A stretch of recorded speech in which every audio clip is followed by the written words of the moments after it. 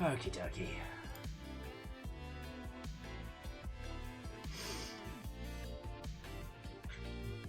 Just so happy to be here. Oh shit! Sorry, Joris. No kidding on that first. Numbers, Lizzie, Watto, and welcome.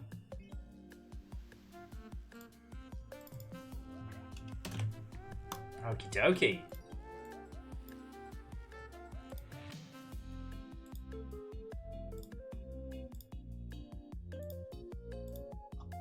Actually, here's a point. I can share this with you all. So, hang on, let's go. Anyone with link can view. Boosh. If you want to see what the tables look like for yourselves, friends, I know it's a bit of a gangly link, but that's the first tally wall. So for this month, Chaunrus, your little quick victory puts you alongside Fearless. And Vanderbeest, thank you for filling the pint glass. How are you all doing, friends? I apologise that we started late. I had to do a lot of very heavy things this morning. And then I was like, hey, I need to get out of the house. So we went to Target. Yeah, I know, right? Fancy. That's the long and short of it. I looked around.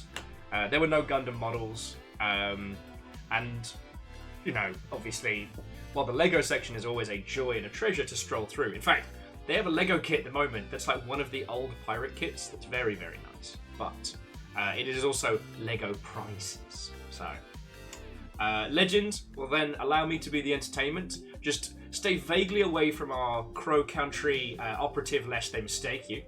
Square Peg, hello, hello. Dustin Watto, and welcome. And yeah, Numbers, Lizzie, Vanderbeest, Orchazini, and Chaunrus. Watto, and welcome, friends. Yeah, God, yeah, you weren't feckin' kidding. Meebot's on Quick Draw today. Sorry, Dinobot. Meebot was fired for being a shit.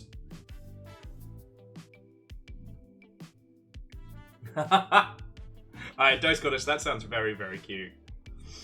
I found this one thing last night that was either a single player or I think up to like 10 people as a draw-in exploration adventure book where you kind of like color in where your journey is and shit like that. Oh, hey, J-Post, congratulations. That's no mean feat. I hope it went splendid. And yes, Wolfcrad, checking out the Lego section is lovely. Take a look at the prices. I should say, as a household, much like with Gundam kits, like Fiona is set for Lego, I am set for Gundams. So it's not like we're going there to shop. It's just, I don't know. You know, it's fun to peruse. And yeah, Nari, we're going to do this fucking train puzzle. So I haven't decided if I'm going to make more coffee in before we get started, or if I'm going to have a very sugary drink or something. Whee! Though unfortunately, Naru, the question is, did your corgi make it back in? Or was it displaced? Could you keep track of your corgi as it went through? Oh, numbers, lovely. Today I had spam musubi rice, which I made for myself last night, had leftovers. And that was about it, because I... A J-Post, thank you. Did you keep track of where your corgi is? Because look, in a barrel full of corgis, do you know where yours is? I won't go into the specifics. I had stress belly today, and had that thing where I'm like, I know I need to eat, but the idea of physically eating seems alien and weird. But yeah, like, all in all, not a bad morning, just lots of heavy shit, you know how it is. But yeah, I just realised the thing I was supposed to do this morning, which was go through all the paints I have and see which ones are compatible for painting minis / hand painting Gundam nonsense. Like, honestly, I'm just gonna be getting jiggy with it, so. kind of just going to be experimenting with a whole bunch. I'm just wondering if I have enough base coat to do the Jester, or if I want to do one of the either smaller or more like armor-centric ones. Dustin, excellent question. I will chat to Fiona and see if we can get by there tomorrow before start of stream. But I will let you know when it's happening. I apologize, you know, once I'm done with kind of like the trip to see the family and whatnot. Once I'm done with that, then we'll get back to regularly scheduled mailbox day. So whether you all choose to use the mailbox for the PO box for good or evil, it will be opened live on twitch.televisio.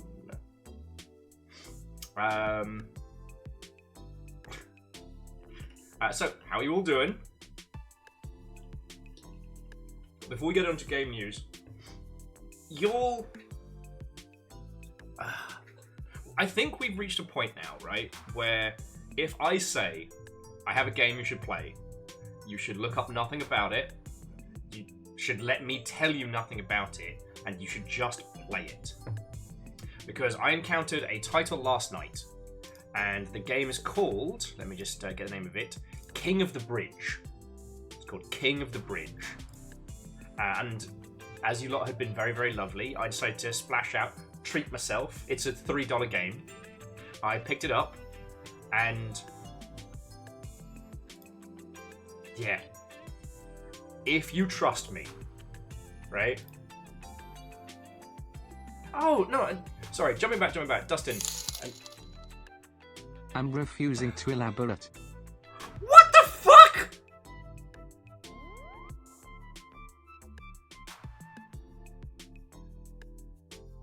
There is just no elaboration. What am I supposed to be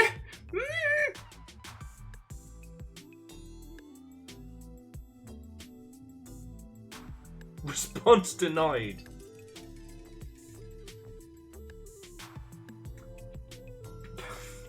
Fucking back at you. Sup nerd indeed. No, Lizzie, you're right. The correct response is sincerely 100%. Thank you. Alright?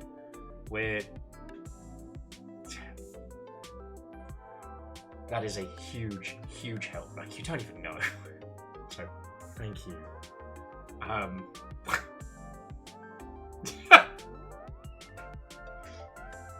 Yeah, I don't feel as guilty for splashing on a $3 game last night. But no, seriously, Odie, fucking thank you. That's, yeah. Fucking yo. Fucking yo. Sorry, wow. I had my patter, I had my stuff, and now discombobulation with Will. Okay, so this is the game. Fucking hell. Just play 'em! As you were. Elaboration, not for you! Yes, the game is called King of the Bridge. I will say it is chess-based, but you do not necessarily need to know chess to play it. And honestly, if you can look up nothing about this and just go straight to it, I mean, I spent... How long did I spend with it yesterday?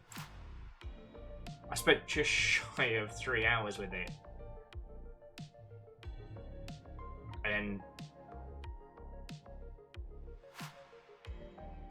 Again, Legend, if you trust me on this, just go for it. Like, I don't know the dev, obviously, this isn't a sponsored partner link thing. I don't even know if it's on Humble. It's not about that. It is about, I had that mystical experience where you stumble upon something and you are truly just... Yeah. Now, Fiona has expressed they don't have an interest in playing it, but they've had to listen to me talk about it. And I do remember at one point, Fiona comes in and goes, "Have you eaten?" And I'm like, "What?" And Fiona's like, "Because you have the crazy eyes about you." And I'm like, "What? Let me tell you about this game." Oh, okay, so Legend, you're already there.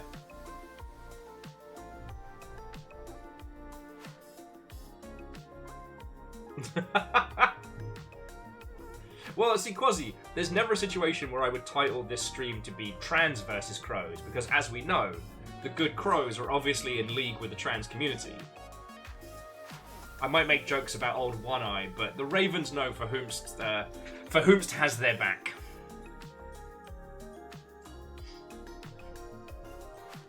Oh God!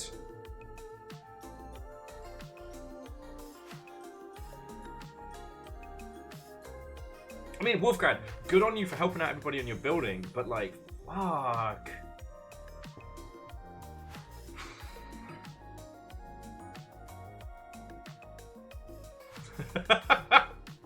Numbers, I can neither confirm nor deny that may have been an exchange that happened in this household. Also, okay, so I don't know what happened. It's not... So I moved the lighting in here, and I don't know if it's shown up, but it's given me this bizarre corona, which this appears to be like a new phenomenon. Yeah, and it's just based on a lighting angle. Like, you can tilt it down so you get a bit more of my bloody forehead, but it's so weird.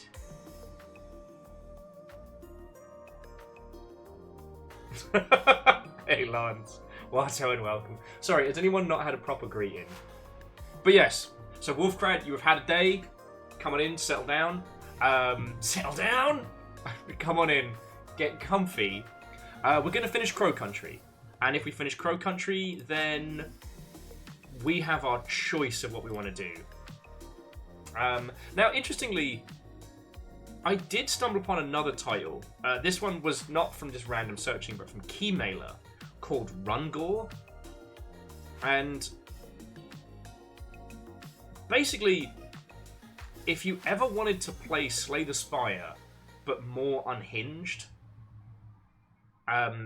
it's fascinating. Now, for those of you that have played games like Slay the Spire and are really into like deck builders and stuff, this might be too chaotic. For example, there's no mana. There's no mana, there's no turn times, it's just active attacks, bar attacks and kind of auto-battle type stuff. And your deck, you could just throw it at your opponent as fast as you can at any point. And it certainly leads to some glorious weirdness.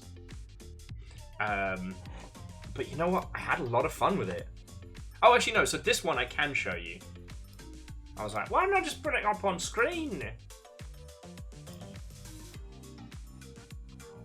Actually, that won't give anybody a fucking headache. Hush now. So yeah, so this is Rungor. And it's decided it wants to keep belting out its tune.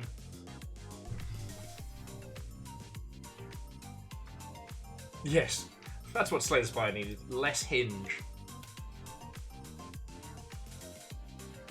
Well, it's got all the kinetic fun of playing one of those deck builders, but because it's like, you know, action turn-based and completely off its rocker. Like, I don't know, there's something wonderfully frantic about it. And the idea that, yeah, you can just keep playing cards anywhen, anytime.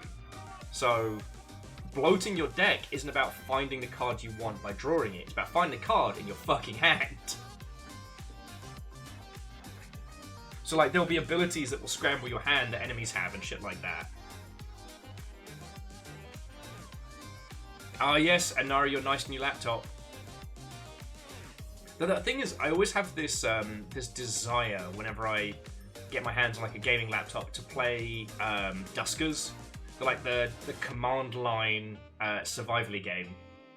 And I don't know why. I mean, it's because Duskers is fucking brilliant, but you know what I mean. Yeah, no thoughts, only cards. That's Rungor fucking moment. I mean, it's developed by two teams accredited, Ravenjum and Your Mum's HP. Okay.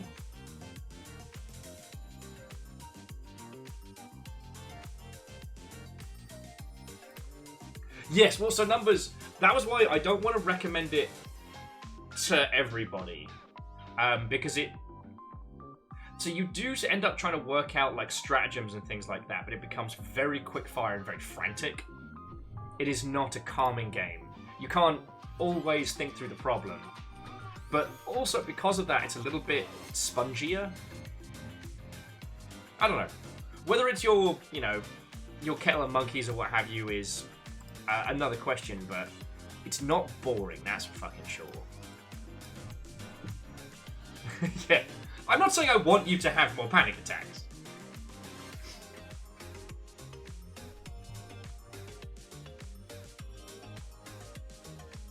Okay. Well, Legend, I'll make sure we have extra waffles before we clear up on Crow Country.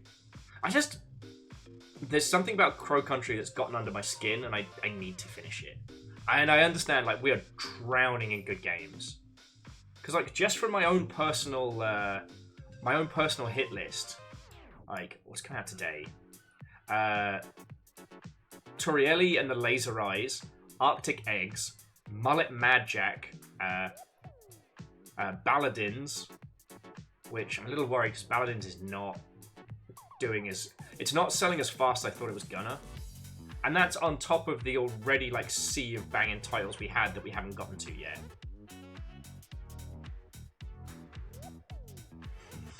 So, yeah.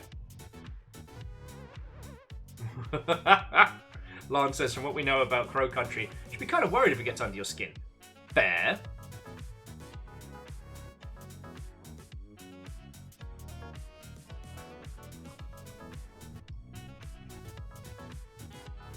Oh! Cold Ankles. Sorry if I haven't told you about it. And Ketriel, thank you for restating it. But yeah, so the game I was talking about for playing on laptops is called Duskers. And it's... basically, you control a squad of automated, semi-automated drones. Command line operated drones, sorry, that's a better way of putting it. As you explore derelict space hulks, trying to find enough, like, fuel, scrap, and what have you to progress through. You are... Sorry, it's that thing where I look over and I'm like, hey, what was that thing that happened 10 minutes ago? That was Uri. Ah, fuck. Nope, I am professional and focused. I'm not discombobulated. But yeah, with Duskers, it is a kind of roguelike survivally game, but it ends up being this really intense, like, almost horror sci-fi. You're not boots on the ground. You are literally playing the engineer who's, like, tapping these commands and telling all these little drones where to go and what to do. But, like, because you only get the information that the drones can relay back to you. So things like scanning rooms and stuff like that for information, you have to do that. Opening doors, connecting systems, and, like, actively trying to work out where threats are is very complicated. But, okay, I know none of the shit that I've just said sounds appealing, but you just gotta trust me on that one. Yeah, Legend, if you can lure monsters into areas, vent them out into space, or, like, you know, rogue entities. Turrets are always a problem because you have to come at them in the right way.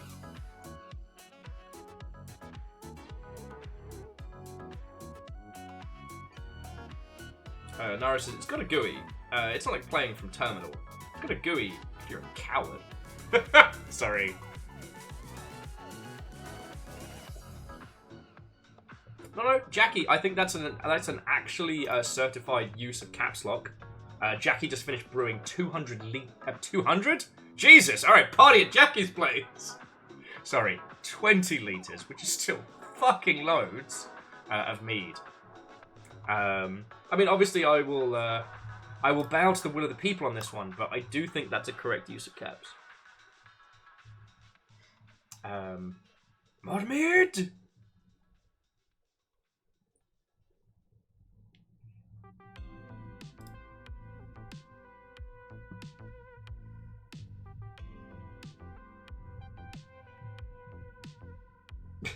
Legend, am I the will of the people? I don't know if you can decide whether you are or not. Oh. So yeah, I'm just no, I'm genuinely considering either another coffee or something sugary. But yeah, in terms of like games that have just dropped, like, so Arctic Eggs is probably the most interesting of the bunch. A sci-fi cooking game where you take up the role of a poultry peddler stuck in Antarctica, who's looking for a way out. Cook your literal eggs for those who look hungry. And if you have a look at the Steam store page, you'll understand why. Welcome to All Caps Anonymous. L'Oreilly and the Laser Eyes is one I've had like a cheeky eye on. It's an Annapurna detective puzzle game. The stage is set. Imagine an old Baroque manor, perhaps a hotel or a museum, somewhere in Central Europe. A woman wanders in search of answers. Boosh. Like, God, I'm so sorry, friends. Hang on. Don't do anything interesting. I'm just gonna get a sugary drink. Because I think coffee's gonna be overkill. Blech.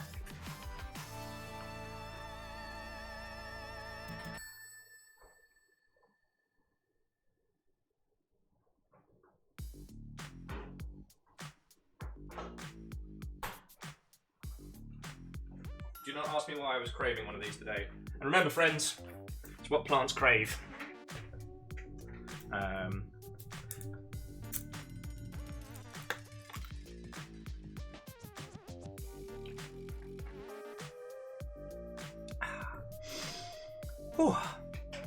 Sorry, I had to actually be awake this morning for aforementioned serious people stuff. Oh.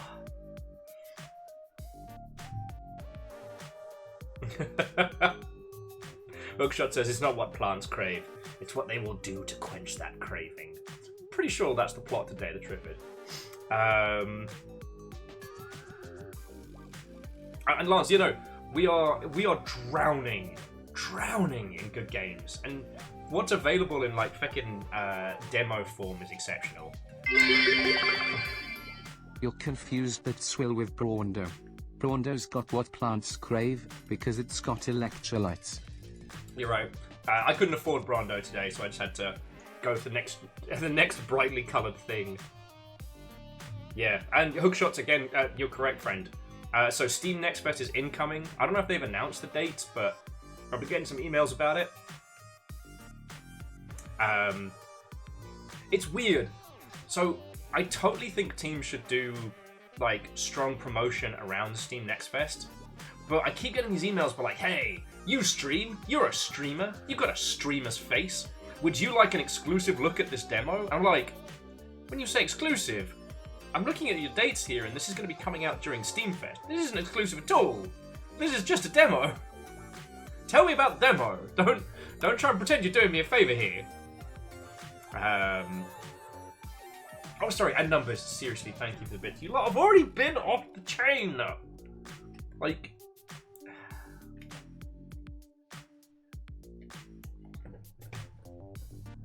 yeah.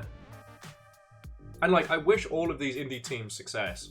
The reason I keep talking about this is because, you know, if you look at the game news, it's more discussions about layoffs and people being let go and things like that, the impossibility of the industry.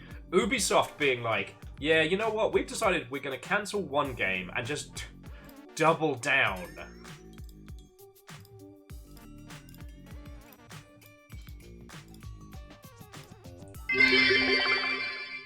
Will's playing Crow Country aka Murder Country aka those bastards who'll attack my DoorDash delivery. Akira Zero, maybe have you thought you should just order extra for the crows? Thank you for the 500. Yeah, no, looking at the timings, we're probably, assuming this train puzzle doesn't fucking kill me, we're probably going to be finishing Crow Country today. If we finish it quickly, I've got a bunch of other games to show you.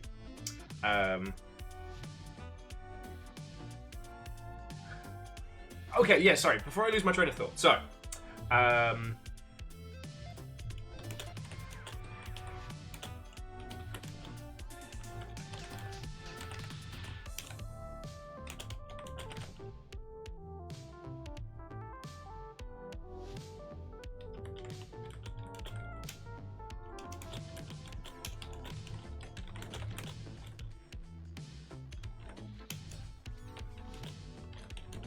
Sorry, bear with me a second.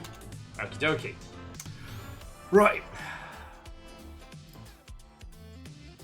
So, let's zoom it on back. Let's game news it up, and then we'll offset it with me showing you a couple more fucking brilliant indie titles, and one that we might need to come together to support a little bit, but we'll see how it goes. So, obviously, everyone is very excited for next Final Fantasy XIV expansion. I don't think I've got anything else to add. Except for there is a promotion going on at the moment for like a fancy dragon, but I'm still looking shit up about that. The co-founder of Hooded Horse says that games publishers should ditch the horrible recoup clause. I don't know how to feel about learning that my mother-in-law used to be a mime. They never spoke of it. Get out. And then please come back. You know the drill. That hurt me. That hurt me. But you've spent the equivalent of $10 American to hurt me with that one, so I must say thank you.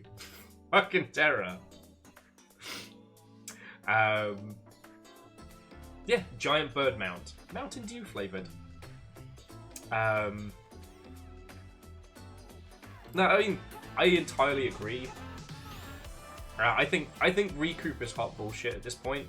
Like, don't sign a game if you don't think it's going to make it. We're past the point now where, you know, companies are lavishly throwing around publishing contracts like confetti.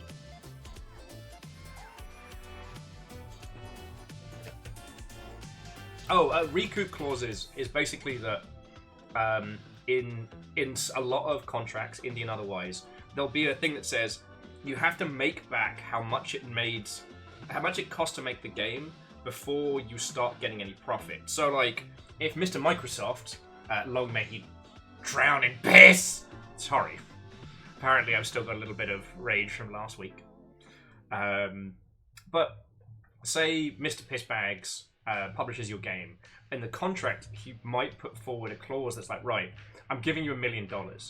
When this game makes back $1 million in profit, not revenue, then, and only from then will we start doing a revenue split. So, like, he gives you $1 million, and before you make money on your game, he gets his $1 million back. And I'm like, you know what? Get fucked at that point. I'd love to see that gone. You know. Now, it is very, very possible that you have to take these kinds of deals, and in the event that you are ever publisher hunting or you need somebody to just talk to about these kinds of deals, I'm there with you. But to see the world change for the better, you know, well, we saw what Raw Fury did when they just slapped their like business deal down on the table.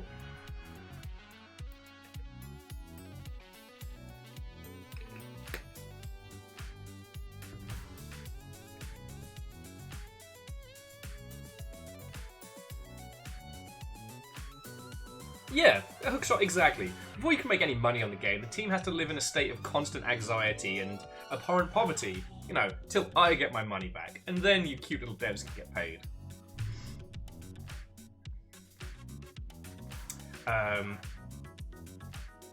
So yeah, that was something that was really cool to see.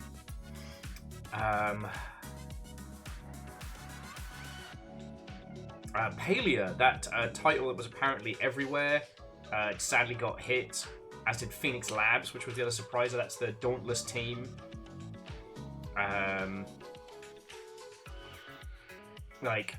Now, it's important to remember that some of these smaller team closures and bad times, those aren't because of, you know, villainous, like, hand in front of mouth, like, style villainous corporations. A lot of those are state of the world.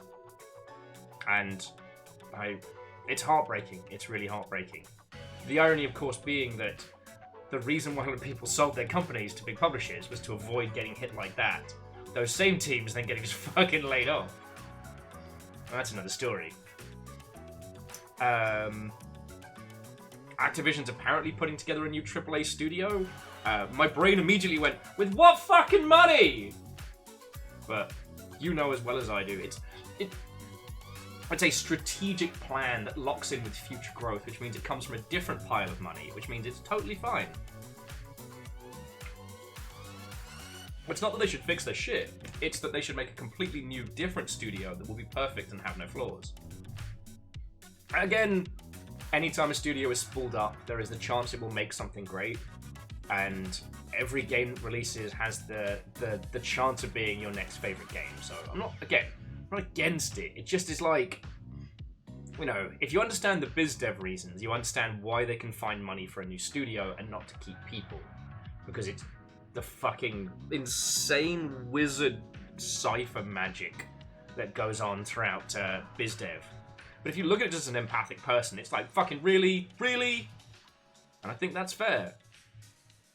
Neopets is getting a tabletop game. And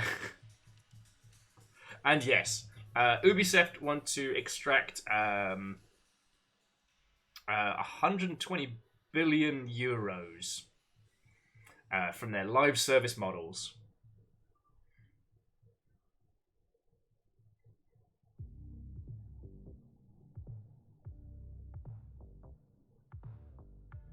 Oh yeah, no, Ehrman. I'm not sure. Everyone was saying that Activision is also still in the middle of integrating, so this could have happened before. It could have. Like, the deal might have been something that was, like, at the handshake stage and was an agreed-upon thing behind closed doors, but I've got no proof of that. But yeah, so Ubisoft, for some fucking reason, has looked at the current market and gone, we really need more profits because we're a big company and we need more, you know, hookers and blow, taxidermy made out of cocaine or what have you. But how are we going to do that? What if we double down on a currently hyper-saturated sphere of the games industry? Brilliant! Brilliant! My God! Round of applause all round. Round of applause all round. Molly for everyone. So the only way that some of those business decisions make sense in my head is just to imagine it being like some kind of like substance buffet. Oh, I'm terribly sorry. Could you pass the ecstasy? Yes. Sorry, I can't quite reach it. Thank you. Oh, remember to use the tongs.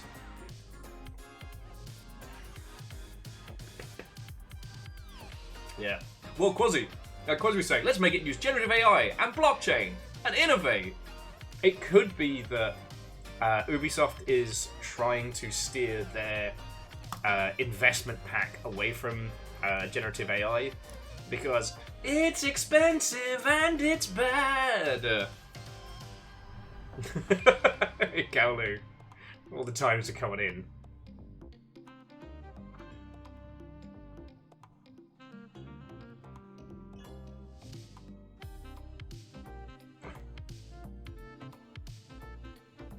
Ironman, no, I entirely understand. That makes sense, the idea that they shaved the headcount down with ZeniMax so they could spool up another studio with Activision and make it look good.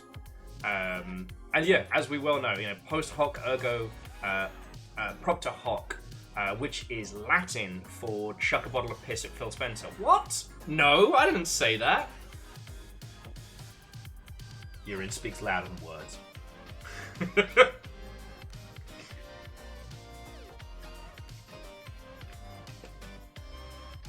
What's a Soviet? They've still got Uplay, despite... Okay, they still have the trappings of Uplay. So, like, what broke my little heart is I couldn't play Assassin's Creed Black Flag on the telly using the Steam Link, because the little Ubisoft launcher thing just fucking breaks it. Chuck Spencer Dyland West. Thank you. Aaron, I actually forget, there are a bunch of you that can either speak or at least confidently write Latin.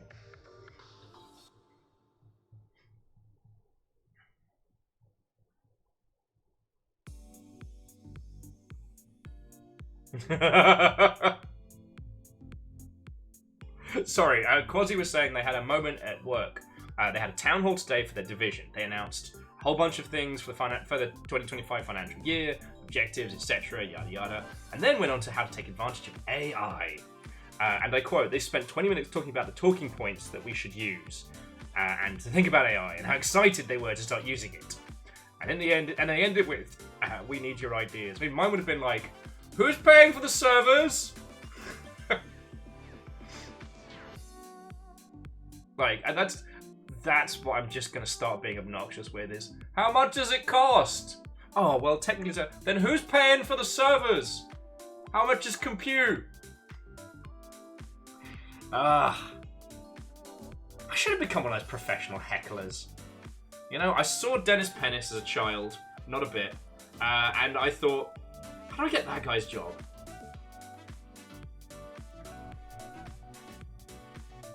Harriman says, I voluntarily took Latin in high school because it turns out, checks papers, right, I'm a giant nerd and always have been. Yeah. Well, the thing is, in the UK, there was always a stigma against learning Latin because it was, it used to be taught as a part of the fundamentals. Then it kind of became classified as essentially a dead language. And the only places that still taught it, or taught it mandatorily, were like very expensive public schools and shit like that, which are our equivalent of private schools. Don't worry, it doesn't make sense. And so it's kind of a bit of a, if you know what I mean, to learn Latin, which is stupid that it had that reputation, and I really wish I had actually studied it. Because as I've gotten older, even though my spelling still is absolute garbo, the etymology of language, the family tree of language fascinates me, right?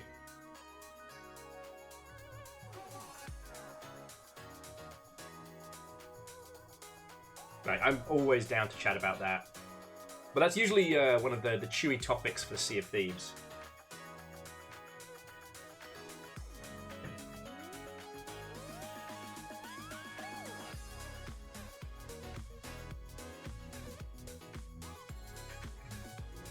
Well, so, Iron Imp, here's what I will say. Having been around the scene that does those kind of like prediction models and things like that, 90% of them is all fucking smoke and mirrors. It's just fucking fugazi. And the thing with generative AI is that, again, the companies that are coming to us aren't selling shovels, or pickaxes, as we talked about the other day. They are the people trying to sell you the clump of fool's gold that they found in the river like it's the real shit.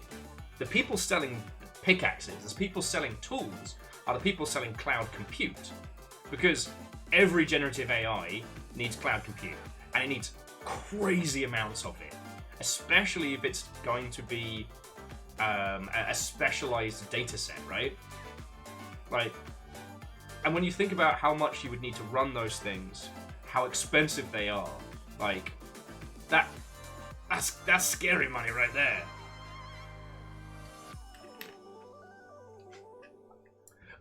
So Ehrman, I am so glad, because out of every scene in Monty Python, that is the one that confuses the most amount of people, because all the Pythons grew up at a time when you had to learn Latin in school.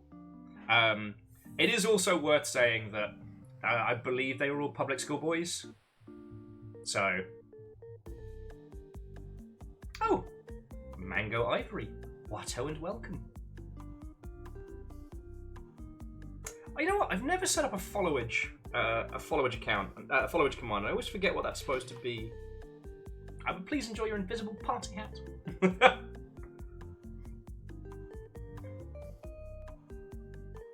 Yeah, Jackie, you can break a PC using those, and that's just basic, that's just basic language model shit.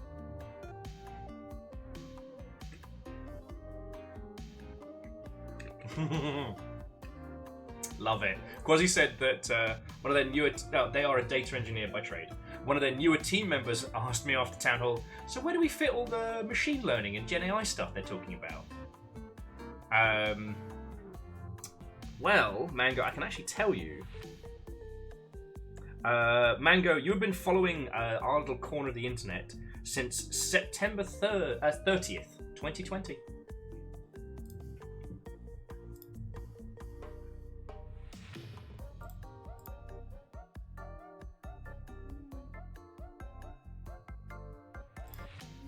So there we go. I got you. Anyway, we don't need to go down the generative AI route. What I will say is, if you're genuinely curious as to the status and how it applies to video games, our good friend Tommy Thompson has a literal YouTube channel dedicated to this. And he is involved in the AI in Games Summit. He has been for a long time, before generative AI moved to the forefront. So he is the most knowledgeable on the subject. Hey! Ehrman, that's fucking cool of you, thank you. No, seriously, Ehrman, and all of you, fucking, yo. No, we're not doing feelings. No, no feelings. Yes, let me grab you Tommy's, your job. Because honestly, anything that I'm going to tell you is shit I learned from him. And if you check out his YouTube channel,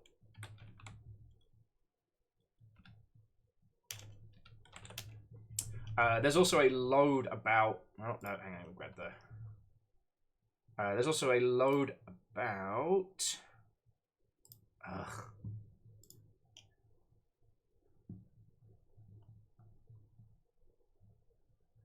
Why you like this? Sorry, I'm just currently doing battle.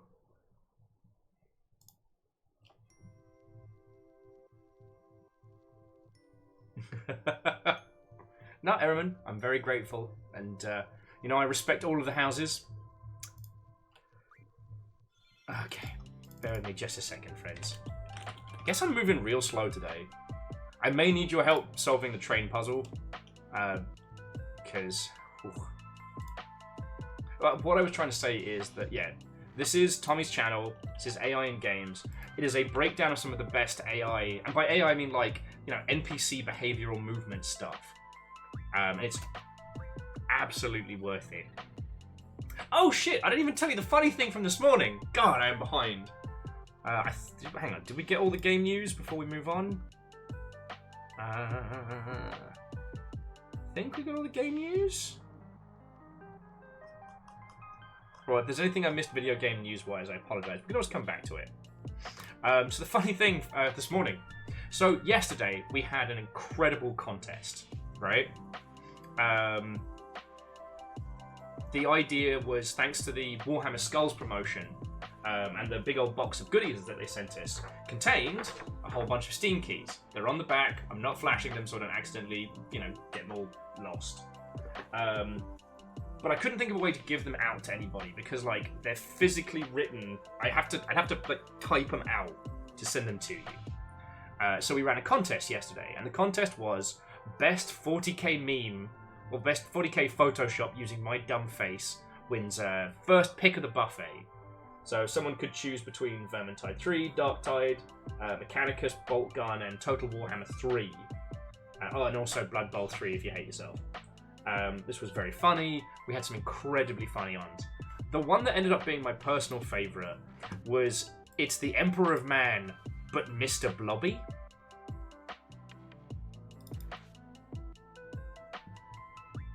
Hang on, let me I'll just fucking show you if you didn't see it yesterday. So this one was my personal favourite, and I went to share this with everybody afterwards. You did it, Blobby. You really are the Warhammer 40,000.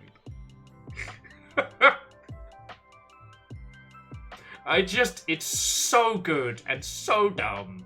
But, like, the shading on Emperor Blobby, the fact that I'm down there just like, no, I have been defeated. Because apparently I'm Horus in this analogy. It's perfect. But I do also,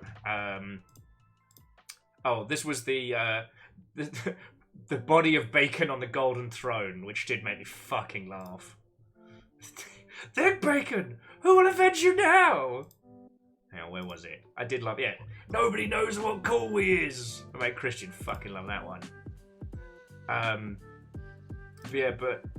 This one here, the Avenge Bacon, and there's like blobbies written on the sword.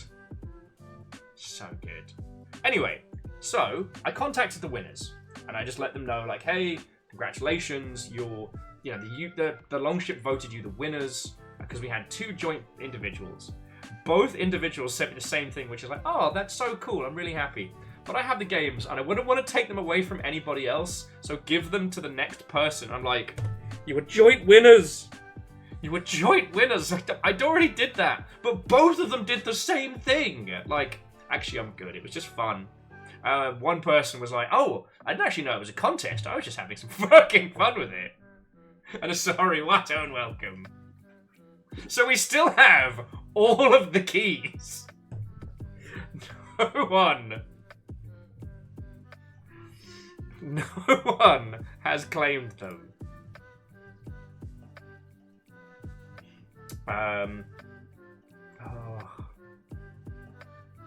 So Ehrman, we can't use the mosh pit too much anymore because the songs get flagged. It looks like since Mosh Pit Sim got released, so since Mosh Pit Sim got released, some of the bands actually found a publisher, which is like good on them, but fuck off, Moose. Yeah, Legend, that's why we don't do Mosh Pit anymore.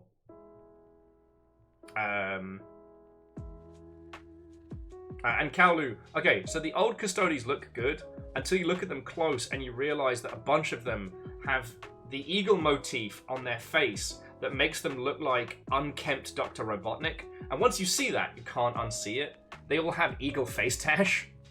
It's like the screaming mouth on the Emperor's knee that just goes, Aah! Once you see it, you can't unsee it. Numbers, I don't know, but we will return, alright?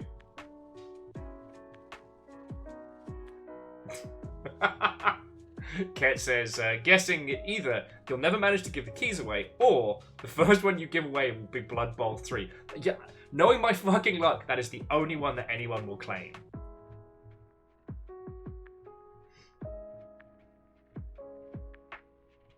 Two knees, forever in harmony.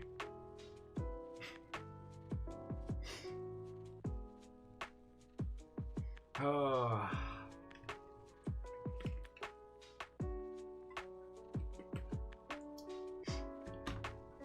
But yeah, with my my sleeplessness recently, I've told you this yesterday. I'm still working through all of Isander and Coda's stuff. Got to Angron and the Death Guard last night. 2 different episodes, and Angron's a great example of Dad was bad. He's a bad dad. The Emperor was not a good guy. Death Guard, kind of similar. Jamami says, curse Custodies idea. What about Imperial body hair? Oh, Jamami. There is not a single hair on a Custodies out of place. They are like a professional swimmer from the neck down. They glisten. Like, you know, the Emperor built his sons in the same way that a great carpenter builds exquisite tools. And he built his Custodies like a very lonely man looks at very, very, very, very good pictures of beautiful people.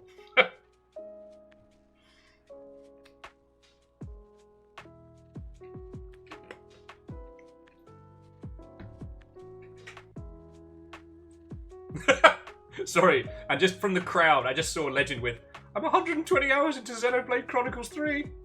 Help me. How are you finding them accents? Actually, Chronicles 3's accents are fine. 1 hurt me.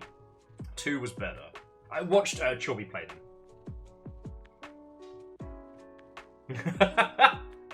You know what, Genres? I like that big that through line as well.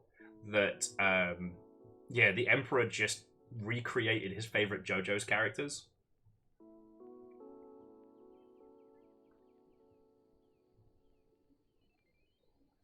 Pillar Stodies.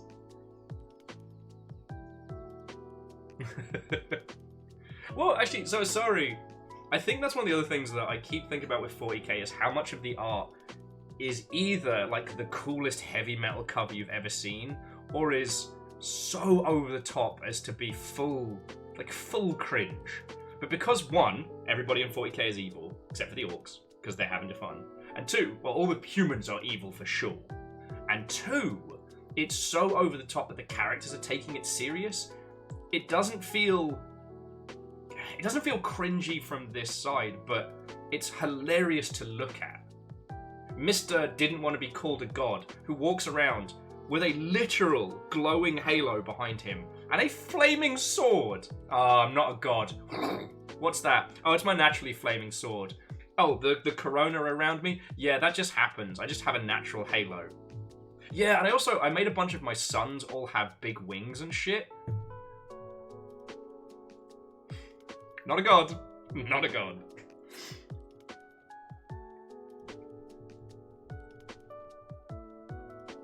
Sorry, I would say the Custodes fit more into the Magic Mike than the Full Monty. Though I am very sure that there is probably an Imperial Guard strippers unit that are very akin to the Full Monty. Shadows, yeah, sorry. Again, this is Shadows. This is what prompted this conversation. I just want you to know that this is what I'm looking at when I mention this.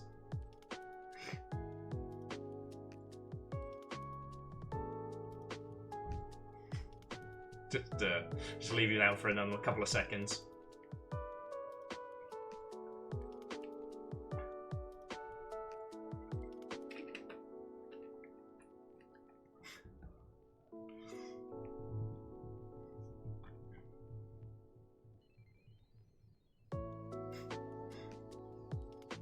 So yeah.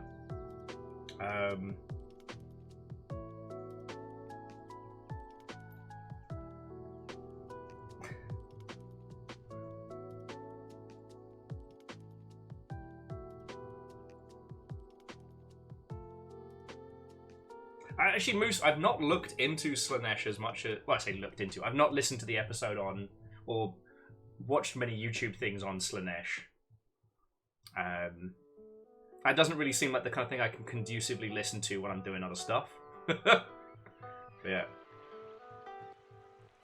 Well, okay, sorry. So I was a big Blood Angels nerd back when I was a kid because I had no sense of irony and I was a fucking teenager.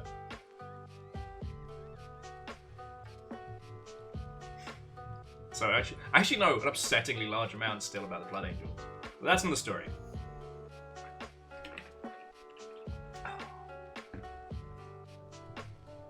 Vanderbeest says, I can see the Discord has been left to Uncle Fester. Hey, nobody did any Nurgle shit, which I guess I'm kind of happy about now. Okay. Oh, actually, because I can just bring up here. So let me just show you a couple more games before we just get on to some more nattering. Because, like, one of these is definitely going to be seen everywhere. This is Mad Mullet Jack. Some of you may have already sent this my way. In the future, where... hang on, I'll just show you and then I'll try and give you an explanation. It's post-Void via manga entertainment. You know, you play the coolest hitman, bodyguard, assassin on Twitch. And your goal is to keep your heart pumping by killing bad guys and getting more dopamine or what have you, and saving the day. But you've become so popular that they know you're coming. And it's post-Void with more ridiculousness. It's almost... It kind of reminds me a little bit of Kung Fury, of going so far beyond even the concept of parody, or even the concept of, like, restraint, as to become its wholly own thing. And this came out yesterday. I was...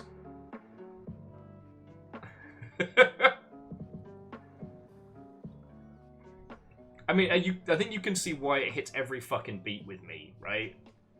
Challenge gameplay, FPS, like 80s to early 90s anime, and just unapologetically itself.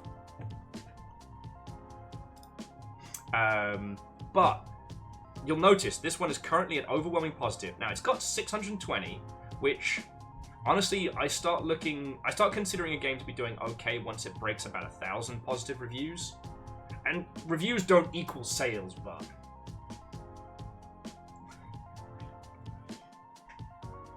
And Ben, hello and welcome.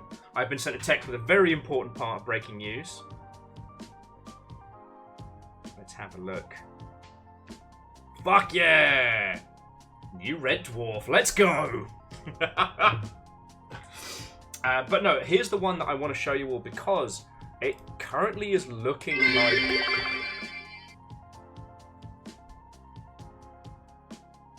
Look, sorry. Out of everybody, most likely to have like a proper Magic Mike oiled up routine, probably the Blood Angels. Because here's the thing. Well, yes, Space Marines are all chemically castrated in varying ways.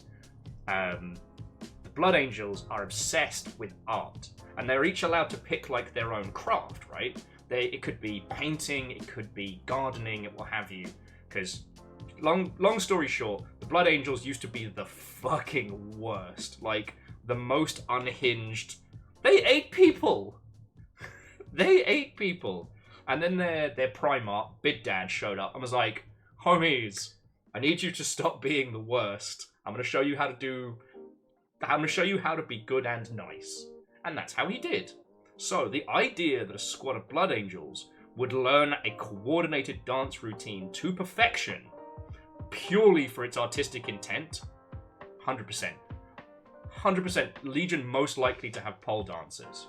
In the same way that the Salamanders are the most likely to cook you breakfast. I guess the Salamanders are the closest to good guys. But that's another story. Anyway, this is the thing I really do want to show you, alright? This is Baladins. And this is a cute version of... I don't know, it's not quite the Yaug, but it's very similar. It's a group storytelling game. It's not combat focused, it's more around choices and story and having a silly, good fun time.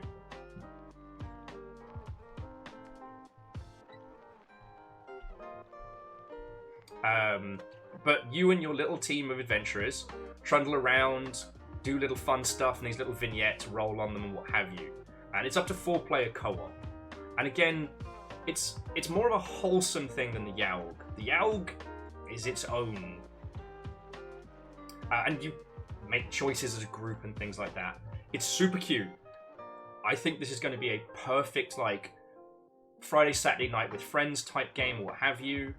And it's got a time loop element into it that you're trying to either solve something or fix something. I've not looked into it because I don't want to know. But this is something that I've been really, really looking forward to. And currently, it is at 20 positive reviews. Alright, so just bear in mind, the last game I showed you, Mind Jack Mullet or whatever it was at 600. This is at 20. Now, maybe it just hasn't found its audience, maybe it's not sitting right, but if you have been looking for something that's a bit more bite-sized than a Baldur's Gate 3 co-op campaign, but want that same kind of silly camaraderie, 100% this. 100% this. It is $22. Excuse me.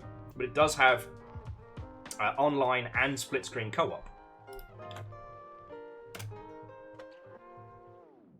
Yeah, Edwin, it was very fun. It just, for whatever reason, it hasn't caught on. And I think it's just because out of everything that's dropping right now, that isn't as much of a quick hook as the others. So, if you've got some peeps coming round... Oh yeah, no, Naru. Floydo's already on this. I don't know if Floydo has any plans to stream it or otherwise. I was going to ask him, but like, real life's been a lot.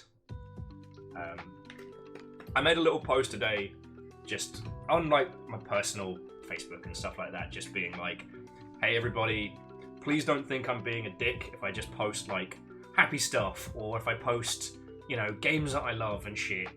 Kind of, I listed everything that's going on, both in the world and personally. And I was just like, again, it's the thing I've said to you all.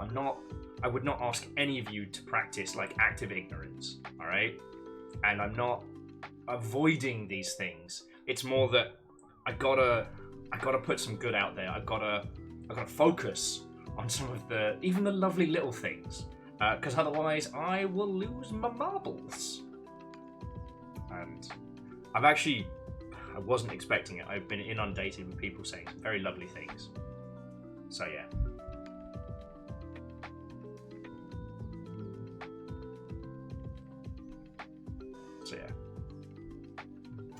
That's why I didn't message Floyda this morning. But yeah, Paladins are just... Sorry. How about them video games, huh? How about them video games? Oh...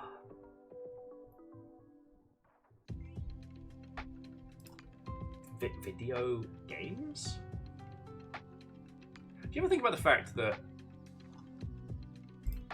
we do not use videos in the traditional sense that they were meant in any way, shape, or form in our day-to-day lives anymore? And yet, they're still video games. I think about that a lot. And yeah, Wanaru, it's that thing of like, I don't know. I have definitely encountered some people who... The online persona is just that. It is a persona. And you go on their page and it's all like... There's a falsity to it. And especially in the face of like very serious things that are all going on. Especially in the world.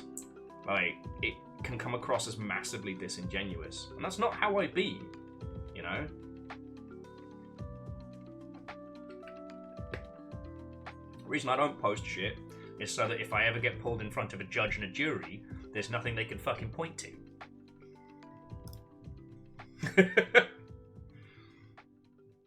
You know? Well, that's another story. Anyway. As I said, I got a load of people reaching out, and I am doing good. I don't know. I felt the need to justify why I'll be posting more stuff on my feeds. So yeah.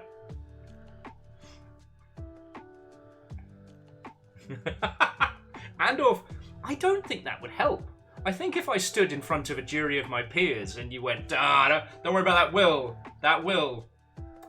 Totally a cult leader. I say it's not a cult. And then a bunch of you from the audience go, it's a cult. I don't think any of that interaction will help me in any kind of legal standing.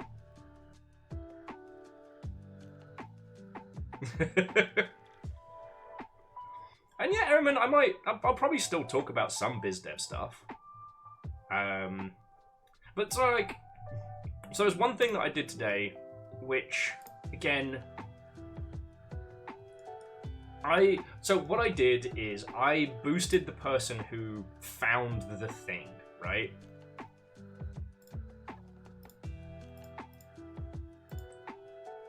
But, basically...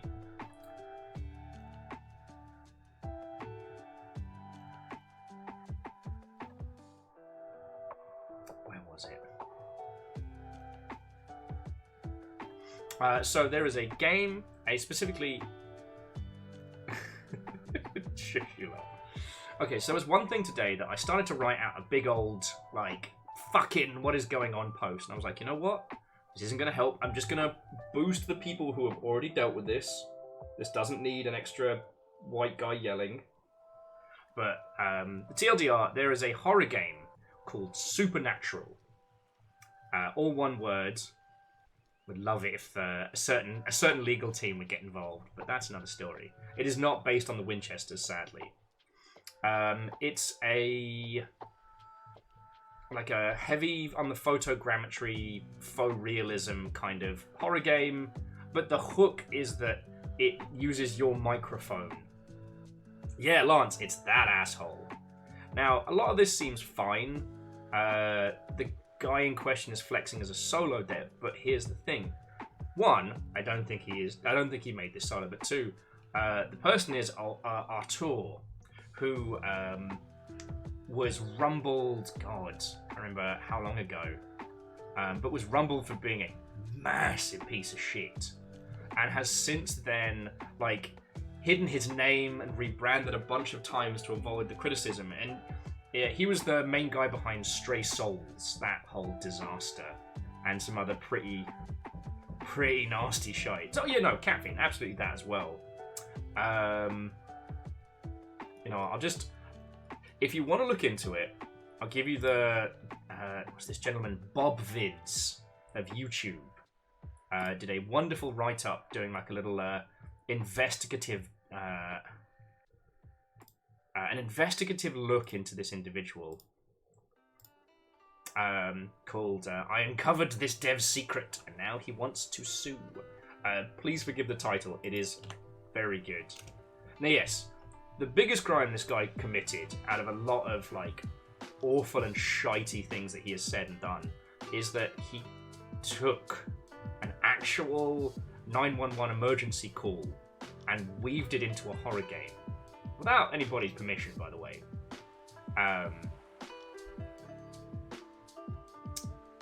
Yeah. And the reason that I was going to rave about it is that, yeah, Jamami, it's that guy. But here's the thing. He completely scrubbed all his social media. He made this fake Japanese-sounding company and claimed to be a solo dev. And is now pretending like, ooh, who's this other person? Dude's already been rumbled. But is basically progressing on, like, people's ignorance. And when you look at the game, like, I've even seen a few industry friendos who have already, like, you know, who are wishlisting it and looking forward to it and stuff, because they don't know. So yeah, I don't mean to bring the dark in. I'll put the video in Videodrome. It's really well put together. As well as the link there.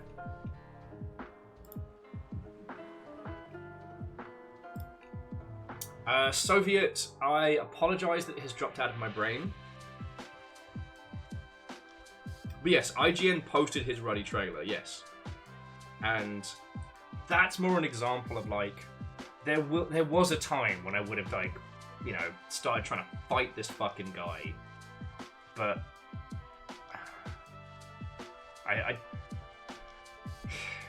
I started to write it, and in my brain I was like, if this ends up being a knockdown internet fight with an awful person and his army of shitheads, I don't have it in the tank.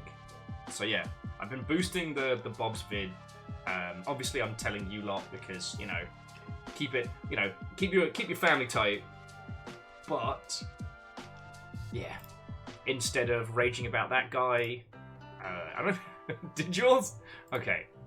The other thing was that last night I made 2 videos for TikTok and 1 social media post, and they were dumb and they were silly because basically I could not sleep last night because while I'm feeling better, all the shit I've had in my lungs from like 2.5 days of the bad flu, my body's like, hey, this was after stream, my body's like, hey, I've got some great news for you. I'm like, body, what is it?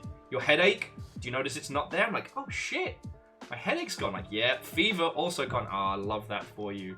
And like, yo, check your throat. Check my throat. Sore throat's gone as well. Oh yeah, there's a little tinge, but oh my god, that's incredibly manageable. Thank you, body. We got through this together. High five, self. And then it's like, well, there's one little detail. Yeah, there's still shit in your lungs, so enjoy coughing up all of it for the next 4 hours. Yay! That was me last night. However, I made some dumb stuff. And the best of the dumb stuff that I made last night, which I will show you.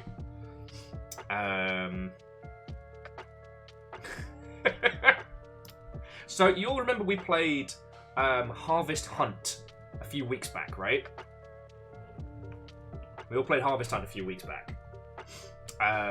One of my friends who I know is doing the social media for this, they're doing a cool little promo where it's like, reply to this post and we'll seal your fate with a whisper card to celebrate 1 week till launch.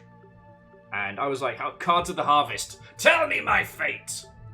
And so they sent me, you are the parasite warden, Will. Throw your tools at the devourer today, please, and you'll feel amazing. So I thought about it. And I was like, so I made this. Okay, let's do this. Now, is this a viral banger of a tweet that will change the fate of humanity or me professionally? No. Do I laugh looking at this every fucking time? Yes. And I don't know. I just, you know, to choose a moment of silliness in a time of shite. that's a lot of what we're doing. Thank you. I also did a fucking dumb video of the Prince Big Ears reveal, except for when he pulls it down, it's another different picture of me with a hammer going, which made me laugh. I don't care if TikTok likes it or not. It's for me.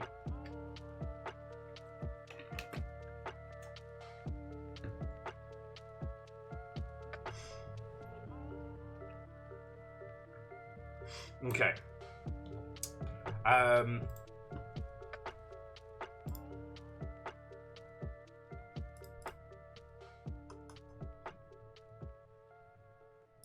Oh, the Prince of Bollocks. Look, if you didn't see, there was a royal painting unveiled this week.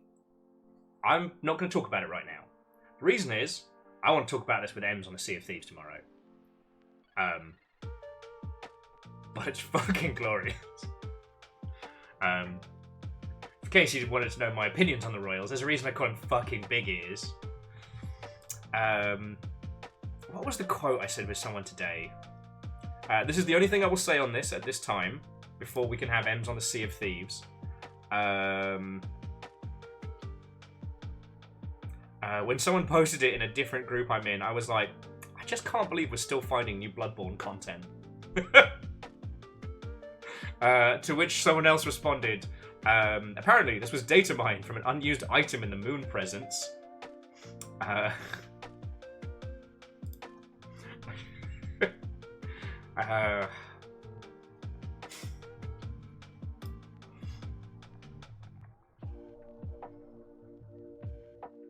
Yes, Naru, I will agree. It is, like someone said, paint me like your like your lake of rot. Yeah, but it's perfect Ghostbuster stuff. Anyway, come by Sea of Thieves tomorrow. Let's talk about this when we have Ems, because I did a little scritch, just a little scritch on the artist, and yo, if you think that it is saying some fucked up shit about the royal family, newsflash, you're probably right. And what is even better is that artist was paid to do that. But yes, sorry, yep, we'll save it for tomorrow.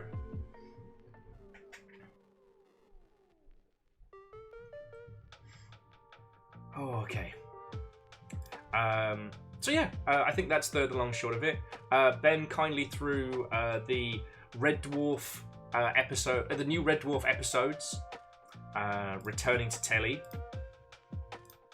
And honestly, I was thinking about it, as I do remember someone commenting that it's very strange that they keep bringing the same, 4 people back together. And I realised that they're able to do something very, very unique that not a lot of sci-fi stuff is able to do, which is like, we have the whole like Last Man in Space, right? But usually, thanks to the magic of Hollywood, that show continues for as long as those people are hot and popular. Except for poor Rick Grimes. Hashtag let Rick sleep. Hashtag give Rick a day off. But that's more zombies, you know what I mean? But with Red Dwarf, the whole premise is that they're on this slow path home that it's a journey they will ultimately never make, right? And the show, for all its ups and downs and weirds and comedies and things like that, is about like I don't know, found family, even if it's a found family of fucking idiots. It's making the best of what you have. It's, I don't know. I've always thought it's a much more true to life experience of like Last Man in Space. Sorry, Last Person in Space, if you know what I mean. It's a dude and his cat going to Fiji.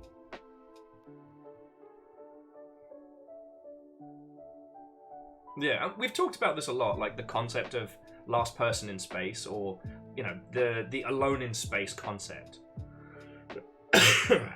And I've always thought that how Red Dwarf handles it is probably more accurate to how a lot of people's psyches would cope. And I'm sorry for those of you who've heard my thoughts on this multiple times. One more time.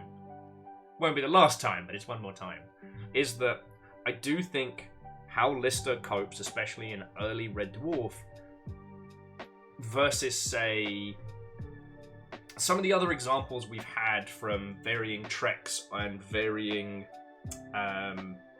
Stargates and whatnot, I think is more accurate. And the one I always think about is the episode where Lister takes a fucking holiday down to like the environmental deck and takes a bunch of photos and shit and like poses like a tourist. And I was like, that's fucking funny. And then Rimmer, sorry. Wait, no. Was it Rimmer that did that? Well, the point more being that I still remember during lockdown when Fiona and I weren't able to, do an anniversary. So we recreated a pub crawl in the apartment. Do you know what I mean? Oh, it's Rimmer's hiking tour of the lower decks. Okay, thank you. But you still see my point, right?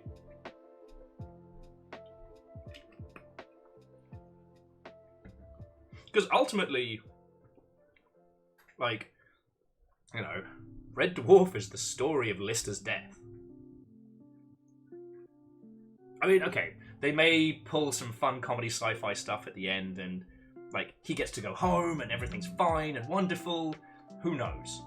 They once went to a backwards land. They did Tenant before Tenant. And that's fine. Red Dwarf doesn't have to have a serious ending. But, Lister's a hologram. Holly's a computer. Fucking Crichton's a robot. We don't know how long Cat's gonna live. But ultimately it is Lister's story, and without some, magical MacGuffin, this is the story about how he dies in space.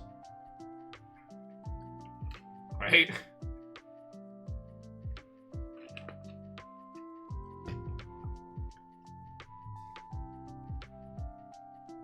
Yeah, get that farm on Fiji, the sheep and a cow and breed horses from a sheep and a cow.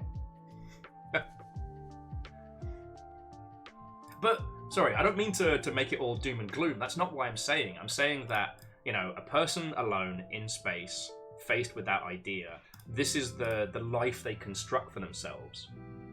The dream of Fiji, the insane premise of this huge ship. Because, the other thing I'm sure you all know, but I just want to talk about it, Red Dwarf is fucking massive. It is a space Hulk. It is a ginormous beast. It's a mining ship for fucking realsies. Sorry, I can tell you when Red Dwarf aired. You might not want to know. There we go, cold ankles. No mercy. No time travel mercy.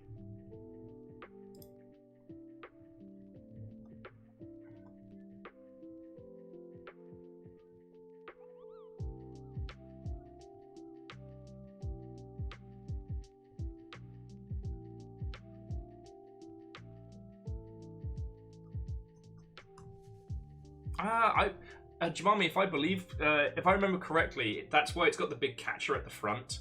The nose opens up, takes stuff in, they process it. Oh, sorry. Jemami was saying the thing cracks open like the Ishimura. I don't, because if I remember rightly, the Ishimura planet, it cracks asteroids down, right? Whereas this kind of goes at it. It's more like, Andorf. It's more like it snorts asteroids.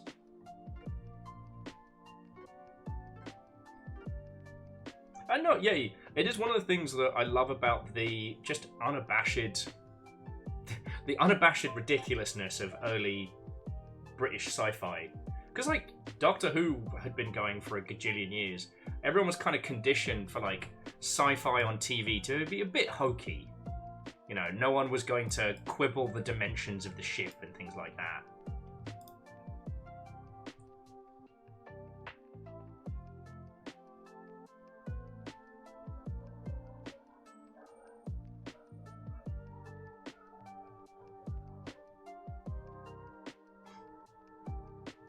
Yeah, Andolf, you're welcome. Yeah, 50 years of who? Ben, I don't know if you're lurking, but how have you been finding the first few episodes? I've got Music Maestro to look forward to this evening. Fiona's already seen it, of course.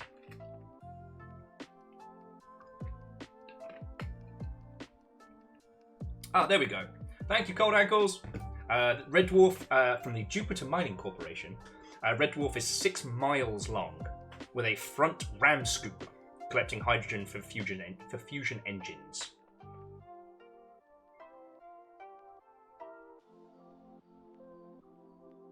Yeah, Fred, we haven't even gotten onto UFO or Space 1999. That's the one where the moon fucks off. from the perspective of the moon. So we follow a bunch of people on a moon base, and the moon just goes, woo! That's it. That's the fucking show. They can't do anything. They're on the fucking moon. What are they gonna do? Get off? So yeah. And what was it? Was it Jerry Anderson? Terry Anderson? There was a British production company responsible for Thunderbirds and a bunch of other things. It was Jerry. Thank you, Fred. Which would do a mixture. They did some stuff with puppets, some stuff with people, some stuff with puppets with people hands. No puppets with people hands yet, but got that to look forward to.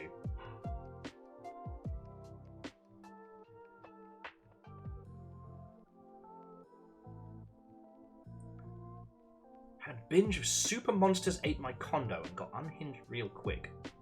Very confused.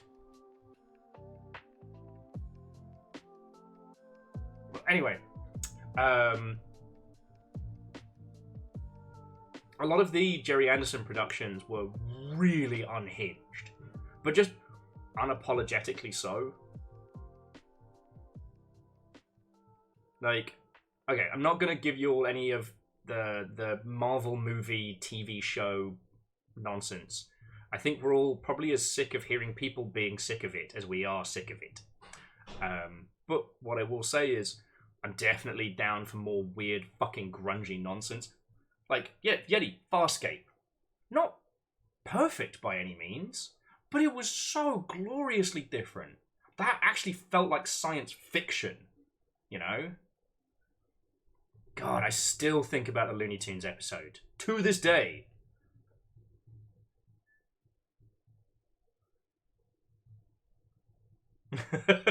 Fred says, Will's replacing my question about being replaced.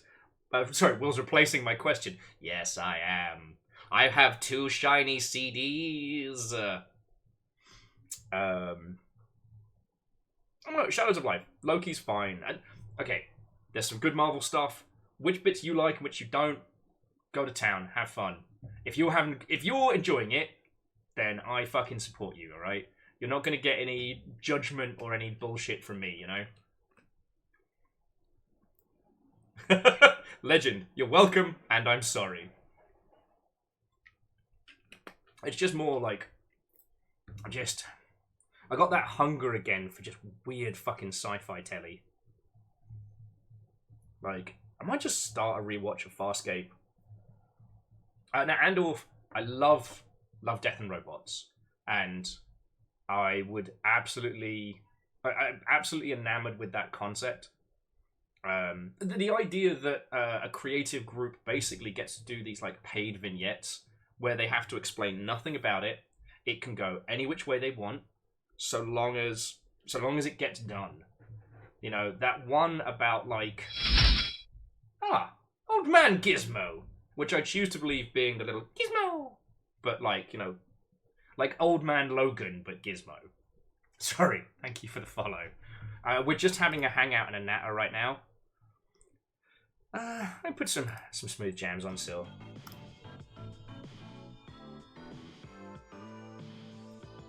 And we were just nattering. Well, we're nattering about like gritty sci-fi. They got me talking about Red Dwarf, and that just kind of led it across.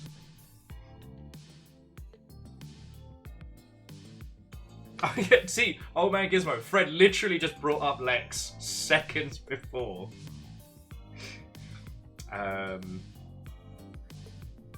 Let me just make sure I'm not getting my Oh god, yes. Yeah, no, that was gloriously weird. Shit, maybe I need to give that a rewatch.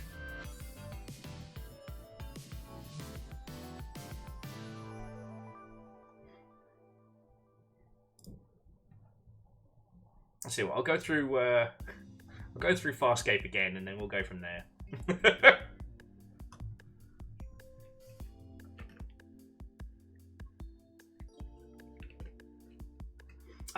So Gizmo, we were talking about that actually a little bit before you came in, because if I remember correctly, Blake 7 is one of the early Jerry Anderson productions, or if it isn't, it's a lot of the same people that would then go on to do UFO, Space 1999, and I forget what the other live action one was. But the classics. Well, yeah. Well, what spawned this conversation is I was talking about Red Dwarf and how I feel it's a more accurate representation of what someone would do if they were like the last person in space, right? You know. I always get C-Lab and the one with the submarine and the talking dolphin mixed up.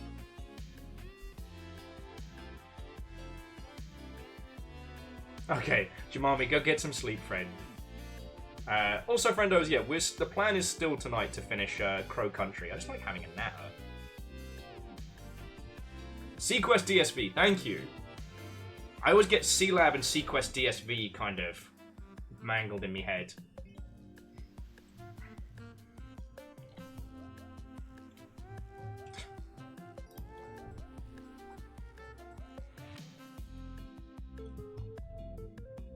But yeah, it's just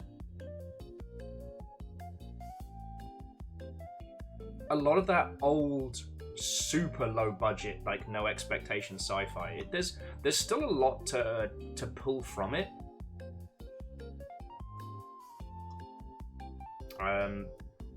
Like the one I went back and had a weird little run through was the fucking Space Cops show.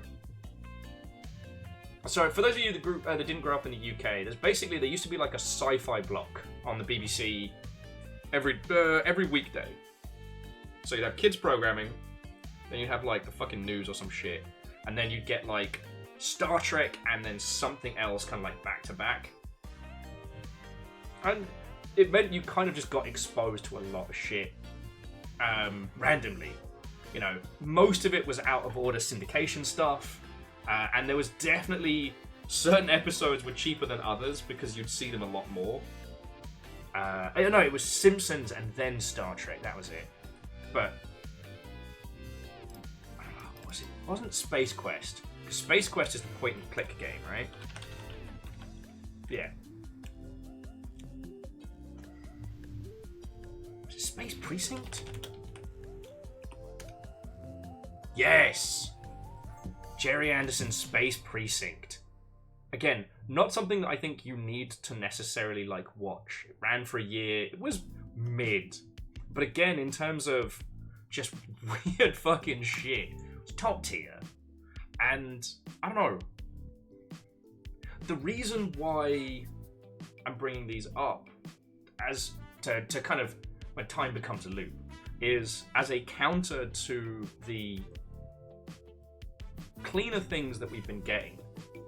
Cleaner in the sense of like production values and how they are produced. You know, it's lovely to see some. Going back to the old fucking experimental weirdness is a good reminder. And at least in video games, I think we can take a lot of those vibes forward in a different way.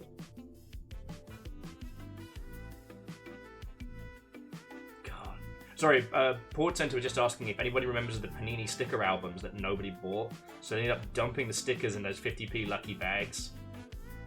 Oh god, unfortunately I think it's a memory lost to time and gin, but I got one of those Panini sticker albums. I was fucking obsessed. But the weird thing was, I was obsessed with filling it.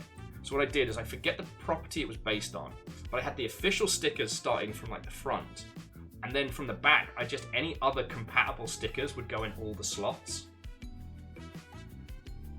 Oh, Fred, abso-fucking-lutely. Alien Nation and the original run of V.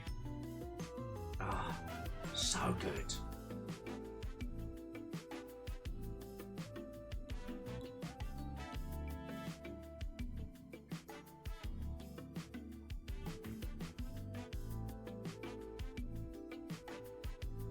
Space above and beyond! There we go. I guess we're just remembering shows at each other.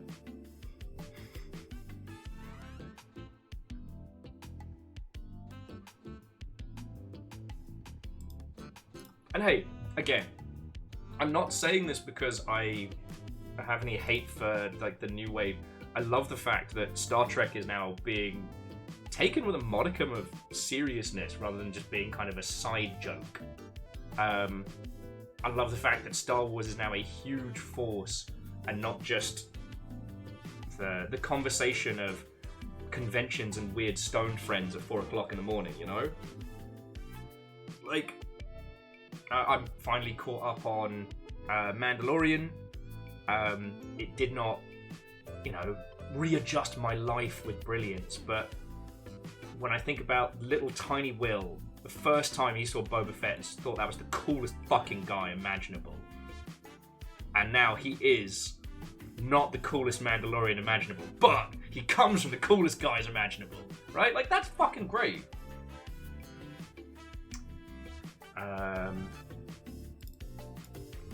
If it's thinking of the one. Oh yeah. So Shadows of Life. Random fact. My granddad wrote a few episodes of Silverhawks. Just throw that one out there. I don't know how many episodes he wrote.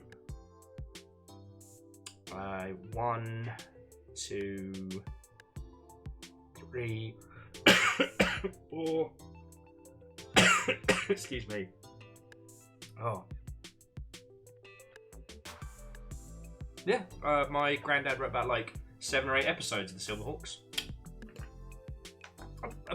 Ben, I thought I told you this. That's my... I wouldn't say my claim to fame because it's my granddad's work. But he wrote for Thundercats, Pea-Panda Pirates, and Silverhawks.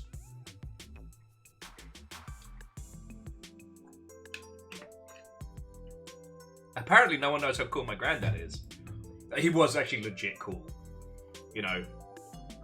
He wrote a book called The Bushido Blade that was kind of hot on the heels of Shogun.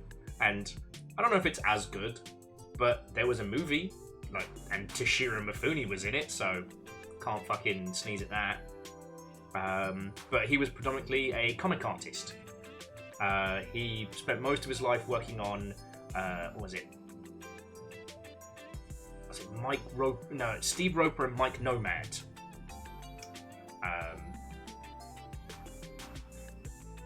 So yeah, the random Will fact. Liechtenstein stole one of my granddad's panels for his art.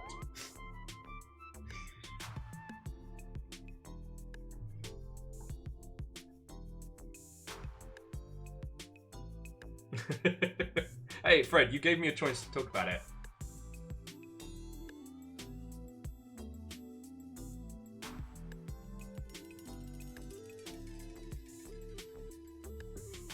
And Shadows. Fucking love the Pirates of Dark Water.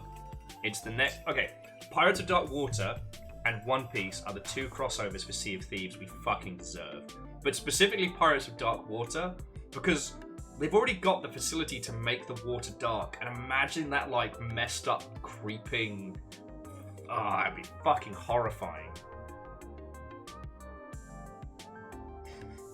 Oh yeah, and friends, if you're wondering why we're doing an extended Wafflemancy session, Legend was saying that whilst Crow Country is very, very good, the general uneasy vibe of it isn't something they're down for this evening. So I'm like, fuck it, let's just talk. Friends, let's just hang out for a bit. You all were incredibly lovely yesterday. Right.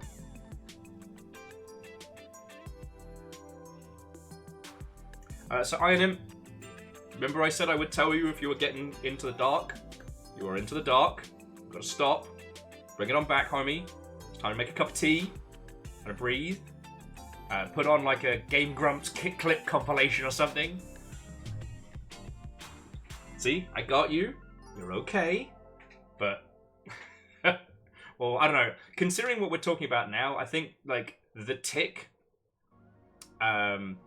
Freakazoid, or like Animaniacs would be the vibe to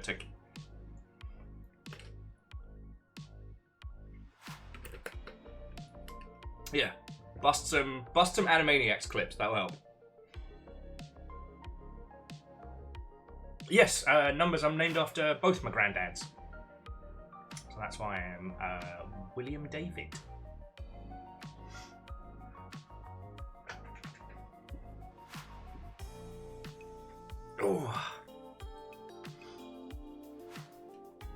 Oh God, yes. Sorry. That wasn't just from my back cracking. Fred was like, if we could do it as a resurrection and not as a zombie, have them properly finish reboot. Yes. Honestly. Okay. Not like a monkey's paw wish or anything. Just like a, if one of us suddenly becomes a quonsquillionaire, that's 4 squillionaires. What we do, we hire one of the Japanese 3D animation teams, probably the peeps that have been doing those Godzilla movies that are pretty good. We get them, and we get them to Full Metal Alchemist Brotherhood reboot. Bring back the cast as best as possible, keep the plot, but using all the techniques we have now for animation, but with the same art style. No, Yeti, what Netflix did to reboot will not be forgotten. They will have their time. I will find out, and they will be piss-bottled. Because remember, friends, urine speaks louder than words. But that's another story. Oh, Fred, are we putting that in the Highlander drawer? But at this point, honestly, I think that is sad.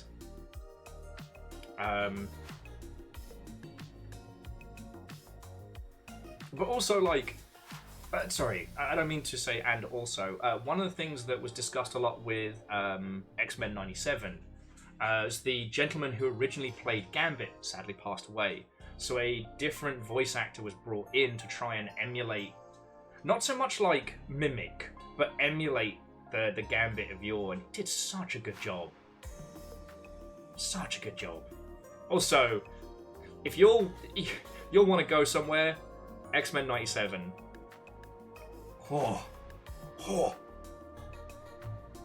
Like, that level of attention to detail and care is what I'd love to do with reboot. I don't know. Einib, you're okay, friend. You're not losing it. You're okay. You gotta balance the scales. Like I said, throw on some Animaniacs. If I could play it without getting muted and whatnot, I'd throw on probably the Countries of the World. Yup. Actually, we haven't made one, but if anybody has a need to talk about X-Men 97, we can make a spoiler thread in Spoiler Town.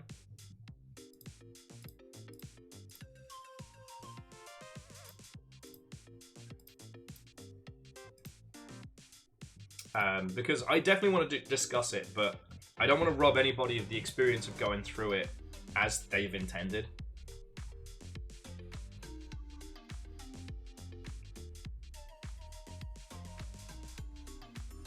Yeah, Fred, I think that's definitely one to use our magical staff on. Fun fact, Yako's voice in Japanese is the same as Frieza, which means that Frieza sang countries of the world. Huh. So, okay, firstly, numbers. I didn't know that. That's awesome. And the Team 4-star connection is now happened in my brain, which which is very funny. But also, your bit drop managed to get 2 dogs up into the sky. Both of them hit different sides of the pint glass and then ricochet off. Like, that was some trick shot hotness.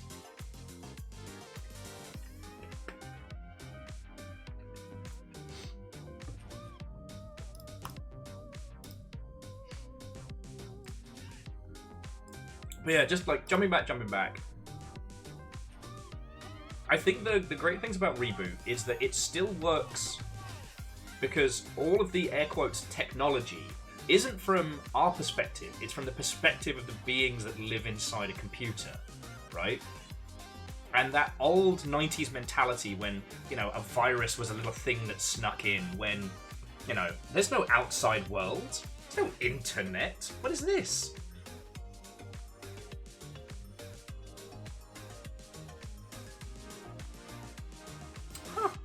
Oh, I'm sorry, Naru, thank you for putting more in the pint glass. Ben was just pointing out that the Japanese voice of Detective Zengata in Lupin III is voiced by the same person that voices the cat in the Japanese dub of Red Dwarf. Lovely. Lovely. We're all learning today. Oh, I'm just trying to think if there's any other like absolute bangers that I would love to be able to give that kind of Full Metal Alchemist Brotherhood treatment to, you know? Do it like by which I mean, it's not so much of a reboot, a reimagining, it's just a reconstruction with care, you know what I mean? Even though X-Men 97 is technically a sequel, but that's not the point. Gargoyles, good shout, sorry.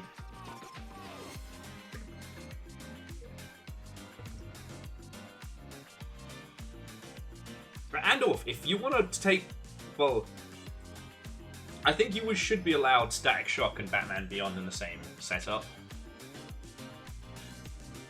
And Shadows, you know what? Beast Wars is a good one because, you know, its early suffering was because it was that first wave 3D where no one knew what the fuck to do.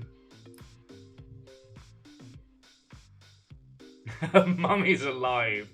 And I quote, which Ben never watched, they just love the title. Numbers, which one was the Spectacular Spider-Man?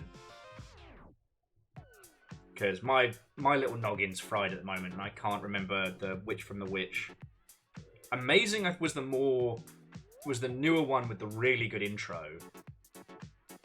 I can't remember, because wasn't there one between the old...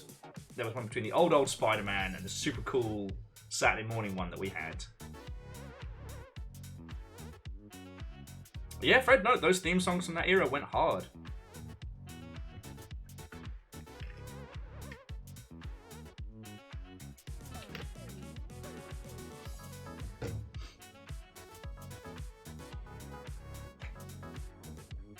Oh my god.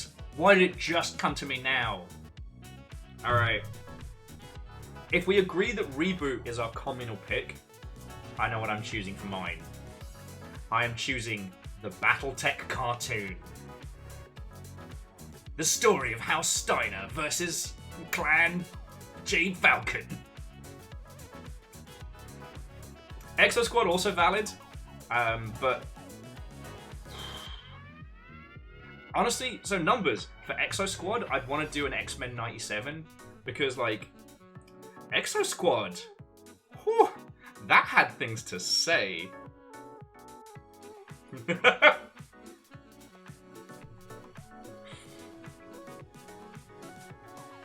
Let him disapprove, Fred. I have advanced imaging technology on my side.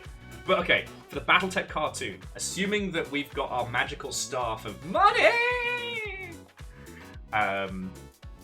what I would do is I would hire like a proper old school, not necessarily hand animated all the way, but with that feeling of hand animation, and just have all of the mech stuff and the conversation just be utterly gorgeously animated. But when they went into 3D imaging mode, it would still be garbage high poly, like fucking early 90s shite. You know? the kind of thing that would make Botsmaster look like some high-definition goodness. Oh. But no, on Exo Squad, if you don't know the story of that one, don't worry, it's fine. It was a buried show, which played a hand in the downfall of Thassacorp a little bit, but that's in the story. But TLDR, we have our brightly coloured squad of, cool kids, each one with a different, with a different background and style and, like, Burger Kid Kids Club style of, like, over-accented ethnicity. And they are the Exo Squad, Special Forces team sent to solve problems. Oh no, the Neo-Sapiens are attacking again. And you're like, alright, fuck it, this is some kids cartoon bullshit to just sell me some action figures that have power armor. That's cool, I like mechs, I guess. No. So the show is fucking heavy. TLDR, humans made Neo-Sapiens, a lab-grown slave race, to terraform Mars. When they finally revolted and won their freedom, Earth was like, let's kick the shit out of them. Sort of lost, sort of didn't, but an uneasy peace was agreed upon. And the whole point, the whole back and forth of Exo Squad as a children's cartoon show, the theme is basically, when is it right to take revenge? Like, who is justified in war? Because the Neo-Sapiens were literally engineered to be slaves, have won their freedom and are now back for a fucking, like, revenge and shit. Earth were the baddies. And it goes places. It goes places. Sadly left the kind of overall series on a bit of a cliffhanger. And I think, much like with X-Men 97, considering our better understandings of storytelling and the fact that there is an audience for a story that really says something, I don't know, I think that you could pick up where the show left off and run with it. In my humble opinion.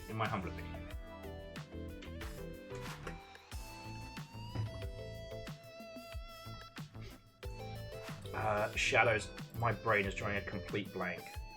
But as I said, I'm just not quite at 100%. So, okay, this is one we didn't have in the UK.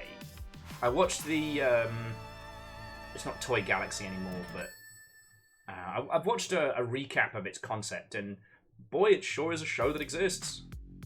But never got syndicated for the UK. Weirdly, we got VR Troopers, but I don't think we got Beetleborgs. We definitely got VR Troopers in the UK. Because obviously, after the success of Power Rangers, everyone was like, money, please?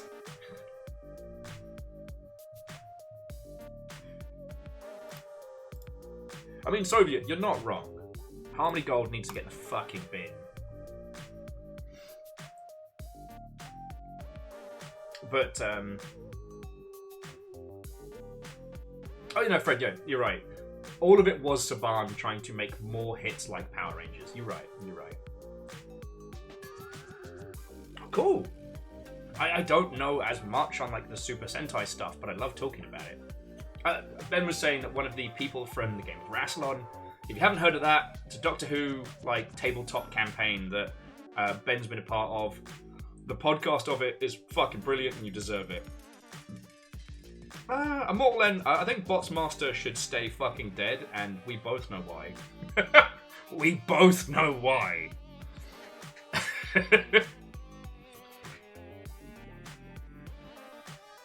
Actually, Ben, if you have the link to Game of Rassilon, feel free to throw it in chat, just in case anybody's looking for some Whovian stuff to listen to. Because it's very, very good, friends. But yeah, so Soviet, here's my weird little fact. And this is more for, again, people who are a bit newer here that might not know it. So, yes.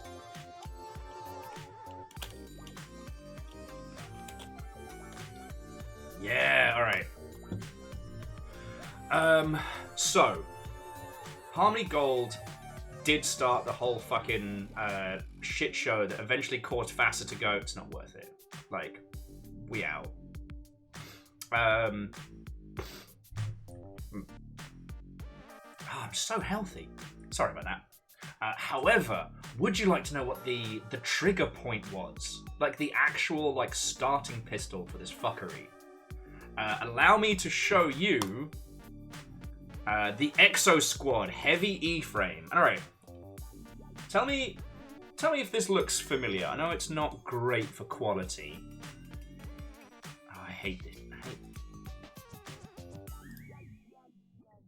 Alright, that's the best I can do right now. Oh, wait, no, I have the power of zoom. Okay. So tell me if that looks familiar. Because, see, Harmony Gold had licenses to a bunch of anime shit, right? Which they lent, which Harmony Gold used. Well, they weren't all actually in the Exo Squad. The Exo Squad was the brand by which Harmony Gold sold the mechs, or even just in plain form, lol, from Macross in the US. So if we go Exo Squad Macross, which is, yeah, so check this shit out. This was actually something that you could buy in stores. Right, no joke. That was part of the Harmony Gold. That was a Harmony Gold deal thing done, right? Now, this big chunky mofo was proposed. To my knowledge, this wasn't released. However, Fascicorp found out about this and went, "Oi, fuckos, that's a Mad Cat. That's, you know, that's our fucking Dwayne The Rock Johnson." I was going to say John Cena, but you know what I mean. That's the poster child for all of our shit now. What the fuck? So, Fascicorp goes, "Oi, we want to have a word." And Harmony Gold turns around and goes, "Huh, yeah, no, let's have that word. And now we're looking at you. Boy, that sure do looks like some of the shit that we own in the Americas." And they're like, "What? No, we have a deal with these Japanese guys." And they're like, "You don't got shit. You don't got shit." They lost in court, thus the unseen mechs and all that fucking nonsense.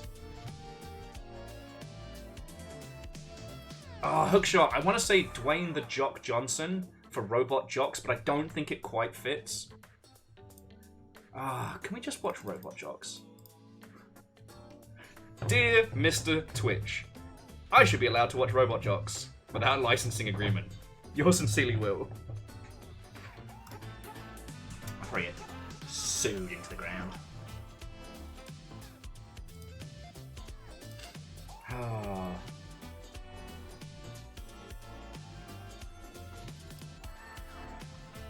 But yeah.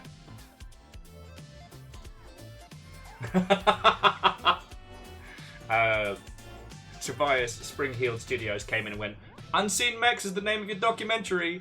Firstly, there are some games in which I have subtlety. I am enamored with the Sniper Elite series, predominantly because it lets me shoot Hitler in the testicles. Can't have a bad day if you've shot Hitler in the testicles.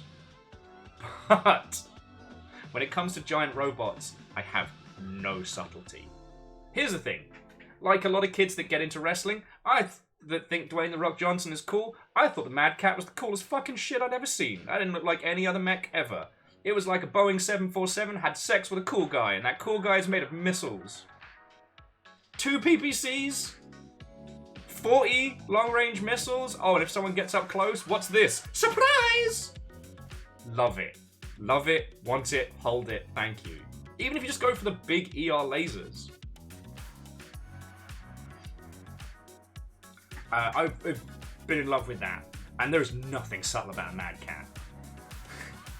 It is like, I think it's like 75 tons of surprisingly high-speed bipedal fuckery.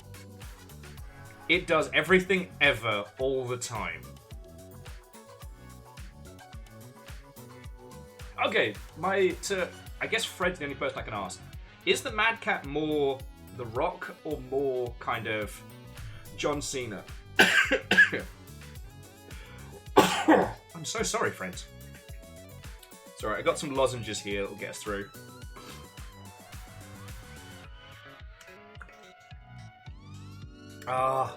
No, Numbers, you deserve another season of Zoids. Although it does seem like Bandai Namco, because I think Bandai Namco has Zoids now, is starting to understand that that Zoids is worth bank.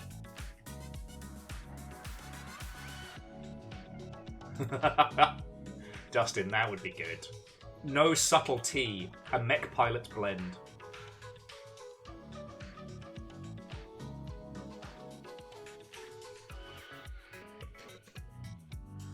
Yeah. So, sorry, actually, I think a few games have captured the spirit of Scrap Heap Challenge really well. Because, you know,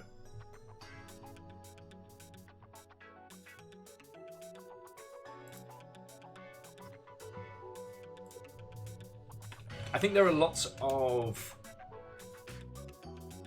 Oh, yes, no, Angel Cleaner. It's just post-sickness cough. Like, my brain's a little bit like, but my energy's back. I'm feeling pretty good. And honestly, like, if it wasn't for the fact I'm still trying to get all this shite out of me lungs, I'm doing good. For real. Sorry, I know usually when someone goes this hard to convince you they're doing good is usually when you should worry more.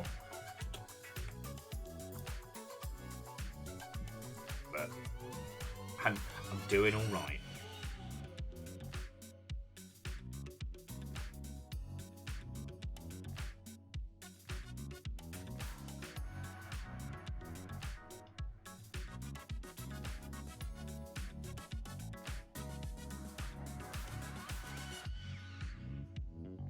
Okay, no.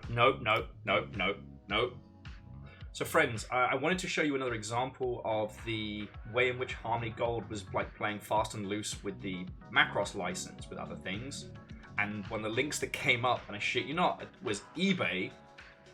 And I didn't recognize the mech design, so I clicked it.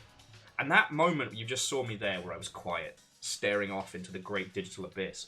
That was me scrolling on an eBay page of Exo Squad toys. That is how you find a level beyond financial ruin. Sorry, yes, Robot Wars did get a video game. It was mid. It was mid.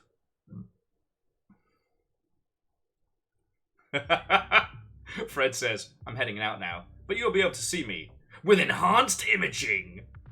Fred, I stand by it. If I get to reboot Battletech, the animation will be gorgeous, and the enhanced imaging will be exactly the same as it was back in the day.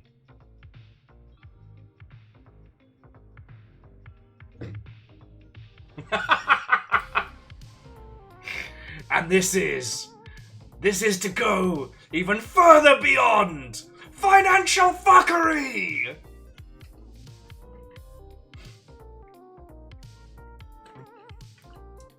Is Twitch being weird again? No, Yeti. Twitch didn't freeze. That was me looking at an eBay page of Exo Squad toys and seeing like, oh, that's a complete lot of unboxed for like 30 bucks. Oh, I could just... No! We have so many things that need genuine attention. I don't have fucking space. I have so many Gundams. I don't have room. Exactly. Bias. I don't have room. I have so many Gundams. And now I have Gundams and Warhammer minis. Right. We're going to be painting these fuckers this week. Maybe. I'm going to see... If I have base coat, we're going to paint these this week. Otherwise, we'll glue them together on Saturday, and then I'll work on... And if you saw my little squigs just hiding there, like...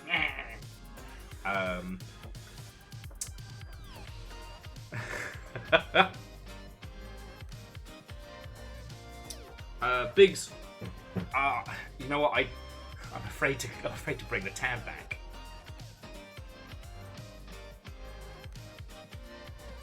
And Yeti. Let's see who's got Zoids, because the license has changed.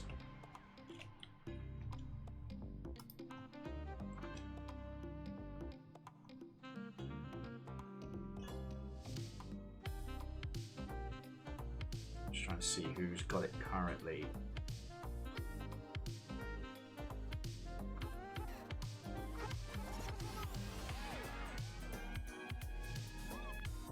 Right, I might have to... yeah, might have to do a bit more research on the Zoid status. Because I was under the impression that the kits had come back under...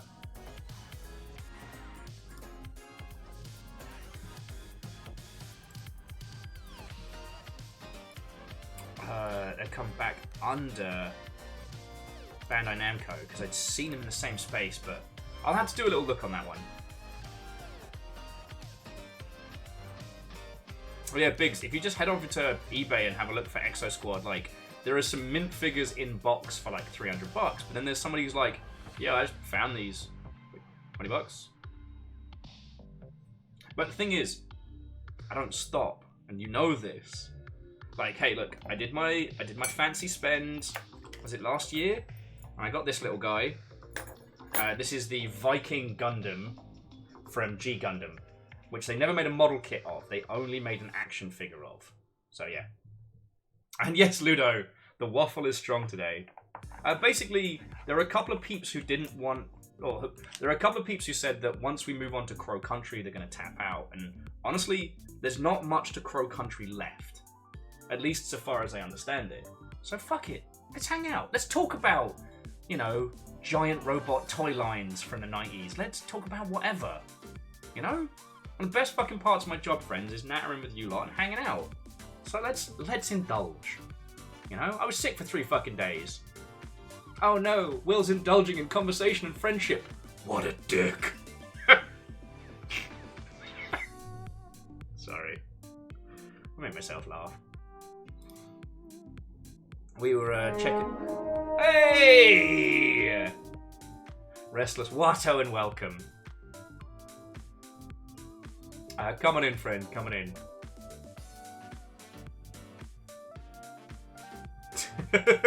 Tobias with, be careful, or be seen as a person. Can't have that. No. Thankfully, the lingering bullshit of this fucking cough is not fun. Yeah, okay, sorry. Have a lovely rest of your evening. Sleep well, friend.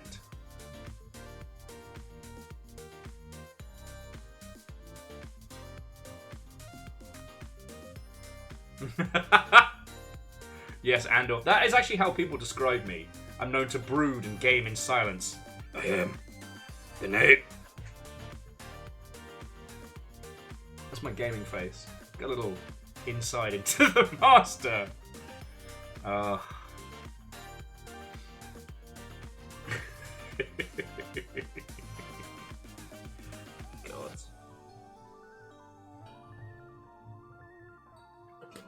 Or I could not contemplate my love of sharks. Well, actually, so Tobias, there was a paid-for stream. A paid-for stream from the Seattle Aquarium. And I was in the underwater section where I was informed that, no, there are actually sharks in the sound. Now, are they big honkin' chonkin' biters and fighters? Probably not.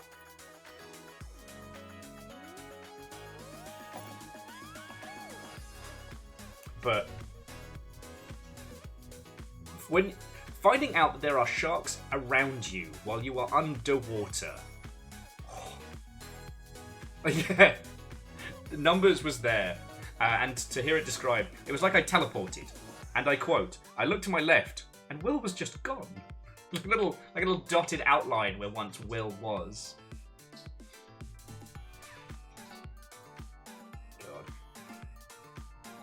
My plan, Tobias, is that in the event that we have the ability to do a jacuzzi boat, I'm going to focus on the jacuzzi, I'm going to drink, I'm just not going to look at the water.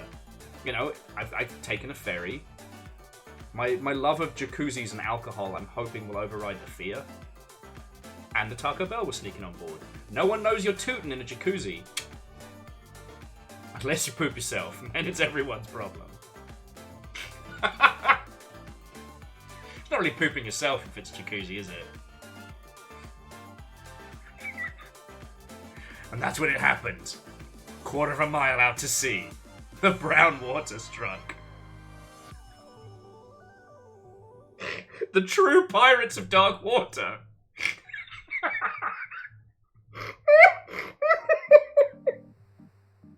I have been left alone for too long. The shittening. Oh, sorry. Thank you. Go get some sleep. Oh, see, Immortal Len, that's what happens. You take your eye off the ball, and life comes at you fast. In a jacuzzi boat. Hans, get the Flammenwaffe. What's the Waffe? The Flammenwaffe! It waffs the Flammen! Ah, no one knows how funny we are. No one knows how funny we are. Oh. Okay, yeah, sorry. Go get some sleep, friend, and thank you. Thank you. Oh. And with good cause. But yeah, Ben, I'm sorry to hear about the loss of a great kebab house. You know what's so fucking wild is, aside from a couple of little changes, I did like a little virtual walk around where I grew up, Petworth. Like fucking nothing's changed. You'll want to check out where the fuck I used to live before we go to Crow Country?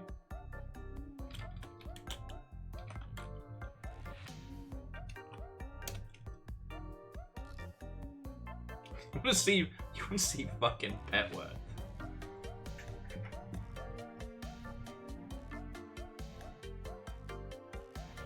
God, the fact that it actually has a cottage museum. All right. Here we go.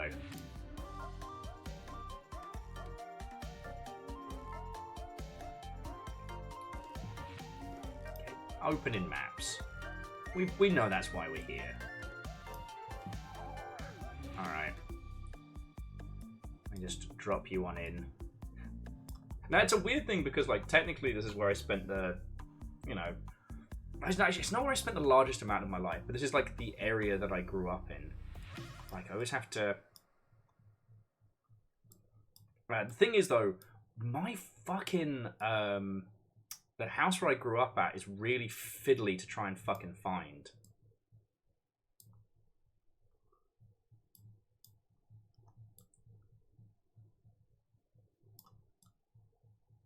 So I'm not going to try and show you that one. There we go. Some more chill beats. But, okay. Where's my little guy? Alright, here we go. Petworth High Street. Jesus fucking Christ. Alright. I just dropped it as close to the center of town as possible. I hope you're ready for some fucking twee-ass shit.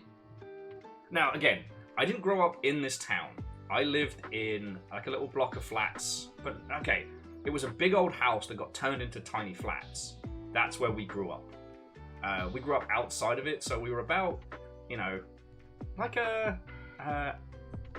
you could probably walk into town in about, like, an hour or so, or just drive on in. But, yeah. Welcome to fucking Petworth. The reason I was like, look at this twee shit. The first thing... Hang on, how do I zoom in? Here we go. The first thing. Tiffin's Tea Room. Fucking tiny Union Jack flags. This isn't a bit. This is not on a festival day. That's just some... That's some fucking twee shit. Alright. Let's go down the road a little bit. We get into town. Past and present shop. That fishmonger was still there when I was a kid. Okay. That wasn't there. And the good old Dixon rental. Sadly, not actually a brothel. God, sorry, I'm also trying to orient myself as we're zooming around town. Here we go. Maybe. Yes. That wine shop is older than most of us here. And it's not even good.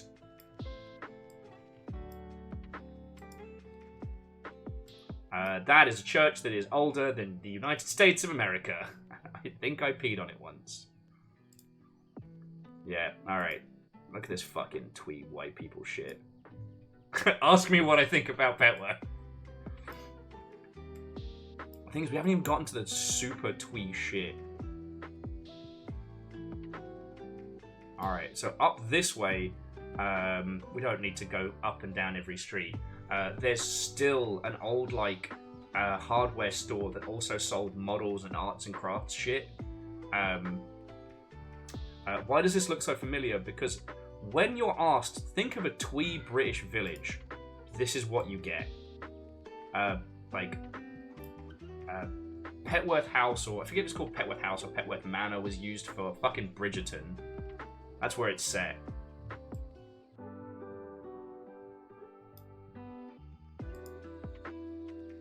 I think we're time traveling though, because it definitely wasn't Christmas when we were around the fucking corner. And now it's summer. Okay, yeah, time traveling's real. Okay, so that little post office corner shop, again, is older than I am. That's where I got my fucking White Dwarves and Sonic the Comics from. I wish I could find this person who got the Union Jack mini, just to let them know that an international audience has observed their bullshit.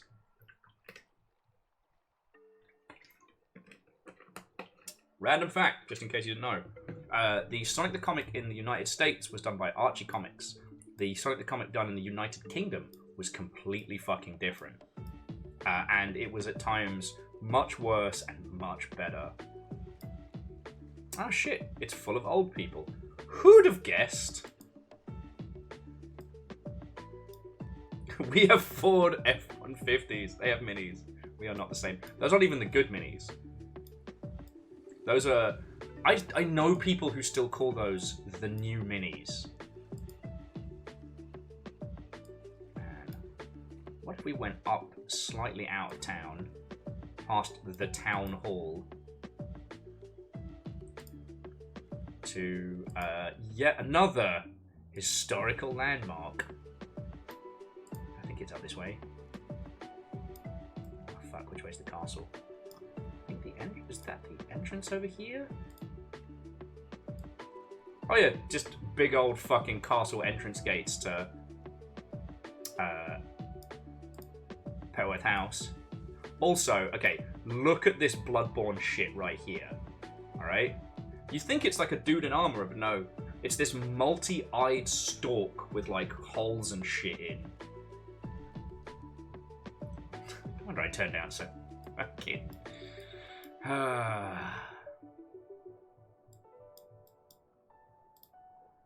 No, Immortal End. This is exactly the kind of place where, like, vampires and shit would live. You could live here for 700 years and nobody would fucking notice. Alright, sorry. I know I'm playing this like the shittiest FPS ever, but I'm having to orientate myself by memory. Oh, yes! So remember how we saw one church? What's better than one church that's older than the United States? Two! Two old churches! Blah, blah, blah.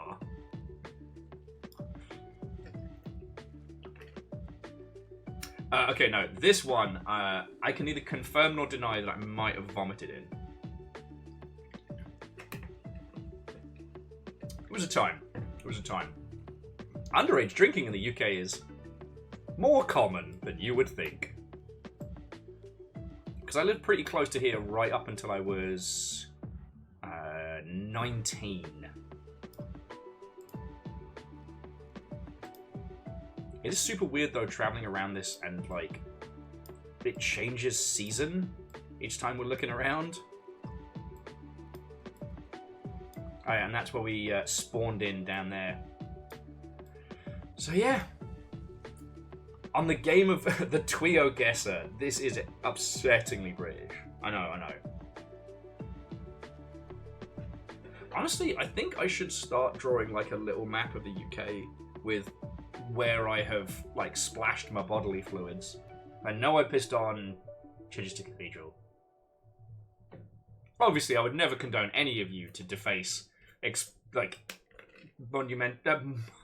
British monuments in any way, shape, or form. No, no, no. Would never do such a thing. Oh. But it's very wild when you're going around the States and someone's like, oh, check out this old building. And I'm like, people still live in this. And it's a fucking nightmare because a lot of these are protected buildings, so you can't do shit to repair them, but you also can't let them fall into disrepair.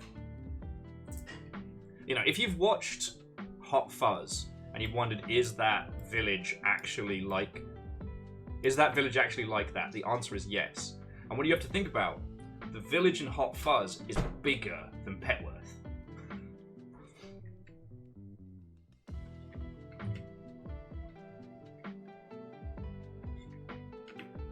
There is also that, Moose. There is also that.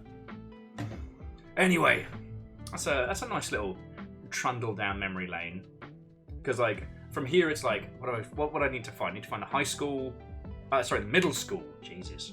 I don't even know if it's fucking there because they closed a shitload of schools. Because there used to be tons of little ones, and they were like, well, let's just have some big ones. So I guess that's what British education do like. Actually, Ket, that's a really interesting thought. Has anyone made a tool that turns a Google map into an FPS level? And if I played that, would it make me psychotic? Would that be unhinged of me? No, Cold Ankles. The Morris dancers were in Horsham. This is where you'd get Maypole type shit. But also, that's where I found the Dark Morris, or the Heavy Metal Morris. That was a good night. Hepworth.wad. Fucking yes. Lower Codsfield. .ut.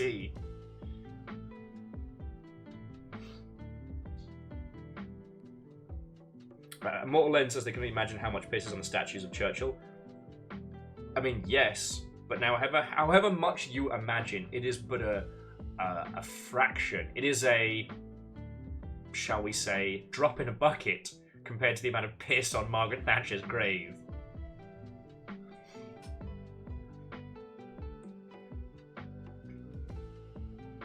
Okay. So, we all Googled... Okay, Google Maps FPS. Google Maps FPS.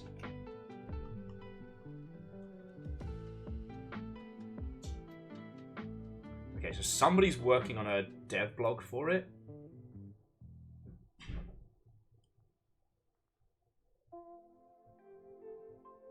We might have to come back to this.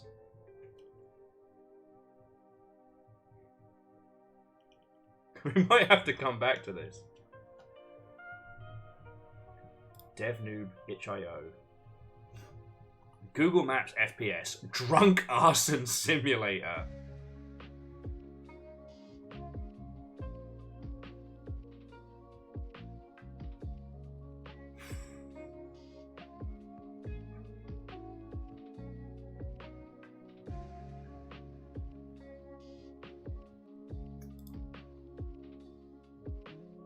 Now, do we get to choose where we go in this?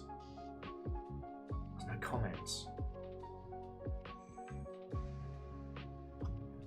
Alright, you know what? I'll do some research on this one. We'll come back around to this. This is going in the bank. Google Maps FPS, a drunk arson simulator. Let's fucking go. I don't know if I should be complimented or offended that we all went to the immediate, like, oh yeah, no, Will's obviously drunk. Okay, so before a combination of a chill Final Fantasy VII mix and nostalgia worm their way into my wobbly noggin, let's get into some Crow Country. So what I will say is I know, like, Ben, Ket, Tobias, Crow Country looks like every PlayStation game kind of hung out all in the same corner. Except for Ridge Racer wasn't invited because Ridge Racer was being, I don't know, creepy that day. Actually, again, let me just bring it up on screen, it's easier. It is so much more than what it at first appears. It's very Resident Evil reminiscent, of course, but it uses that, and it fucking it's going places, alright? Up until the current puzzle that we got stuck on just before I got sick, the puzzle solving in this has been so good. Ridge Racer! Yeah, it's that guy. He's just a bit much at parties, you know what I'm saying? But we've been having a really, really good time with it. And it genuinely is something special. Now, we're about... Well, from what I've been informed, we're about 2/3 the way through. So we still got a ways to go, you know, we still got a couple hours. But we've cleared some of the early puzzles, and a lot of those were fun. Now, I'm not going to be telling you the solutions or otherwise, it's just... Obviously, I don't want you to go, but... I don't know, I don't want to spoil this for you. Oh, also, just quickly before we continue, did anyone not get told about King of the Bridge? Because that's the one I'm not going to tell you about, but you should spend $3 and play it. Okay, you know what, I'm just going to plug that one more time. Look up nothing about King of the Bridge. Buy it, play it, love it.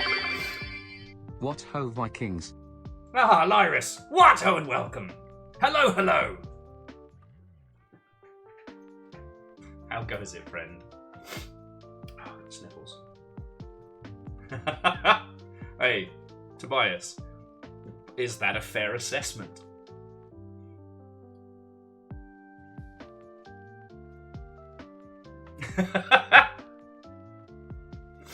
It's alright, it's alright. If the shoe fits! Oh, excuse me just a second.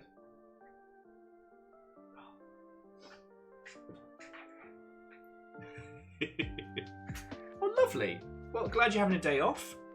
We've just been nattering for like the last couple hours. We're going to get into Crow Country in just a second. Because I really want to finish it, you know?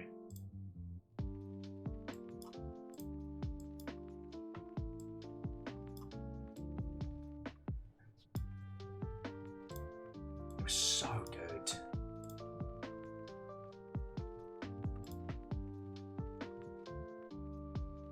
Oh, you're catting, so this is your entertainment. Alright, homie.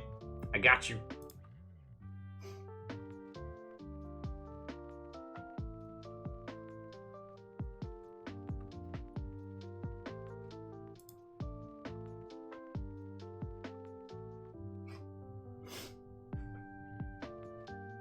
Hell yeah, they are. Sorry, Ben was just saying that old fish crackers, which is a greeting in certain circles. Old Bay goldfish crackers are back. Yeah, they are. Fiona got some. I got to try two of the goldfish, and then the bag weirdly disappeared. Like, we might have to start looking into, I don't know if it's a heist or otherwise.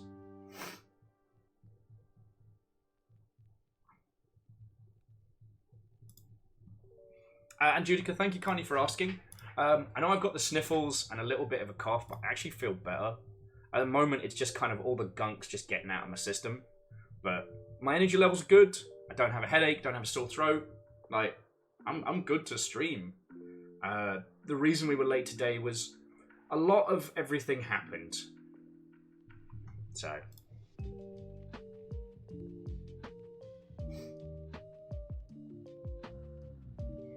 yeah.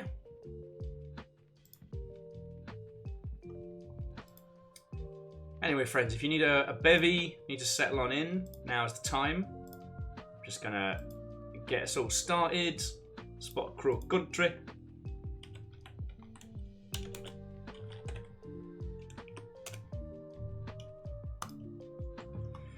Okie dokie.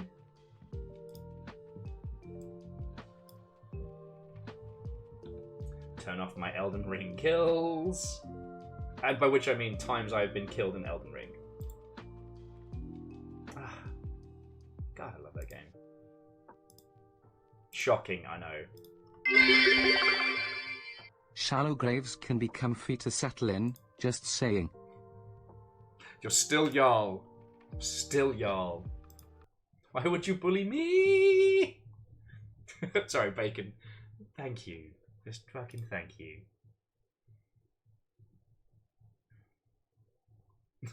God, I hate when it does that. Sorry, just Tobias was like, well, you're just so bullyable. Can't believe you've done this.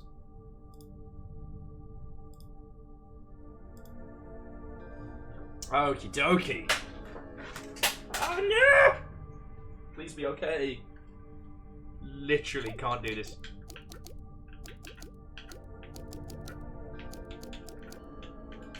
Alright, we're good. We're good. Everything's okay.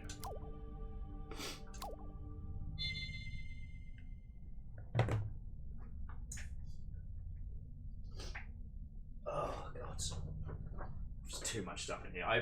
I need to do a massive cleanup. So, welcome to Crow Country. This is something special. While predominantly reminiscent of Resident Evil, it is. What did I describe it as? This is a warm summer holiday. Either borrowing a game or renting a game from Blockbuster. It's a net your rosy gem that somebody shared with you randomly. If you're into that sort of thing, I know I am.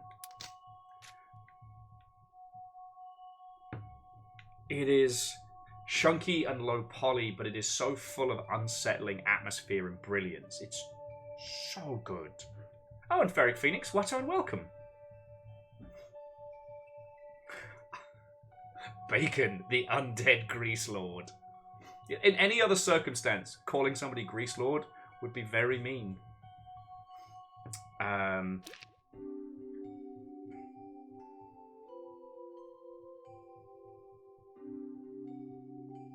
Actually, Dustin, to put it another way, this is... Oh, hello there.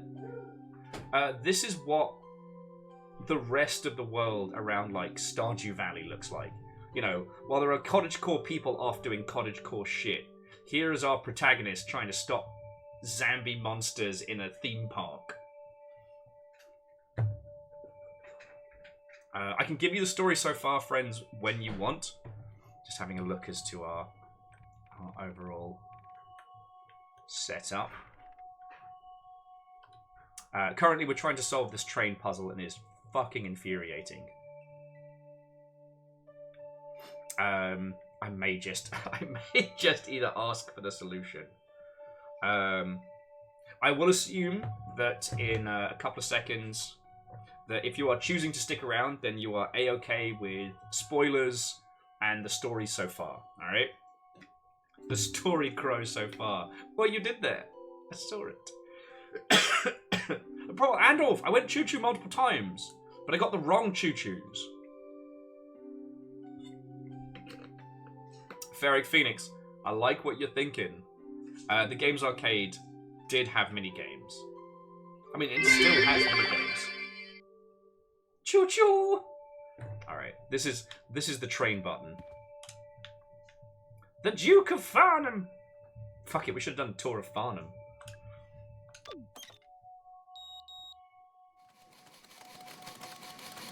How fucking cute is that? Sorry, and both Bacon, even though you're messing with me, and Naru, thank you kindly for the bits. That's how I survive! Did someone say train? Well, that is up to your lovely selves. River! Not a fucking chance. River! She's trying to steal stuff off the counter. Madam Ski, I know you have had dinner. Ferric says, well-integrated minigames are a quantity multiplier. Welcome to TED Talk. I mean, that's the entirety of the Yakuza series. Make good game. Add more minigames. Make best game.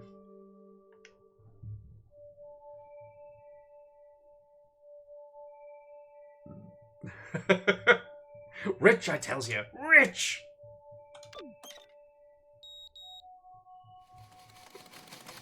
So fucking sweet. Okay. Yes, the animals have been fed. Do not believe their lies. And Lyris, thank you for filling the pint glass as well. Okay. So, yeah, Naru, I'm gonna. You tell you what, I'm gonna do the story so far. Let's just take the solution from this fucking train puzzle and move on. I'll tell people what this was supposed to be, just so they can understand why I was losing my fucking mind. Okay, so we play Maria, a detective who has come to Crow Country. Used to be a backwater little. Choo.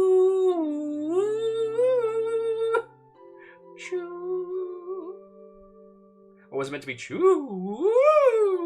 I don't know. I don't know what we're going for there. I kind of took it to a musical place that I don't think any of us really ready for.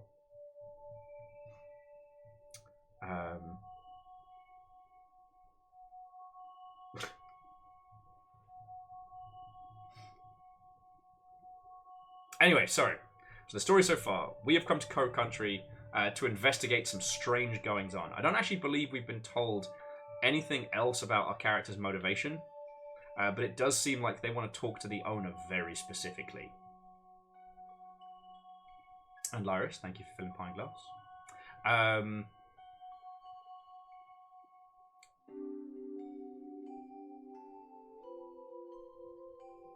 Shit, what was I? Oh yes, so we show up at this theme park. It is deserted, abandoned, and creepy as fuck. And after a while, you guessed it, monsters start appearing. And they are weird and shifting and strange shambling creatures. Not all of them make any fucking sense. And we have persevered through this. Having started off in Crow Country and then to Fairy Tale Town, where we managed to get into the mushroom and the fairy pond and elsewhere. They managed to make it into Haunted Hilltop and unlock some of the utility corridors in between the areas. Currently, we're trying to get into the staff hallway. You see where Crow's office is. That is our goal. On the map, S is a save point. Red circle is a puzzle to be tackled. The question mark is like an additional puzzle, which means the one in Neptune's Palace is either a side thing or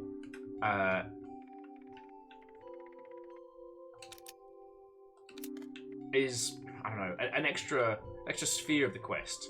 The Neptune's Palace thing has like a soda mixer. We're not quite sure what that does. So the TLDR of the story so far. So, Mr. Crow. Mr. Crow inherited... Mr. Crow was very wealthy, but no one knew where Mr. Crow's wealth came from. So Mr. Crow bought Crow Country, a Crow-themed theme park, and built it. And everything was fine and dandy. Throughout this operation, it turns out that Mr. Crow's finances were actually coming from an illegal gold mine that he was running out of, I believe, South America. And his scheme was this: dig up the gold out there, smelt it down, send it over, then break that gold down into fake nuggets, into like fake chunks of earth, excavate those, pretend to excavate those alongside the rest of the already processed gold and make silly money. However, during this whole operation, during the digging below, they encountered something. It's only been referred to as the guest, and it is not good. We don't know what it is, we don't know what it looks like, but what we do know is that it bit a little girl. It bit a little girl who got too close to one of the little areas she wasn't supposed to. And now the whole place is filled with fucked up monsters and zombies and shit. So, yeah, Lyris, they dug too greedy and too deep. But the thing was, they didn't even need to dig too greedy and too deep, because it was meant to be a short order con.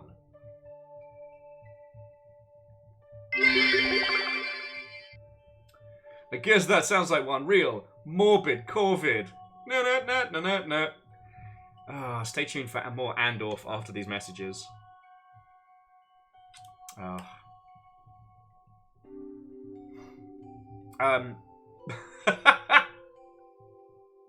But you also know, Tobias, that death is illegal and only the good die young, so sadly, we must struggle through this together. We have gone through a myriad of puzzles.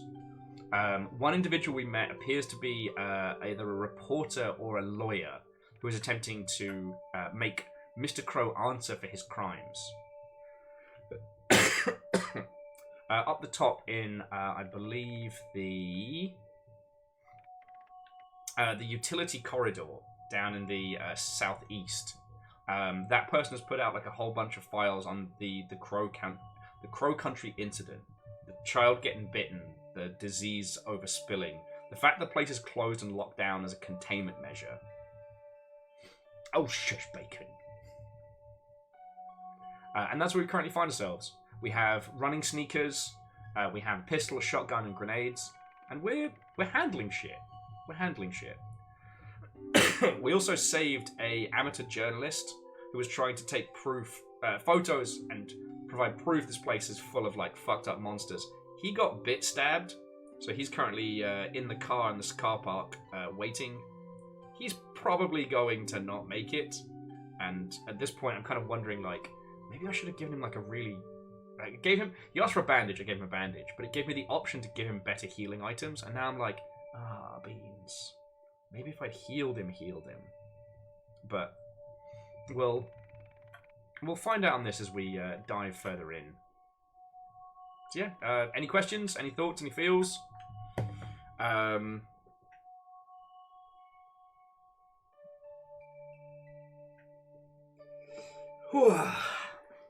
still don't know how we're going to do any key giveaways.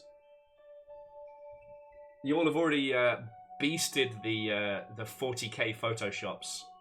I don't think anything from yesterday can be topped. The Emperor Blobby strikes down will stay with me for the rest of my life.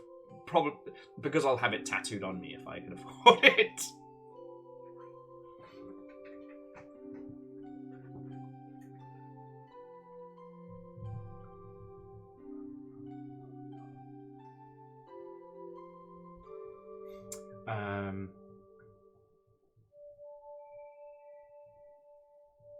Okay, so currently, when we last left our hero, we were stuck on this fucking puzzle. Now, we got 4 pieces of train.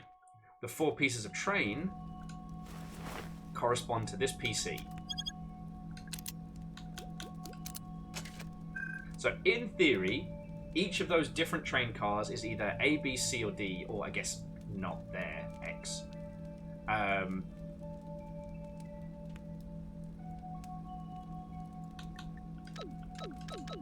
just trying to see if we tried a cab.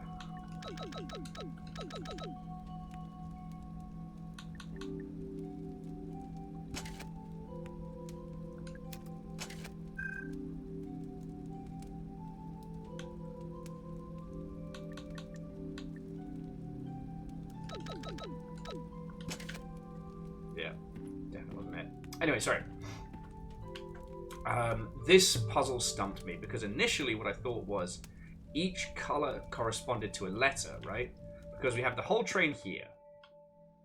And then when we do these little summons, it says the Duke of Farnham, a stylish engine made from combining Arabella and Delilah design styles. Ooh, right?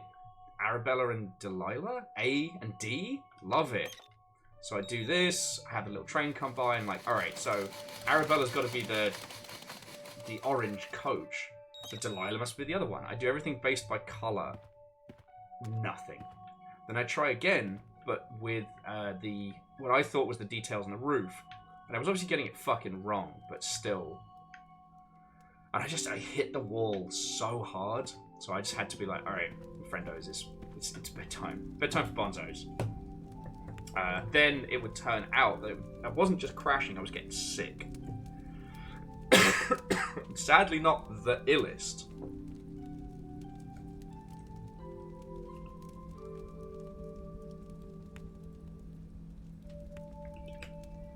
Yeah. So Naru, that's what you were saying last week, but then we were also getting to the fact that some of the trains are a combination of 2 different designs. And that was a point where my brain just went, hey, Will, fuck this. So, Naru, if you want to give us the solution on that one, you absolutely can. One of the other cute features of this is, alongside all the very hints and tips and whatnot, any notes that you find throughout the game, like any messages to co-workers or vital information, you don't have to just like write it down and store it in your noggin. It is stored in this notebook. So like, there's loads here we've used for some like good old-fashioned puzzle solving.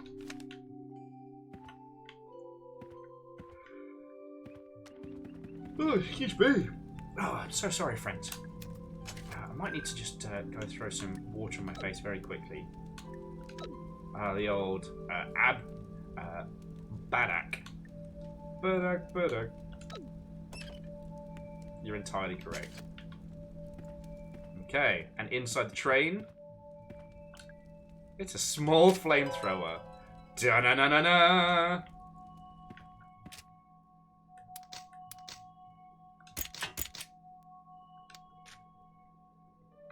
Now we're ready for some fucking business! It's business time! Okay. So yeah, the two places we need to head to is the dungeon, or Neptune's Palace. I think we're just going to head straight for the dungeon for now. But I'll try and show you as much of this, how creepy this is. Because, like, that was considered a safe zone. The fun dungeon. Okay, so we've got some little tiny blobs, gas giants, crows being weird. Oh, that fucking guy. And his mate, I guess. Oh, and there's Shaky McGee. We don't like Shaky McGee. Oh, he's got grabby hands. Okay, we're good. Oh.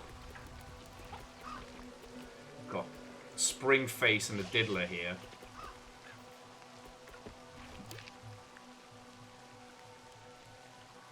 Oh, tell me the... Wee. Ow! Fucking Spring Face. Spring Face the Diddler is Tobias's favourite bedtime story. Here we go. Oh, shit, shit, shit.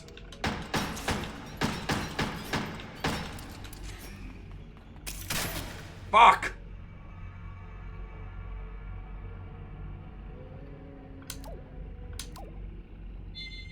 Might have to tell me the answer again. So I fought that guy poorly because I wasn't paying attention, and then fucking got chandeliered.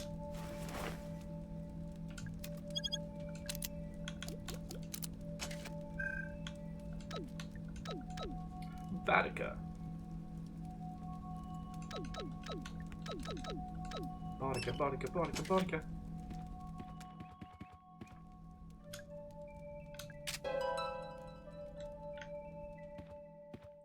You know what? I'm going to just save it now so we don't have to do that ever the fuck again.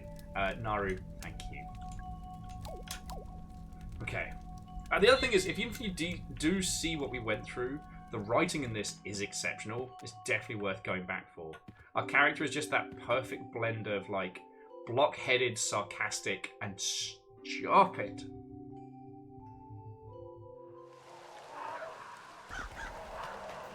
Ow! Spine face.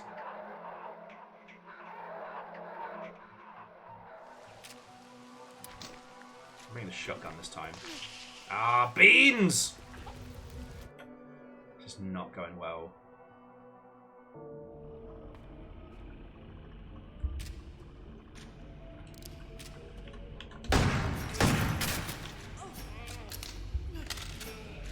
Fucking hell!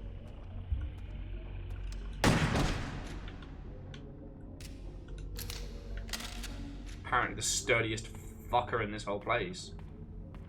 Alright. It's a newspaper. This wasn't here before, I don't think. Oh, sorry. It was a Brazilian gold mine was what Mr. Crow was running off-site. Okay, now we did get this one.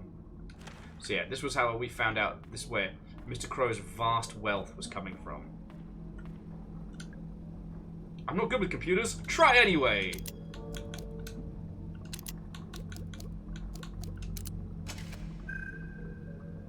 Okay. Prisoner. Legs, arm, head, eyes. Okay. So I think this one's down to order, right? So serpent. Cyclops. Okay. Cyclops is definitely the eye. Mermaid. And wolf.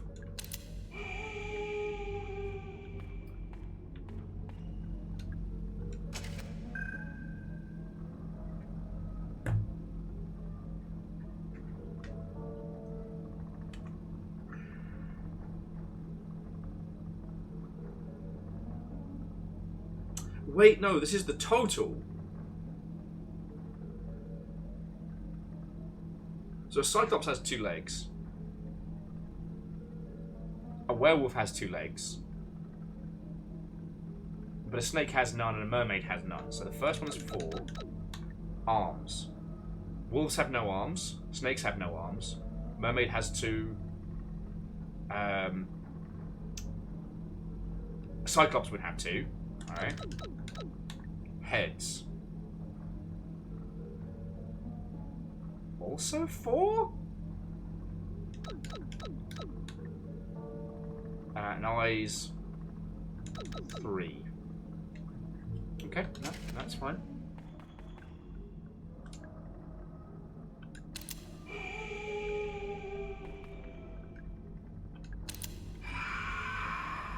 There's that tail.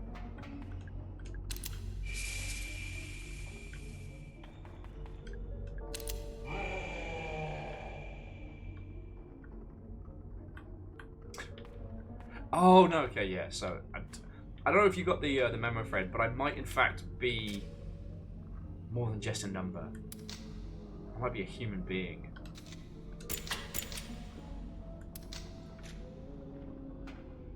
Okay.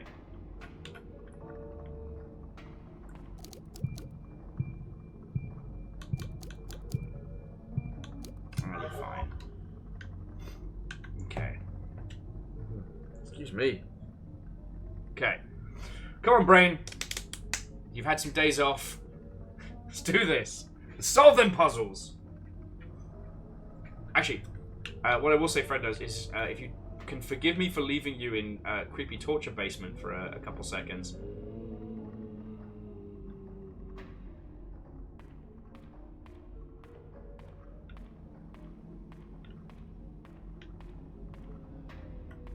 I am just going to nip to the loo and just throw some cold water in my face. Because here's the thing, I'm caffeinated.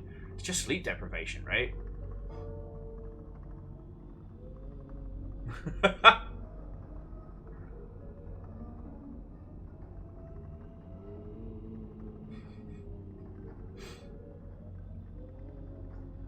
Because I'm sure we can work this one out. I thought it was all about totals because of the Cyclops, but...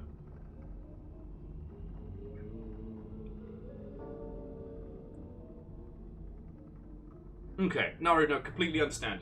Alright, so friends, grab a cup of tea, pay attention to your pets. I'll be back with you all in just 2 seconds. Like I said, I'm just going to nip to the loo.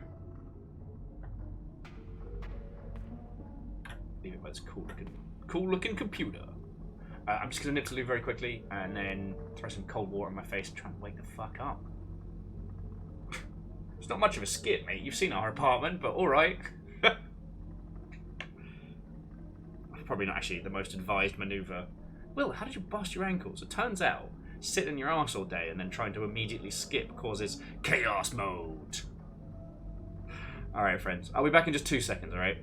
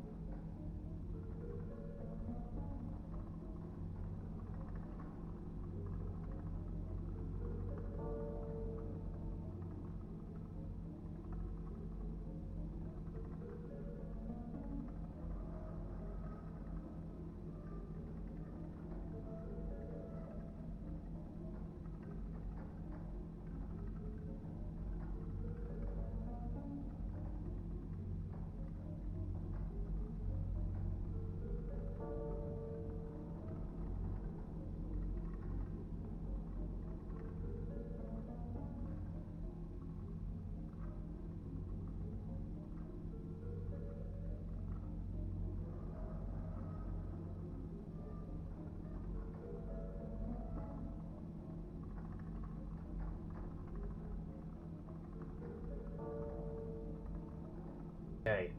Hello, hello. Thank you for waiting. I was just pondering that if the sleepy bitch disease gets too much, I can just go and make myself a quick cuppa or something.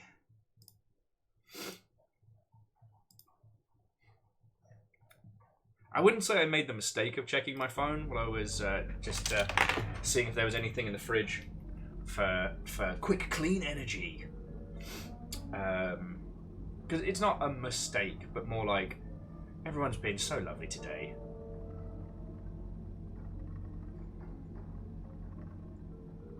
Sleepy breaky, indeed.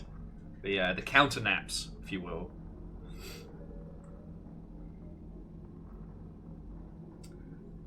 Okay.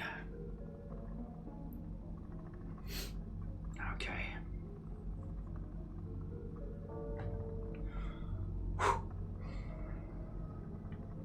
So, puzzle time. We had a complaint from a parent about a depiction of alcohol in the mermaid cage, of all things. Told her it's not alcohol, it's a bottle of highly corrosive acid. Actually seemed to placate her. If you ever want to know like the good things this game has done so far, if you didn't get to see it. So, one, all of those little notes that you'd usually pick up in like a Resident Evil game, again, you can access all of them from the save room. So if you get lost and frustrated, you just head on back, flick through it all, and then go, okay, that's how we're doing this. Oh.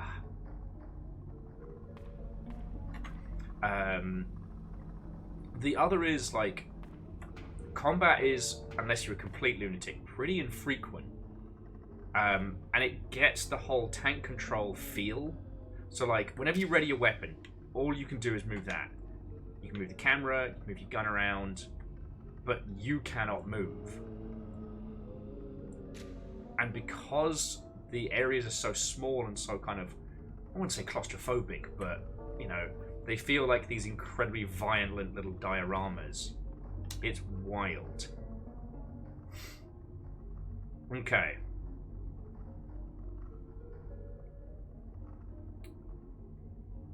So the serpent, 18 BC.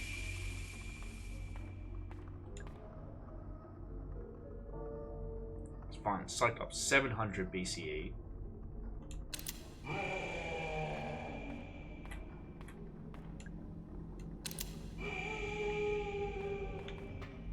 Sorry, the wolf was 1810.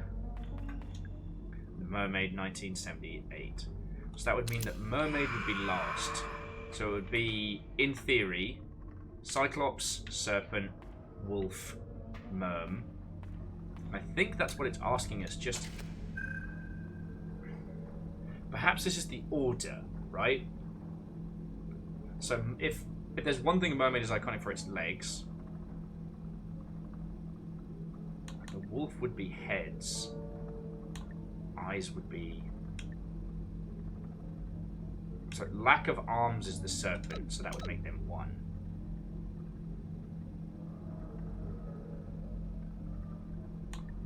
Heads is the wolf, making it 3. I mean, eyes would be... Nope.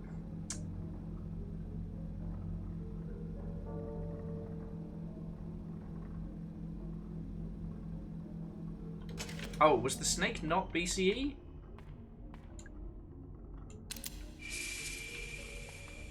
Oh, you're right. Thank you. Sorry. Smooth brain. Drink gin today for your smooth brain. So that would mean that arms and eyes would swap round.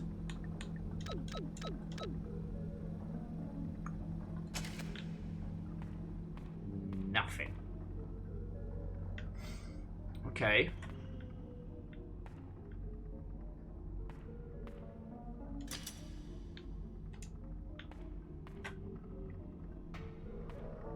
Okay, let's think about it. 4 cages, 4 exhibits.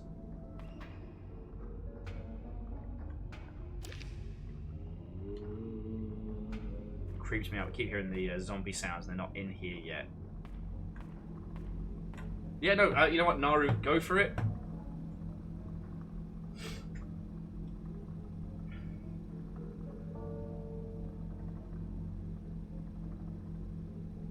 Oh, excuse me. It's all the Moxie. It's the Moxie, kid. That's how we open this door. Sorry. Oh, okay. So it opens one door at a time.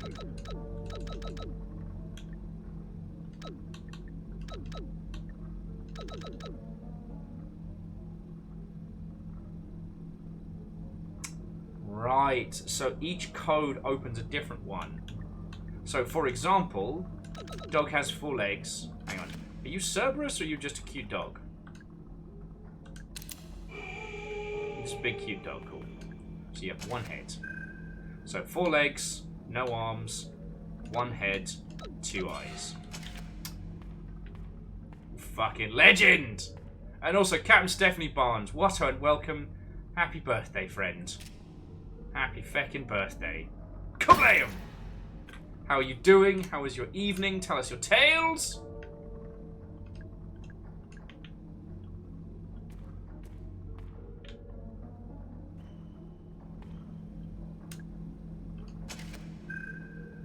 So for the mermaid will be legs 0, arms 2. Whee! Free acid bottle. Metal Gear. Really wants us to have a lot of antidote. I'm sure that's fine. Okay, snake. 2 eyes with 1 head. Nothing else. Snake. Snake. Snake.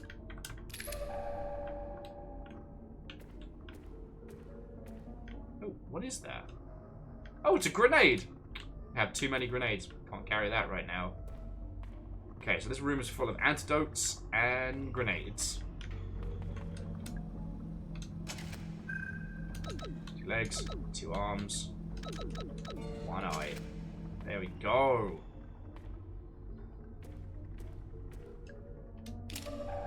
I guess I'm just so used to combining all these puzzles to bring them together. But yeah, no, Captain Steph again. Happy 40th. I'll catch you up next year. Okay, so we have a bottle of corrosive acid. Now what?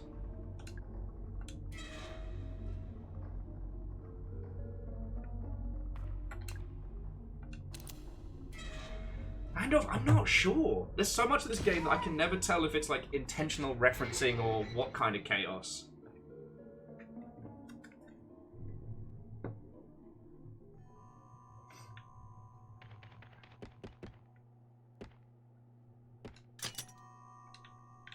Beans. It was worth a shot. Okay. So we have the acid. Is there anything that stopped us? I desperately cast my mind back. I guess the Haunted Manor could have some stuff we can melt, because that gets us into Star Hallway. No, the quiz game. So, if you didn't see it, the TLDR was the puzzle in the quiz room was all about these mini games, right? Oh, I hate springy. No! Bad touch her.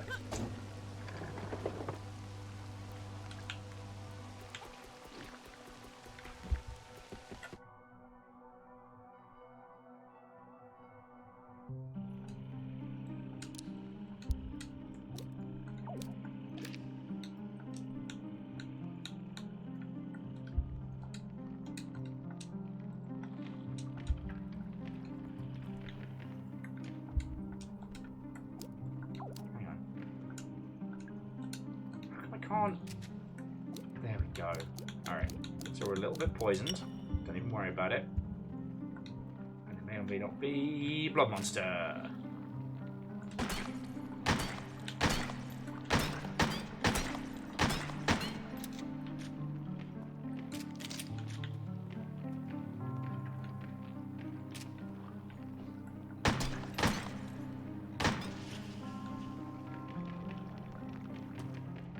Oh man. They literally set the world on fire.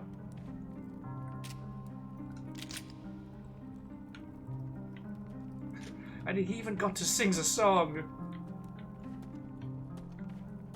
Right, come on, you big wobbly weirdo.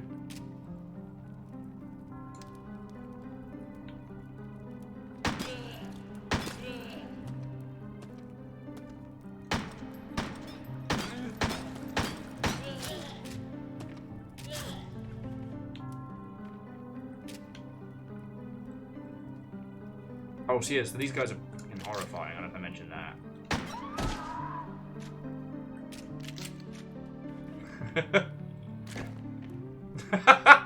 Stand on their head to be made.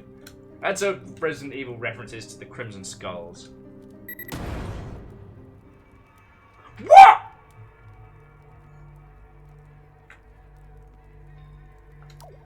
Ah! Fucking bastards! It was a landmine dressed as a medkit. Oh, mad! Oh, mad! Bring the fucking flamethrower in there. It's weird that it shows me having a calm heartbeat, whereas right now I'm ready for fucking violence. We did all that fucking puzzle!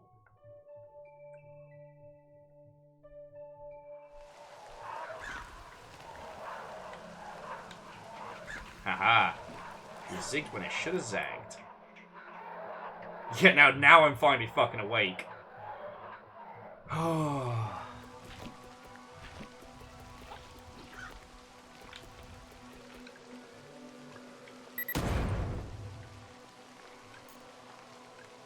They're everywhere.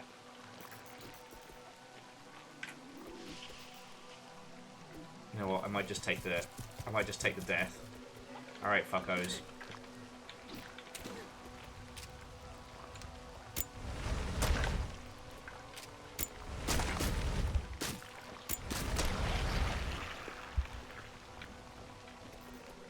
All right, little shit.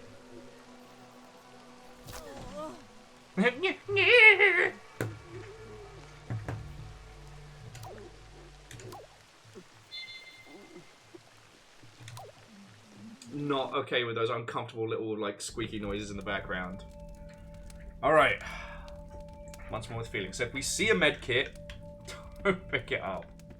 Yeah, so some of the traps have become more nefarious. When you first start playing, there are a couple of traps. There's like a rogue bear trap that you might encounter or shit like that, you know? But now it's getting messy, right? And I think that's got something to do with the park owner knowing that we're about.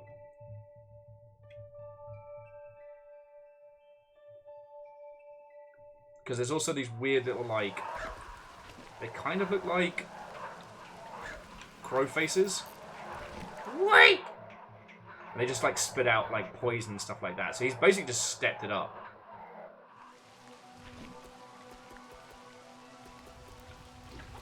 Well, the bear traps and shit are real clever because they look so innocuous in a children's theme park.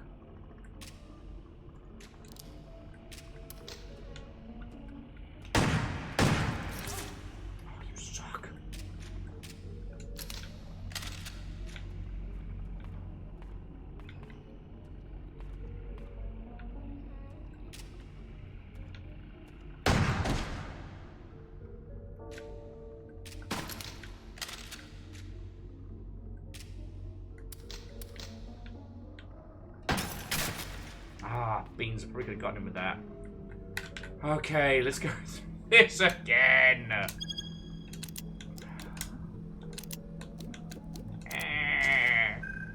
Alright.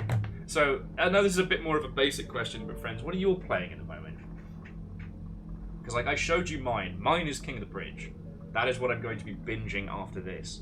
But here's the thing. I can't stream King of the Bridge for you. I can't even tell you about it. Anything I tell you would rob you of it, right? So legs 0, legs 4, arms 0, head 1, eyes 2. The wolf!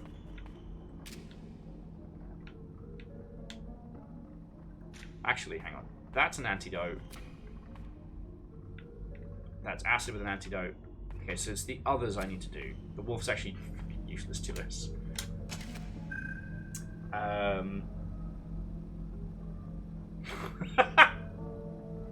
Springfield Studios, our very own Tobias, is saying that they're currently watching Will Get Exploded Part 3, The Reckoning.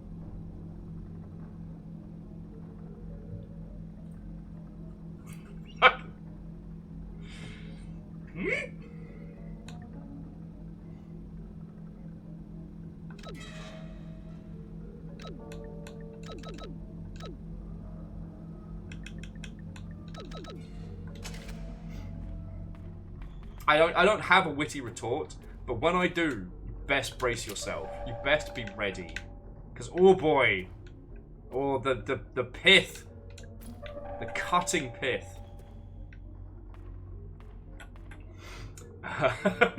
And also some big kitty little C. Good shout.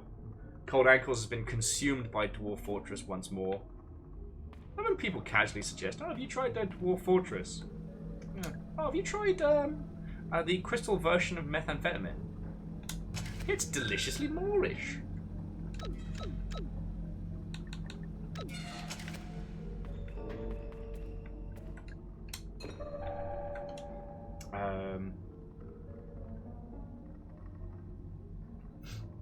I mean, Naruhoodie. Which one's Terranil? Oh no, Terranil's the gorgeous puzzle game, right? Yeah, I'm still besotted with it. I would love for them to release. I mean, I don't know what they could do. More maps, more planets. I don't know. Could someone please pollute the Earth again so I can fix it? Lyrus is back. Is playing Subnautica. Lovely. How far are you in, if you don't mind my asking?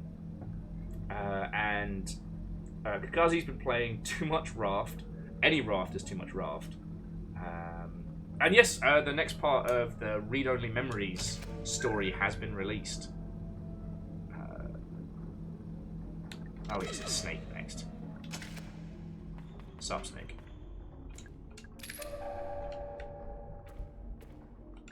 Gotta remember to be a little bit more fast and loose with my grenades.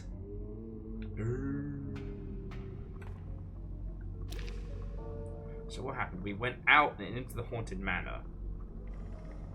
Now, you know what? Fuck this noise. I'm running back and saving. Fuck these creatures. Fuck these puzzles.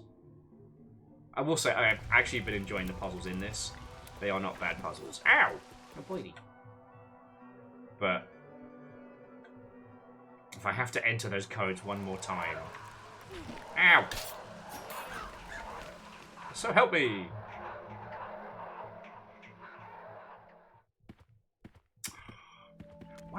Wow with this lass.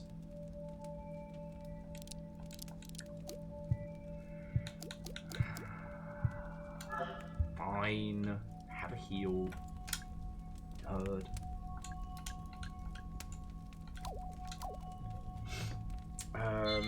Lysa said that PC games are trying to figure out how to get to the next Gassy habitat down in the deeps. Got a market for it, but I haven't been able to figure out how to get there. I've been resisting looking up. Yeah.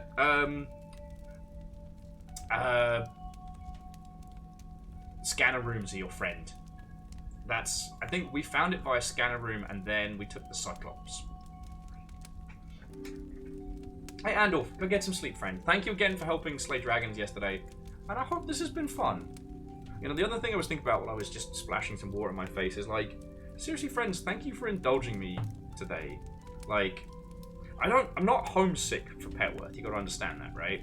It was not a place that I would consider. I'd be curious to go back, but there is no homesickness. There's no desire to return there. It's just such a weird part of my history because, you know, it doesn't fit the rest. So,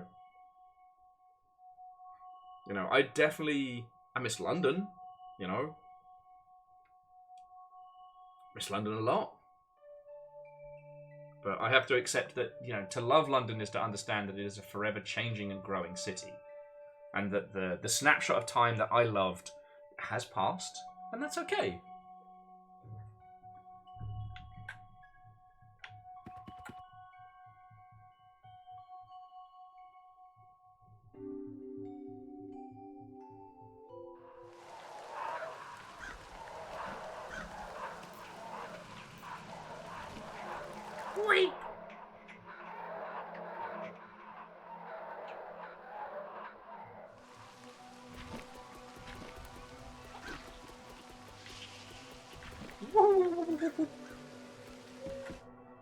Oh, we did some like some cheeky puzzle stuff. So I actually have a pair of running shoes, which makes our little character move way faster.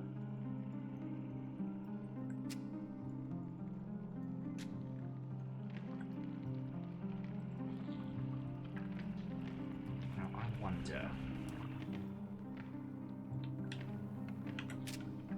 Can I make the shot?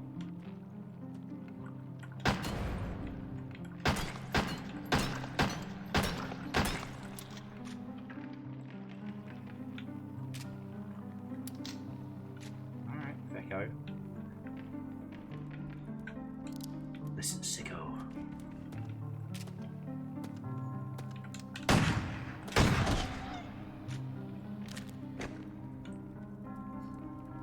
Oh, Jesus. Alright. That guy's getting weird with it.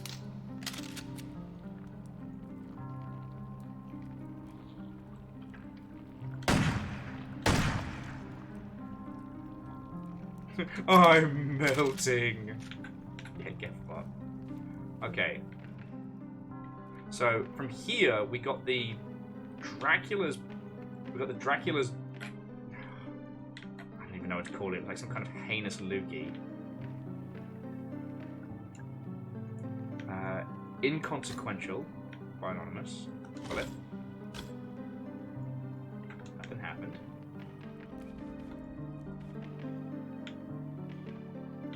Oh, I'm going to use one of our bird tokens. 7 credits remaining. We'd like to hear your fortune. Yes. Please tell me my fortune. The periphery elevator switch is in Tolman's office.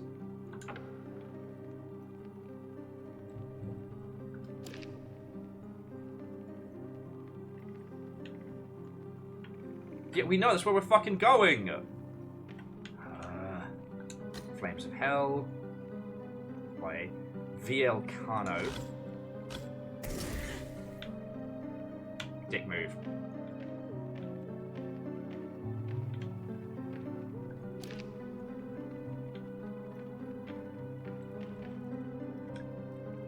Melody of the Dead by Agroletto. Okay, the clocks need to be rewound. We already did that one. It's a window. There's something wrong with it. I can fucking tell you that. Something wrong with everything in this fucking place!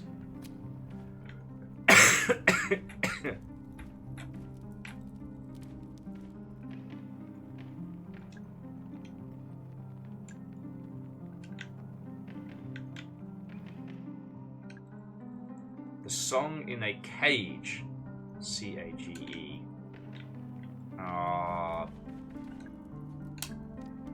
C-A-G-E. That's one. Because despite all my rage, he's still just Nicolas Cage. Oh, let me guess, all the other books had something else.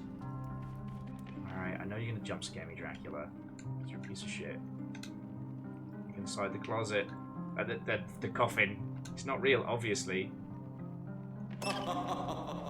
Scared the shit out of me earlier. Oh! A little mushroom boy! Use my mushroom magic to grant you a wish. Tell me, what is it that you wish? The fuck are you? What's that? You want to improve the range of your flamethrower? To each their own, I guess. Wish granted! Cool. I'm just a little mushroom boy, and I've already granted your wish. I have no other purpose. What the fuck is this game? Oh, I did just realise.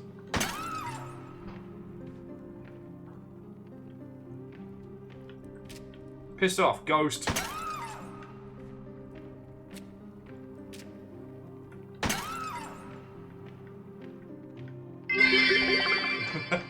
Crow country for low polyman.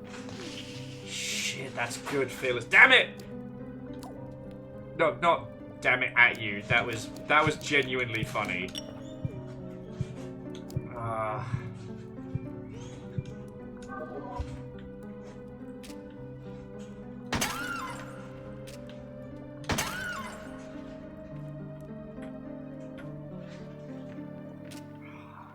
Can I have that as the stream title?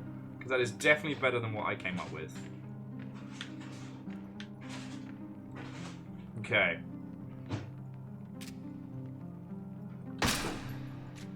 Ah! Get fucked, Dracula. That's what you get for trying to scare me.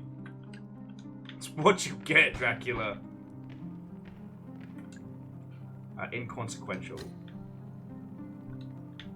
Oh. So, the ones I looked at already, unfortunately, they were the clues to the next thing. No, harmony will fade. F-A-D-E.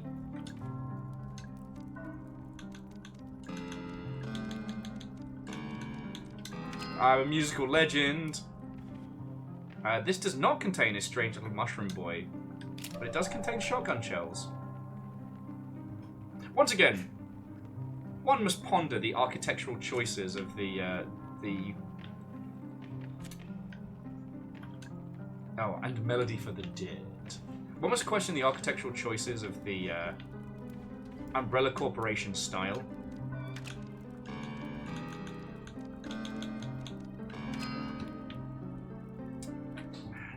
We could have gotten through here so much earlier.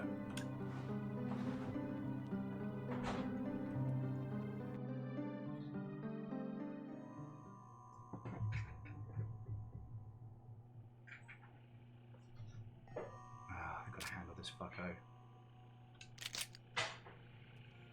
You know what? Fuck you, buddy. I just realised, wait a second. We have too many grenades. Yeah, I think we can go for a 2 for here. Ah! Who runs Moptown? We run Moptown. No, honestly, Naru, you didn't. And in some of those earlier sections...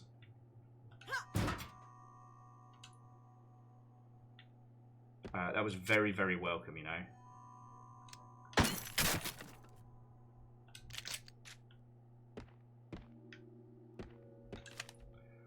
Watch out for small explosives lying on the ground. They're rigged to blow when touched. Keep a keen eye out. Some look fairly similar to other items you might want to pick up. Did you hear that tip, friends? Some things might explode on you, and we wonder what those could be. What the fuck?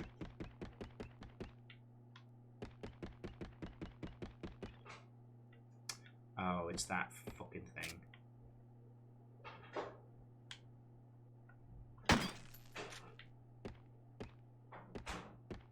It's a letter.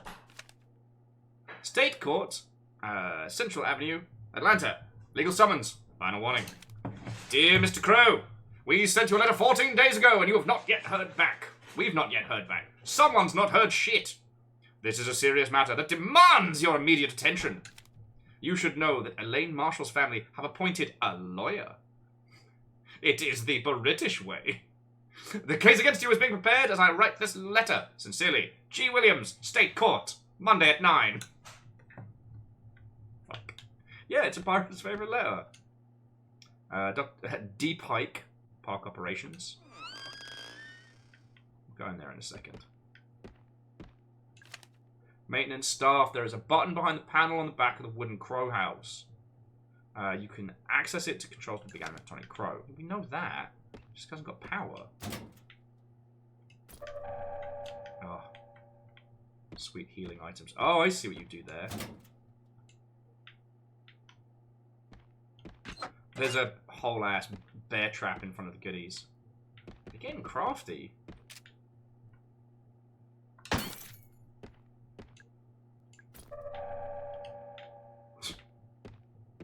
Wolfguard, it would have been in keeping if the letter had exploded, you know? Yeah, like a personal...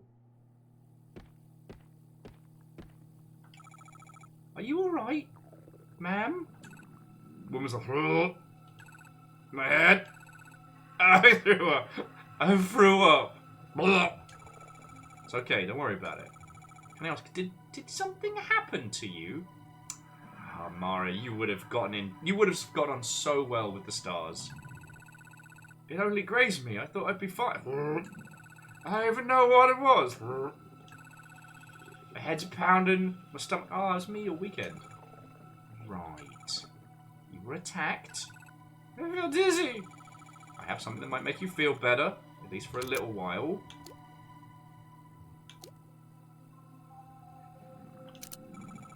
Should take this.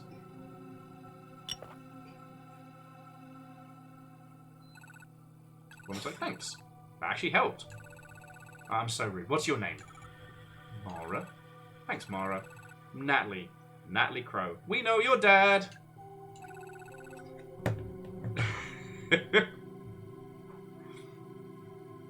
This will self-destruct in 10 seconds. I always severely underestimated the explosive capacity of letters thanks to Inspector Gadget. I'm actually looking for your father. Edward Crow! What on earth do you want with father? You filed a missing persons report, didn't you? Well, yes, I did. I'm gonna change accent when I want. Well, yes, I did. You're who they sent? With, yes, Agent Mara Forrest. But you... What you're so... What? What about the man I spoke with on the phone? Detective Harrison or something? Detective Harrison. Ah, well, he couldn't make it. Problem with his car. So they sent you instead? Yep.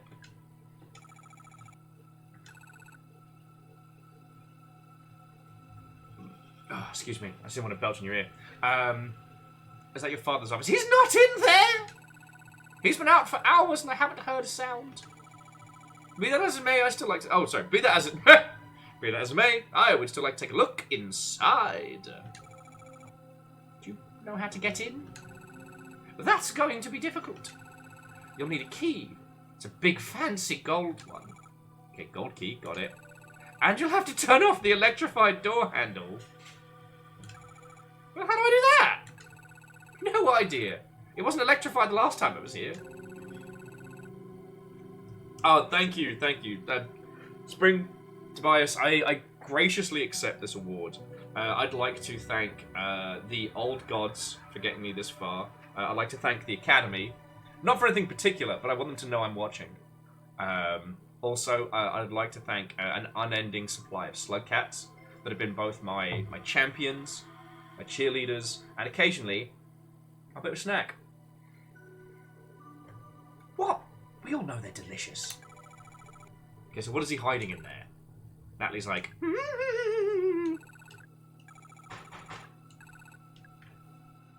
Okay. So that's why we need to get down.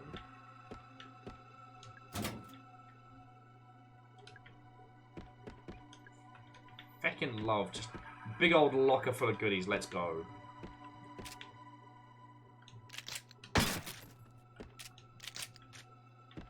Nothing in there. I love this for us. Okay. Oh, yeah.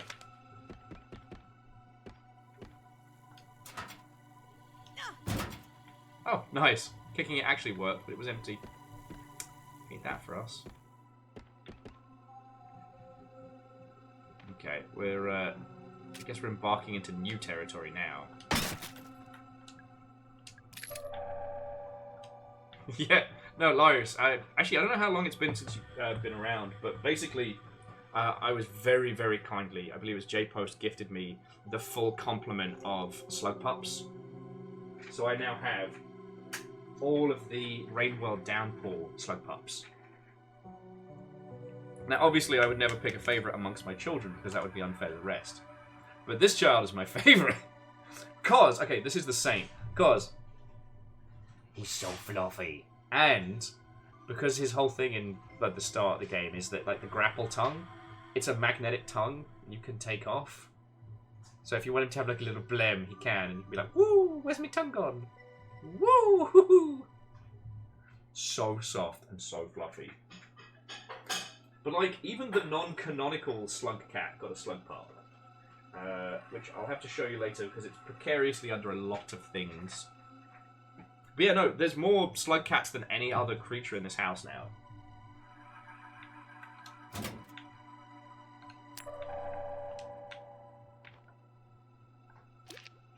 Okay. so we are here. Head up a set of stairs.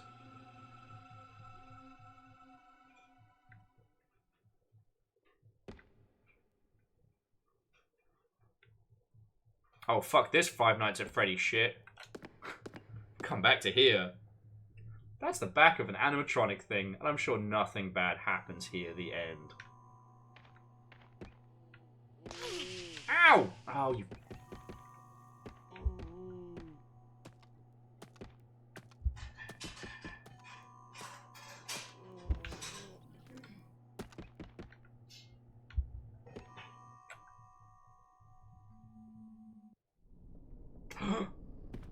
No!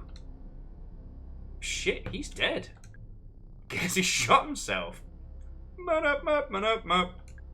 I call the police? You are the police! There's a handgun just lying next to him.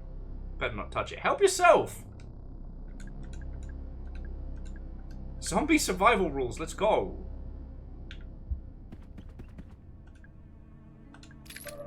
That's a box of handgun ammo. Apparently he didn't need that many shots. Okay. Fine. Just didn't want the game to whinge at me. Oh, I'll take another bottle of antidote. Oh yeah, okay, sorry. So very quickly, I guess for like Tobias and peeps that have just come on in. So the things about this game that make it special. So one, the low poly style isn't used to obfuscate. It's used to actually get you, one, kind of like stuck in these cramped little conditions, but also getting you actually looking at all the details for item finding. It's really kind of fucking cool.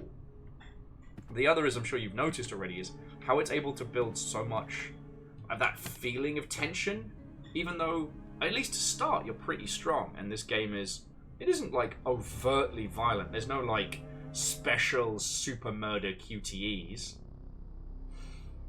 Anyway, sorry. Edwin had his office door electrified. Decently high voltage, too. I turned off all the mains power, but the door was still electrified. So I think he must have hooked up like a generator somewhere, like in the underground level. Okay, so we got to get low. Model of Crow County Park. Looks like there are 4 main areas with a few smaller sections. Okay.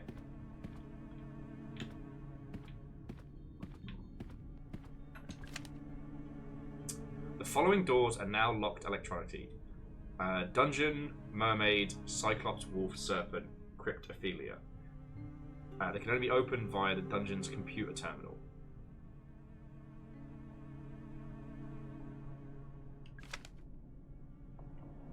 Did we go to Ophelia?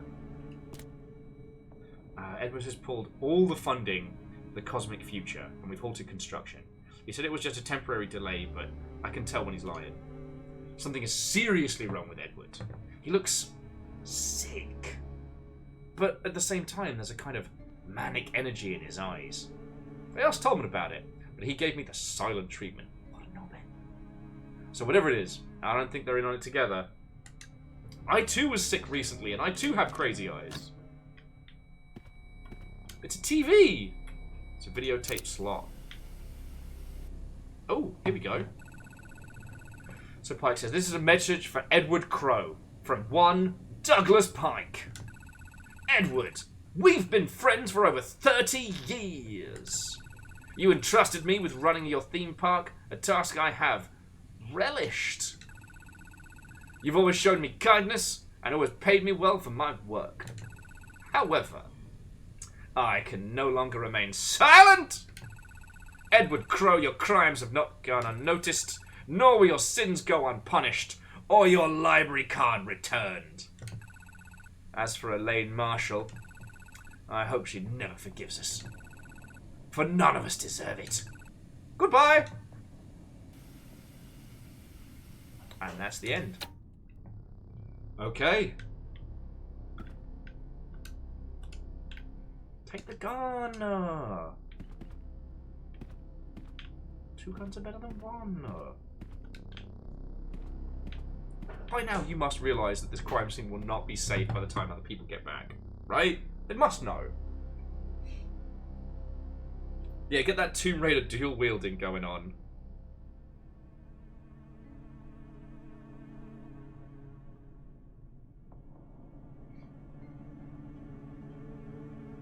Mara Croft! Fuck, that's good.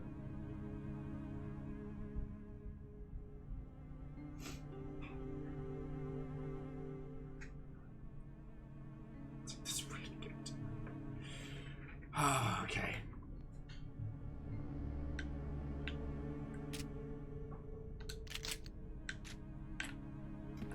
Alright, so we're here. We can't get into Crow's office because it's electrified. So yeah, the theatre is the next place to go.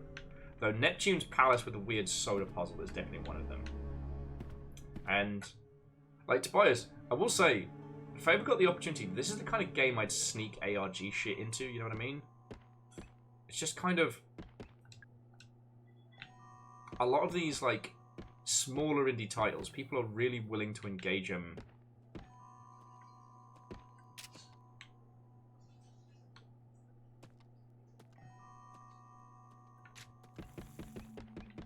Whee! People are really willing to engage them, like, super, like, head-on. And I think you can hide some really good shit in them. Okay, so what's this? Oh. Okay, so the large medkits that are a bomb have, like, a little red face on. That does mean that there's one back in the other area that we can grab. Wait, why am I going down there now? Ugh. I'm so sorry, my friends. I appear to have contracted being a fucking stupid. Yeah, so that's a large medkit. The other one's a large pain in the ass.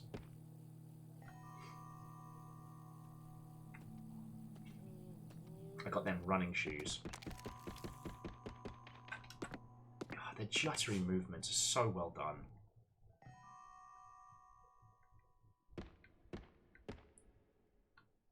Okay, that one, however, less useful.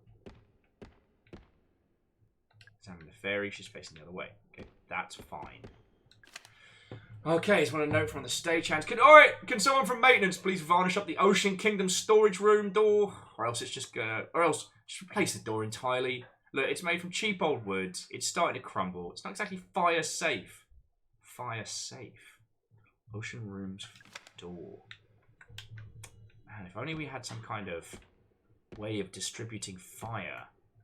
Some kind of waffen.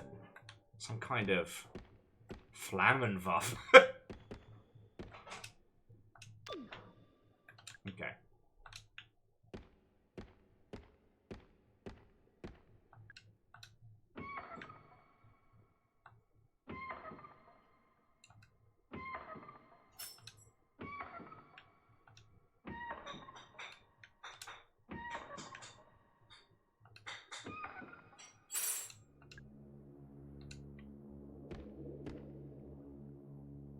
Well, I hate that.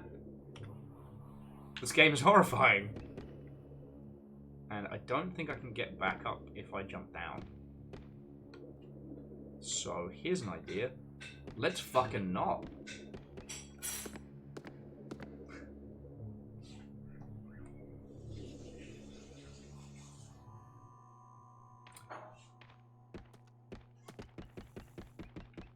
I do feel like the only downside to this title right now is, as I'm sure you've noticed, the fact...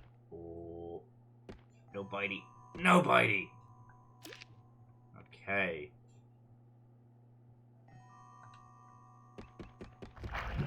What the fuck was that?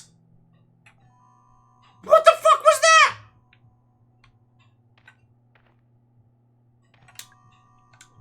Oh my god. Honestly, like, 20 minutes, I'm going to make a cup of tea or something. I'm making a cup of tea. Bloody need it. Though... Oh, sorry, the reason I'm doing this is because I'm low on antidotes.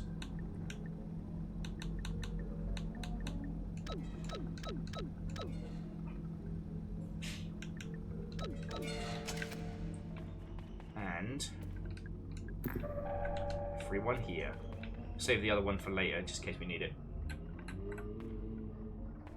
Alright. So what's our plan?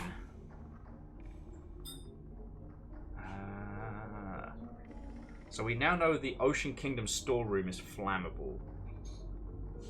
I guess we head to the submarine, save it, and then do Neptune's Palace. Yeah, alright. So you have a plan. Now that the creatures have become more aggressive and in more numbers, my ability to banter while we're doing shit has drastically diminished. So I'm glad we got some, like, some banter time in beforehand. Like, I've actually got to pay attention as we're moving around. Oh, what the fuck?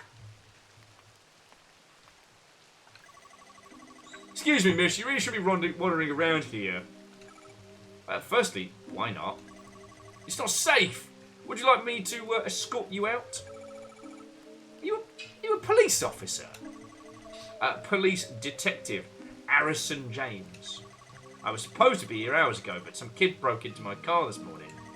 Little punk slashed my tyres too.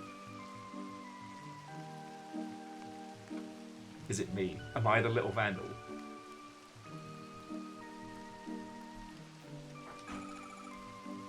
They look okay to me.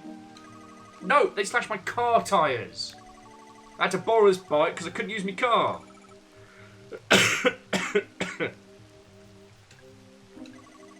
Didn't catch your name. It's because I didn't throw it, friend. Alright, sorry, Mara. Aha! So that is your car out front.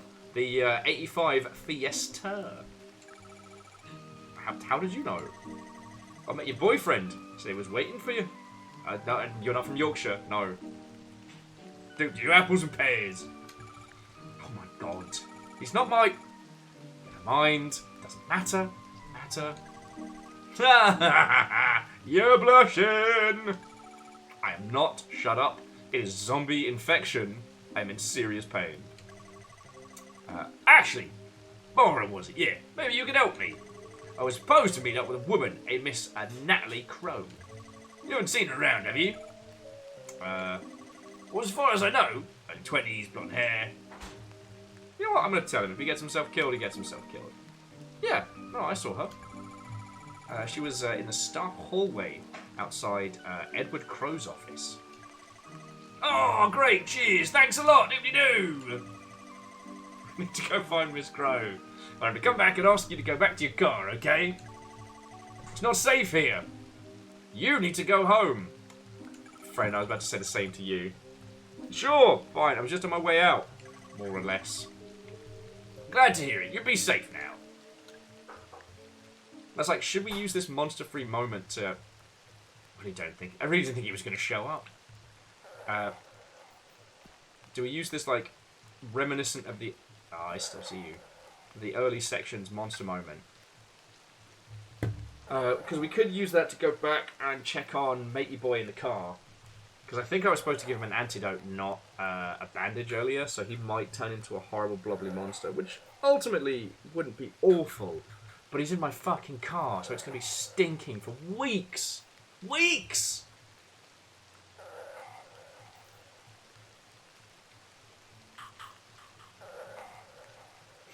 Okay.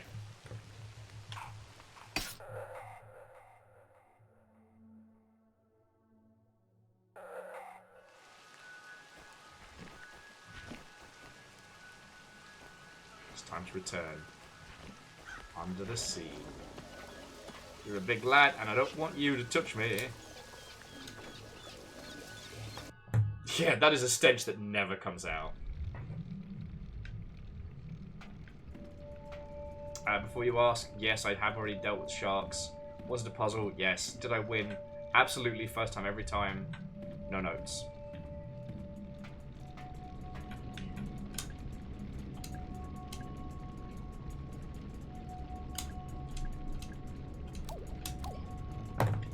Okay.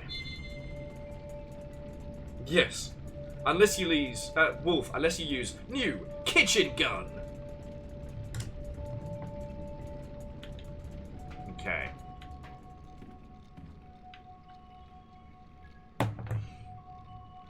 Oh, my life. What is going on? Random friggin' sleep pattern. Sorry, friends, I'm just quick stretch and shake it off.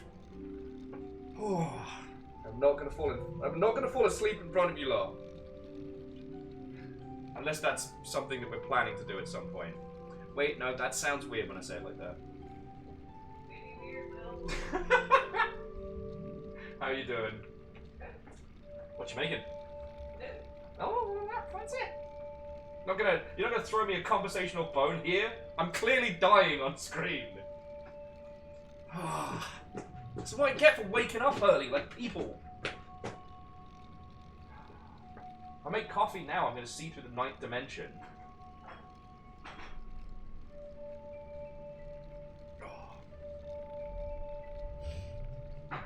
Okay.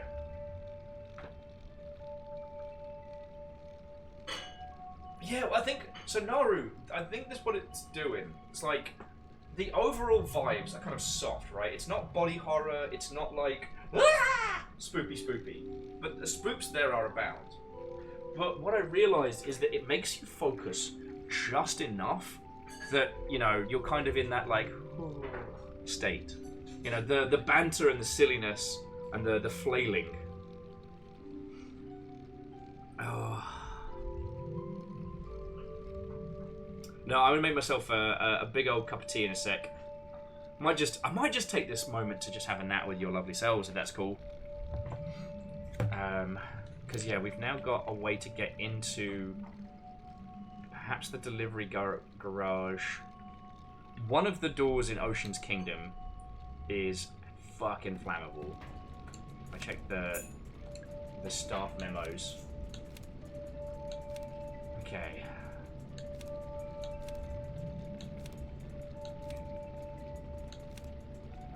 Door code. Okay, can we fill it from the acid tank? But I heard Crow moved it down to the underground level. Haven't found that one. The ocean door storage room. We'll just replace it. Okay. Yeah, good old tub thumping. Okay. Whew.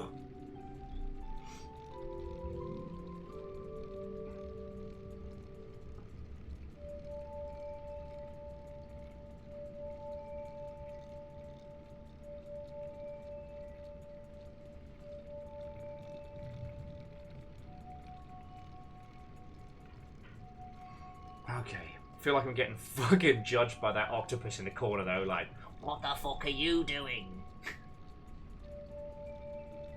How come you're getting sleepy, dickhead?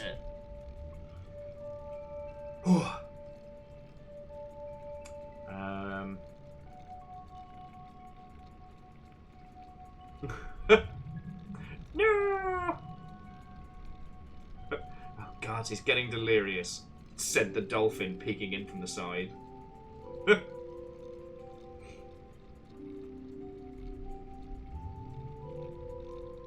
I know for me it's not so much the cozy vibes, but the familiar vibes about this that keep pulling me in. I know I talked to you about this last Saturday, but the vibes of this is like, it's like the cheese of something like Blue Stinger, and just enough of the goodness of like Parasite Eve. Like, and it's just hitting that sweet spot where you never quite know if you're safe or if it's just a goofy joke. Yeah, the marine wildlife just pop in its head and be like, okay, bro, doing a lot of the big yawn. A lot of the big yawn.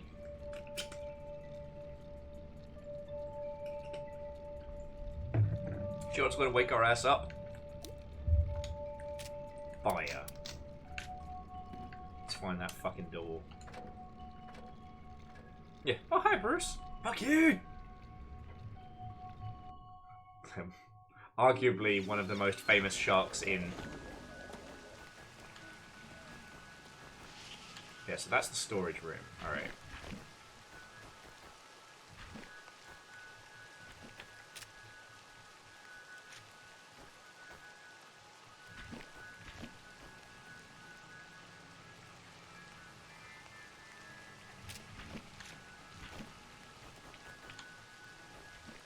Good news is, Unless Big Guy takes an exception to me, you can use these traps on some of the bastards.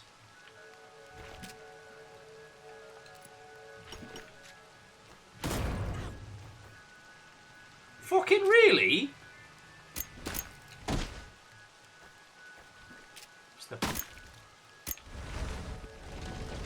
There we go. Dude used that bird as a fucking shield. You know what? Maybe a couple of medkit bombs will... What the fuck is that?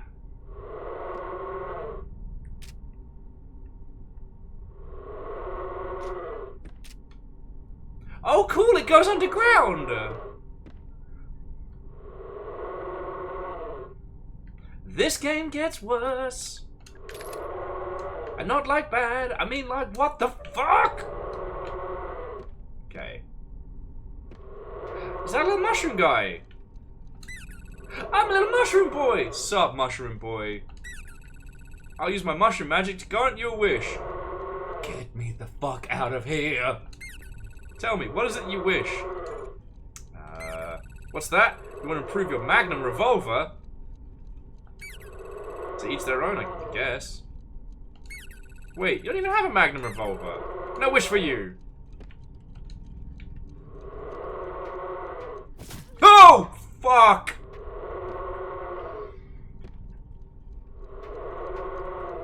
Grabby hand, little shit.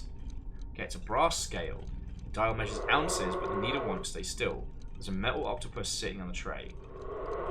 And down here is a keypad.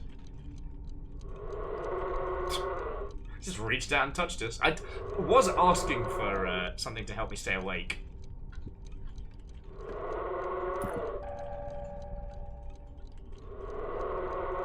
Crow Country? That sounds like Moida. Okay. So, metallic octopus on a scale. Oh, it's another box of shotgun shells. Oh, and it's a different animatronic bird.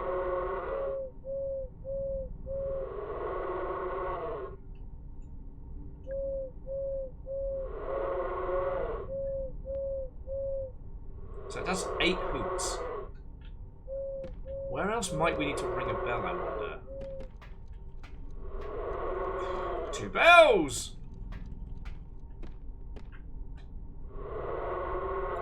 I will say, sorry, and sorry, Kiwi, I didn't even say hello. Welcome in. I hope your Thursday is going excellent. Mine's going really... It's lovely to see you. Right now, I'm doing battle with 2 things. The puzzles of Crow Country and some kind of attempt at snoozery being descended upon me.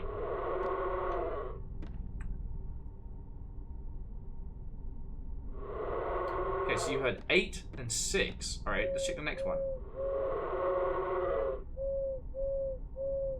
8.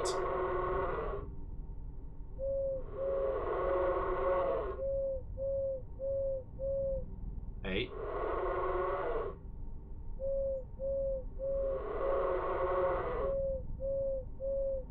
8.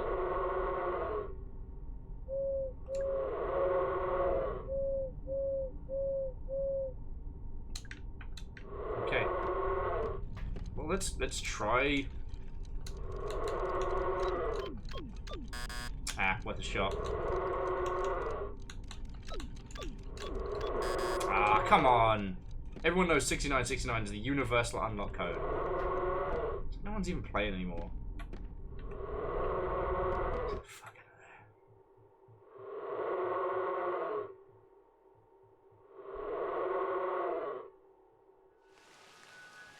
If they gave me a a 0 key, they gave me a 0.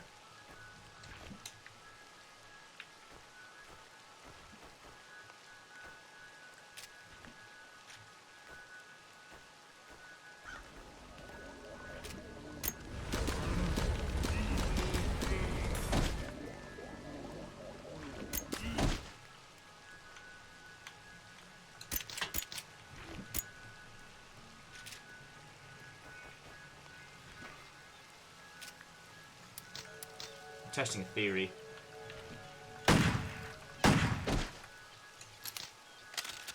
A game theory.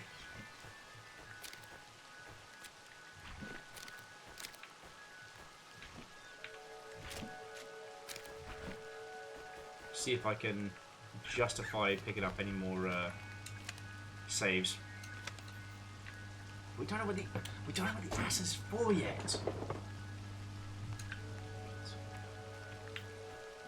That leads to the back of Shrunken Treasure. We've been through there. That one is 7 Seas, and this one is good old stuff. Hang on. Bronze Key. Fuck.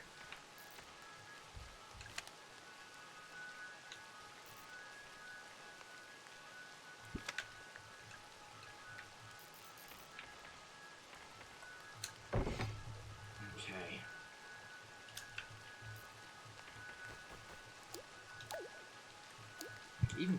Even Crow Country doesn't know where to tell us to go. I guess just the theatre. Or the theatre.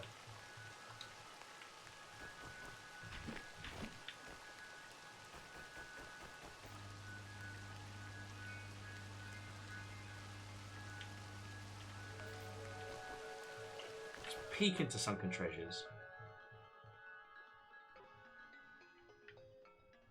Oh yes, of course, this was the arcade. That's a grenade. The mermaid quiz was quite fun because I had everyone's help with it. Speedboat can go to jail and then come back. Dolphin Dash was fine. And Sharpshooter was exactly what you think it is. But the puzzle here was that you always have to make double your last high score. So I was fucking around with the quiz game and didn't realise that I was still adding to my score even though after I felt I'd won. I could have stopped at any time, but I didn't. And then I had to do double that score in that dumb boat game. Double that score then on the Bastard. I want to say that one was Dropship DoorDash.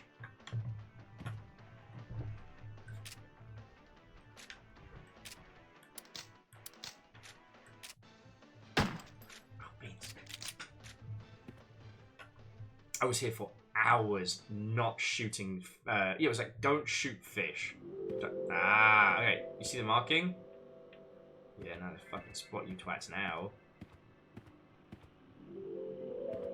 You bit fucking rude boy.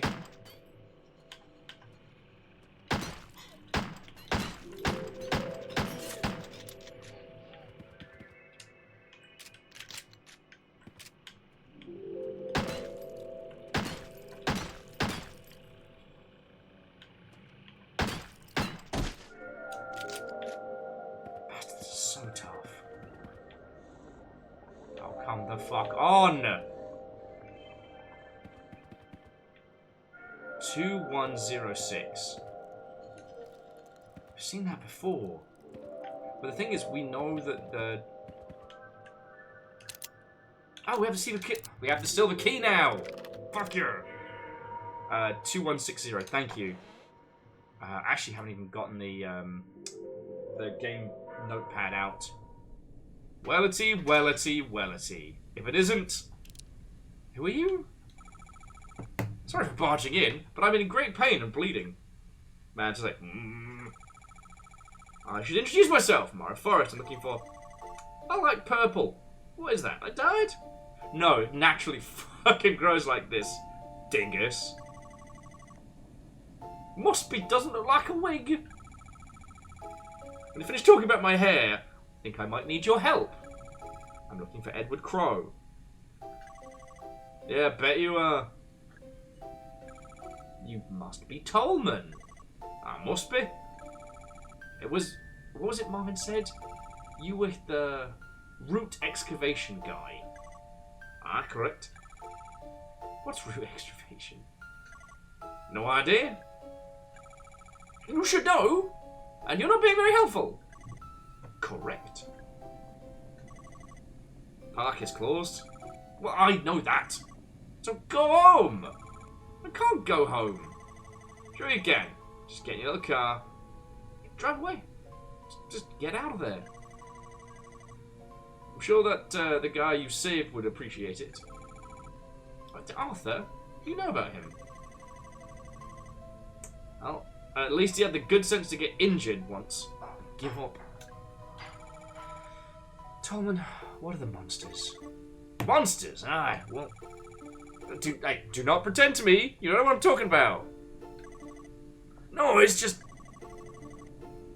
Trust me, Mara. You don't want to know. How can it be worse than how it already looks? Can I turn the elevators on from here?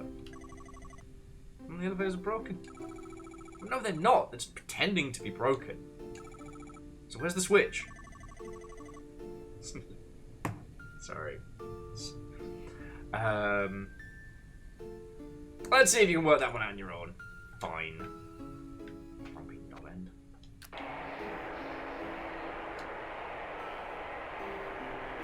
That's not good. So the aerial's been cut in half. If we can find something to repair it, we can have not shit music in here.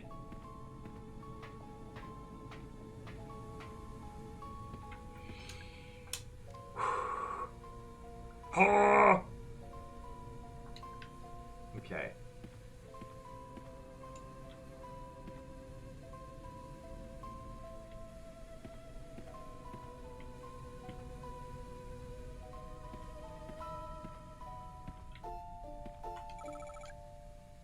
I don't feel like helping out, like with the elevator and the switch. I do not. Right. Okay. So there are the 4 different power setups.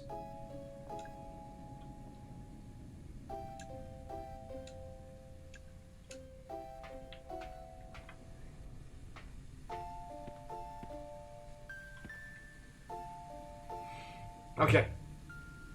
It's tea time. Like I said, if I just start bashing espressos right now, that's bad times bears. I'm not even going to mute the mic. I'm just going to pop the kettle on. Just going to pop the kettle on. Oh. Yeah, finally, some fucking tunes. Yes, it's tea time for me. Because, like, friends, I am coming real close to nodding off here. And I'm good. Like, honestly, I've been sleepless for a bunch of different reasons, but, you know, all it was last night was hacking up a lung, and then, yeah, I had to sort some very, very heavy stuff out today, which it got sorted, and it's set, you know. It's just takes a fucking toll. No, it takes a Tolman. I'm so glad Well, I feel that's the thing. That's why I don't want to just like end stream now. Because here's what happens. There are 2 paths in front of me. On the one path, I bid you all adieu. I wave at you with tiny little slug cats in hand, and I drift off to the land of Nod, just over yonder. And then I wake up again in a couple hours, and I am in a worse state than when I started. Because then, like, I'm not a sleepy guy that woke up at a good hour. I'm a rested person that just had a delicious power nap and woke up at 1 in the morning. That then gives me a worse choice tomorrow, which is power through or continue to be a broken, sleep-deprivated Mother Hubbard. Oh, actually, Tobias, while you're just kind of like... Oh, sorry for the interruption of noise there.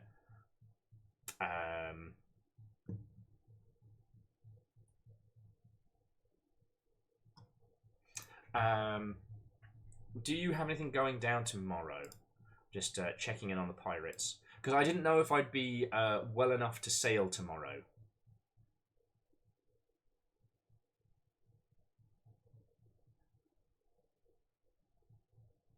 And if you have the capacity, the time, and the gumption to join us on the Sea of Thieves. Sorry, alright, we're back.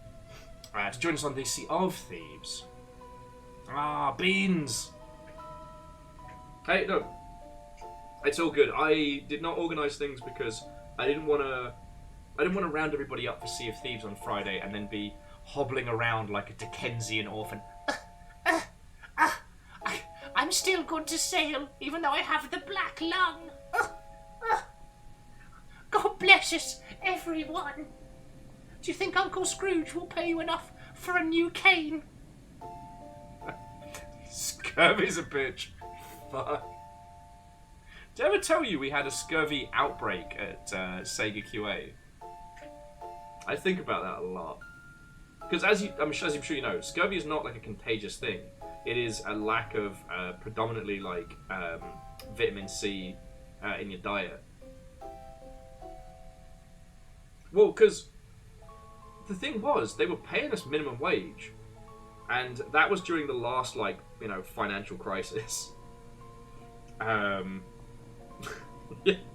Which sucked. And so a lot of people were using most of their paycheck for rent and whatnot, and a lot of people came from the gaming space and they weren't looking after themselves. Because the thing was, Sega QA was like a fucking business park in Gunnersbury. Gunnersbury isn't really a place in London. It's a lot of offices. It's a couple of a couple of business parks. It's a couple of car dealerships and shit like that. Like, it's not a place. There aren't things.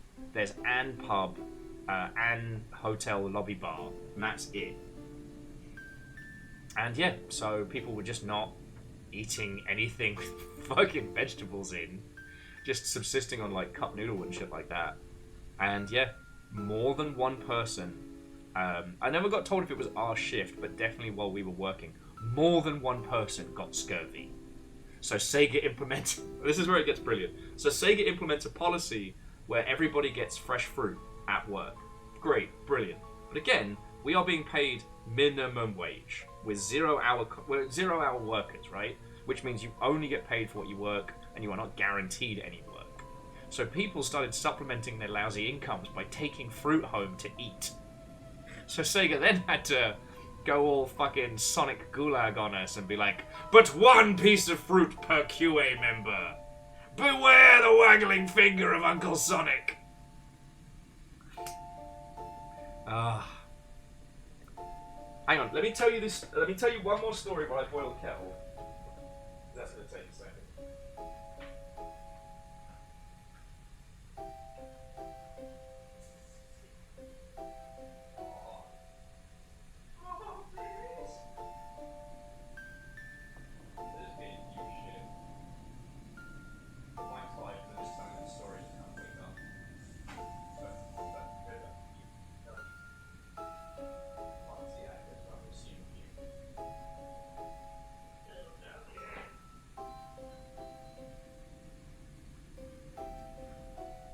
I've brought a co-host to come help me through tea break with Will. It's the little man himself. My little buddy. And River. And River. Do do do do do do do do do do do do do. Okay. There you go. There you go. My little buddy. Took him right out of his nap. Tobias was just saying, blink twice if you're being held hostage, little man. Blink, blink. For the love of God, blink. You can see the whites of his eyes. You're okay. That's why I do like small eyes when I look at him. Not very toasty though. He's living a little tropical best life. It's very warm in the flat most times. Very toasty. Oh no, so Lyris, that's Atticus. While the Maroon and the River. Whilst little big man's no longer with us. He lives on. His herd lives on. Ow! Atticus doesn't give a shit. That was Atticus for take me back to my cage now, or I'll fucking bite you. And River is perfect and has no flaws. Ow. Well, you know, Lyris, it's entirely fine. Like, obviously it was sad about it, but like, Perun lived a long life and lived fucking good. He lived fucking good.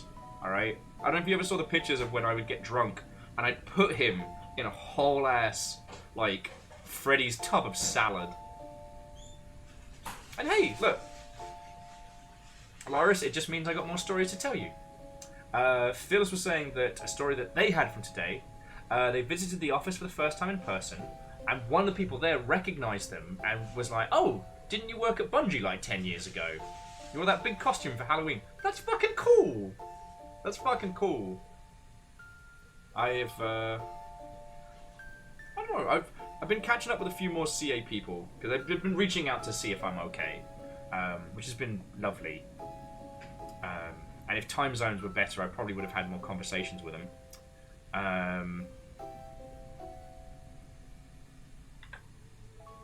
But yeah, so because there's a few people here who are new, which means I get to tell you my favorite Sega QA story. Now there are loads. There was the guy that got marched out for leaking shit on GameFAQs forums. Like literally, security came in, they marched him out. NDAs mean something in those trenches. But the one that I think about loads.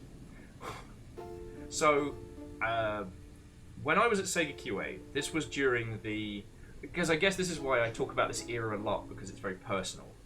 So this was during like mid-tier PS3 360 era, where basically the American studios have at this point overtaken the Japanese studios in terms of like, sales and market share.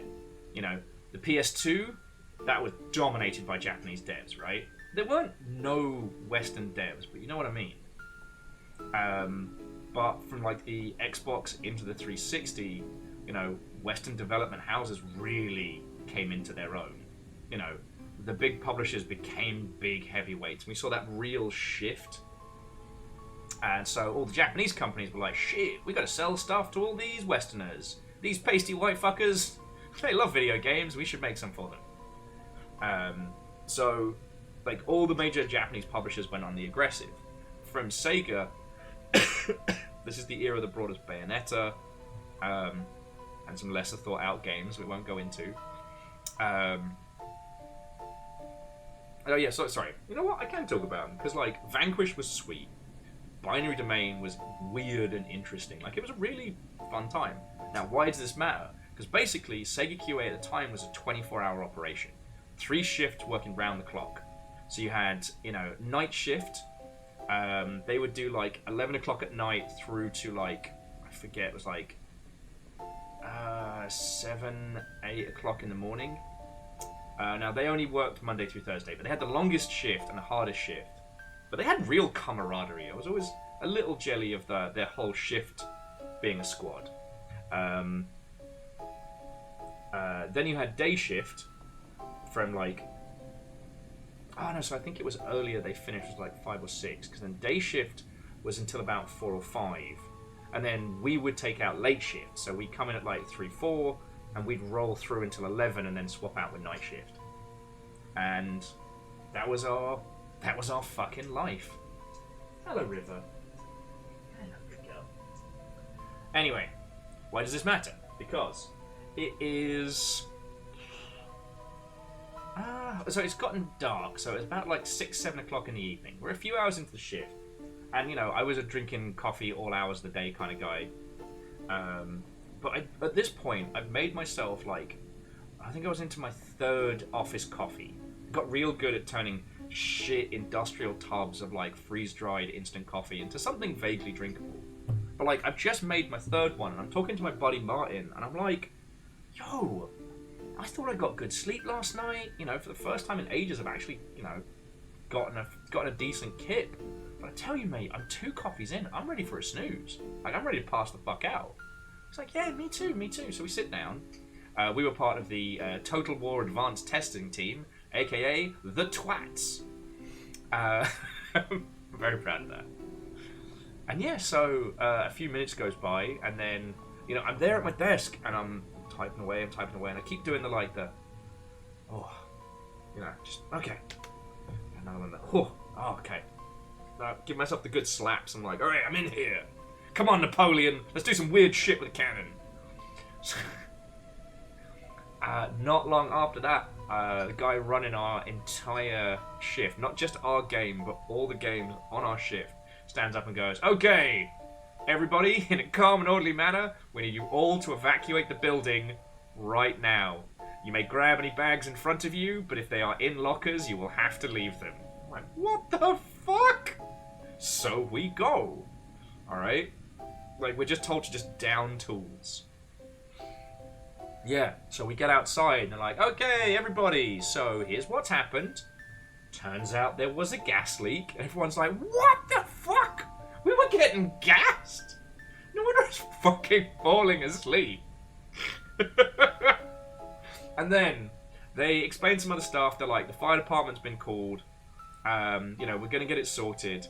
And I still remember this bit with crystal clarity. Like it was carved by a wizard into a magic orb and passed to me. As our shift lead goes, all right, everybody, you've got two choices right now. You can go to the pub and everyone leaves. The sound of people walking drowned out what option 2 was. It could have been free unicorns and puppies, for all I fucking know. I was also walking with them to go to the fucking pub. And so we did what any sensible person would do after inhaling a lot of gas. We went into a small enclosed space and drank desperados. Oh, fucking desperados. If you've never heard of them, it's a pre-mixed... I hesitate to even pretend that it is a Mexican lager, but it's a European imitation of the concept of a Mexican lager with a shot of tequila already mixed in. And they were dirt cheap because they were nasty, but they got you fucked up, which was great when you're on minimum wage.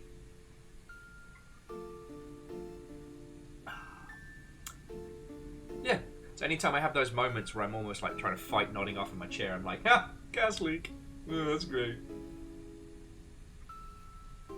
Yeah, Alexander, scurvy and gas. Games industry is weird. Hang on, let me just, the kettle boiled, let me just pour my tea. Alright, bear with me a second. Let me roll one more story on you before we continue with the game.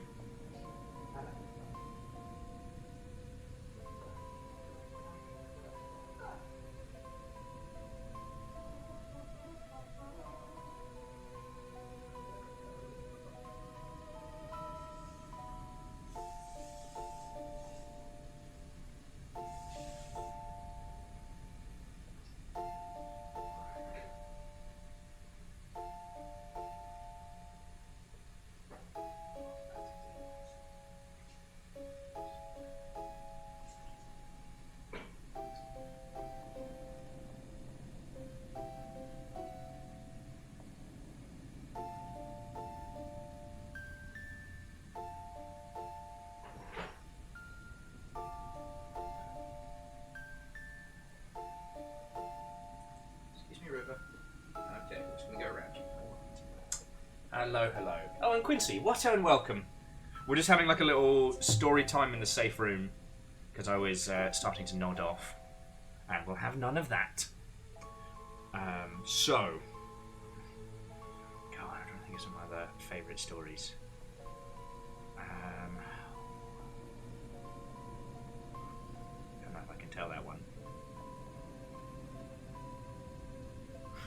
I definitely can't tell that one. Oh, okay, Quincy. So we... Oh, sorry, wrong button.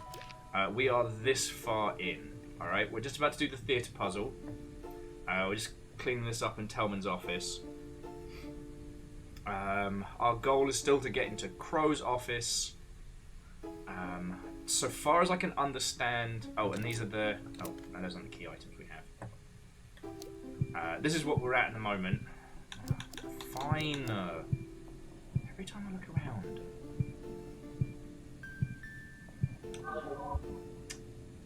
This is what we've got at the moment. For key items in the ilk.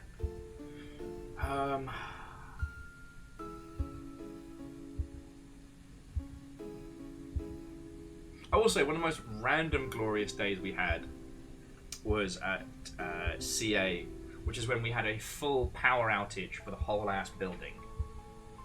So, like, you have to understand, like, the Creative Assembly is, I don't know, all in one great big building. Used to be you had Total War up top, console team downstairs.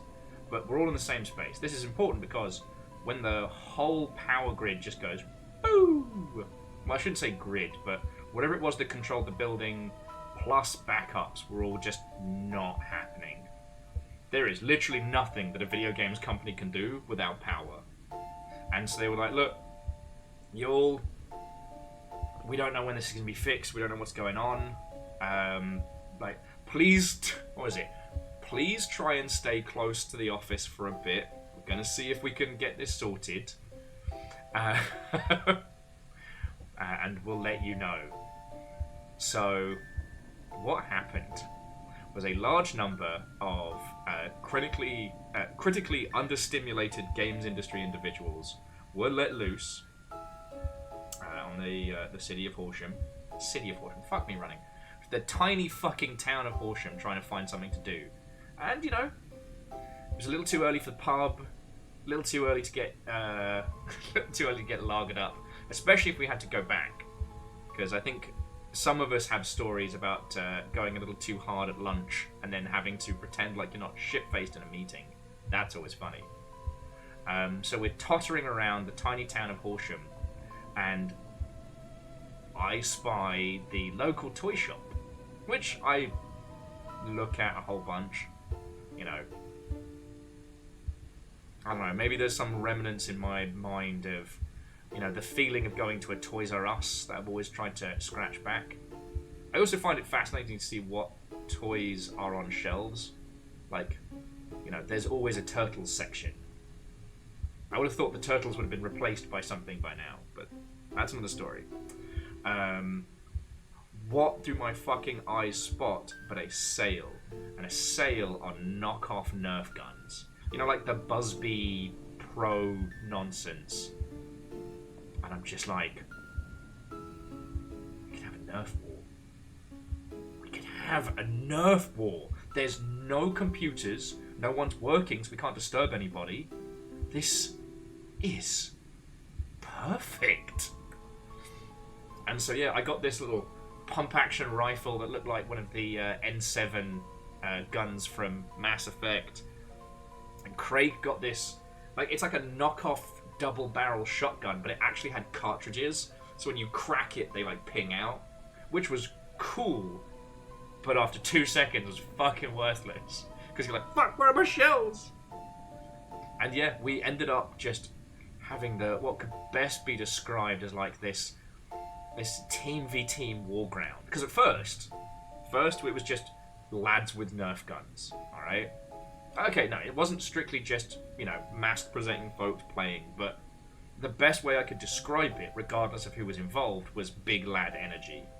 But then, after some Nerf shouts have been made and some people have done some cool shit, these are game devs. Game devs got a game dev, right? So suddenly we came up with... sorry. God. Language is not keeping up with my story. So, after exhausting the play of just shooting each other, we came up with one shot, one kill. Every person has one Nerf bullet. You use it however you want. But once it is fired, if someone else picks it up and uses it at you, that's fine. And this does two things. One, it promotes either quick decision making or bespoke teams. So we basically started forming squads. And because we had the upstairs and the downstairs, we were using the side alley, the side stairs and things like that, going up into secret areas and then coming down. Oh, so good. So good. Now, thankfully, we're very glad we didn't get lagered up because, as the afternoon waned, they managed to get the power back on. And then we're like, all right, lads, here we go. Back to work. And we did. But it awakened something in CA, and that was kind of the start of the Great Nerf War. Fucking funny. Every games company goes through a Nerf phase. Some are positive, some are very toxic. You can't tell until it happens. After that, honestly, it was Nerf battles were restricted to after hours only. God. After the swimming shark incident, a ricocheted bullet landed in somebody's tea and they complained. But okay, in my defense, alright, maybe you've seen them. You can get these, I don't know if they're helium or what have you, but it is a balloon. And the balloon has a tail and a little fan motor. And using the tail and how light it is, it creates the illusion of a fish swimming through the air. And they got a fucking shark of it and swam it to get towards me. So what I did is screamed. I pulled 2 wheelie chairs up to my desk and made like a little shelter. But the thing is, they're those office chairs, so the back is see-through. I'm just fucking firing Nerf gun after Nerf round out. Just trying to knock this thing off course. And one of the stray bullets landed in somebody's tea, and they were all like, "Oh, at least that's what it fucking meant." And then it was like, "Alright, no more Nerf battles during work hours." Oh, it was Nerf defense. It was Nerf defense. God, how has no one made Nerf Defense Force yet? Fuck, that's good. Yeah, I made an anti-shock 4. That's fine. I know, and Quincy, thank you for asking. This game is so good. I've been struggling today because I was coughing up a lung last night and I had to get up early to be a sensible person. But I am not here to be done. Nor will I. Okie dokie. Oh, so Harmonious was saying as a recent story time from them, after the thesis defend, their advisor tells them, the committee are going to go talk amongst themselves. Don't worry if this takes a while, that's normal. Then they took about 5 minutes before calling me back to tell you passed. Yeah. Although, honestly, if I got the call back within 5 minutes, I would freak the fuck out. That's the one that would make me panic. You know? I don't know if that makes me the weird one here, I don't know. Okay. Okay.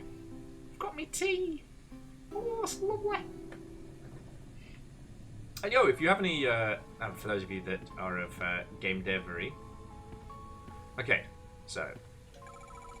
Don't feel like helping me find the elevator switch? I do not. Okay. So we've got a metal plate. Crocanty elevated power grid. Lights are all red. We've got a metal cabinet. Is that a music note? Okay. A piece of Tuesday, isolated for examination.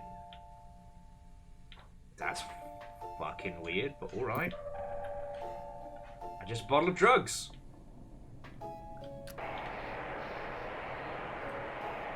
Oh, yeah, sorry. I forgot we needed to get that fixed.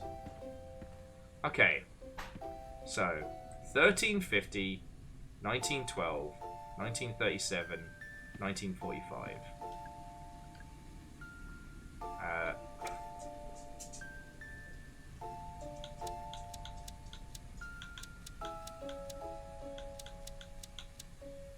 So I guess we watch these in order. So there's Prague.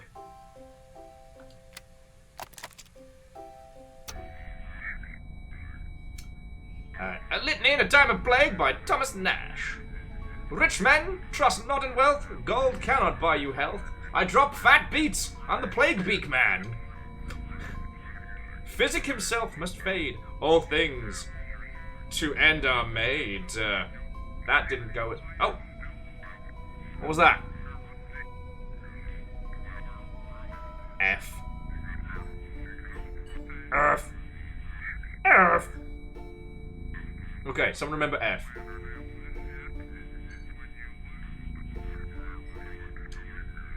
The plagues are full and swift go by. I am sick. I must die. So that's the point where suddenly the guy should start being like, oh. Okay, so the F. Next one is 1912. The Titanic. Glub, glub, glub, glub, glub, glub, glub. Narrator. Oh, Weasley, man's greatness and ambitions are undone. By some fucking ice, I guess. The iceberg was first spotted in the cold. A. F.A. The iceberg was first spotted in the cold, moonless night that was April 14th, 1912. They say it could never have been avoided. Were it not for man's inclination for hubris, panic, and blunder. Fucking say my name next time, Jesus.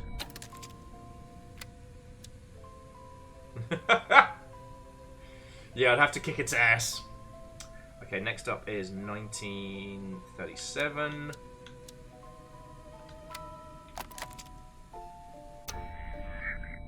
The Hindenburg!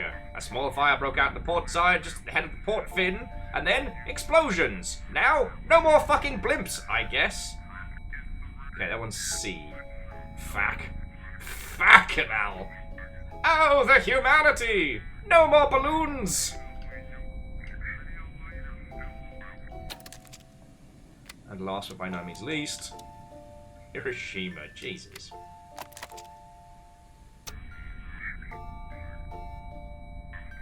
Oh.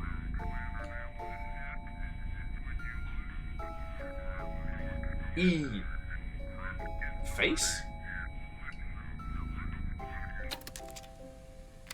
You're a creepy fucking guy, dude. You're a creepy fucking guy.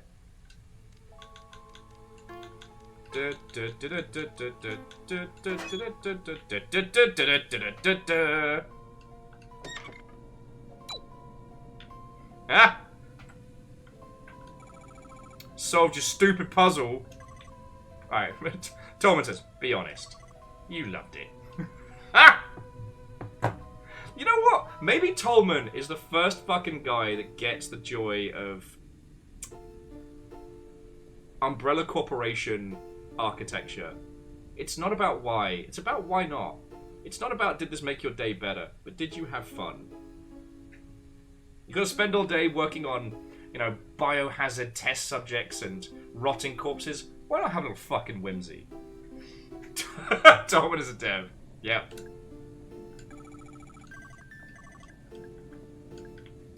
Okay. So, the power grid is now on. That does mean that we can activate Big Crow in Crow Country. Okay. And it means that we can get into the underground as well.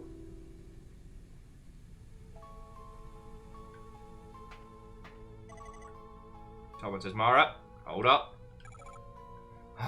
What is it? Don't go down there. You'll regret it. So be it.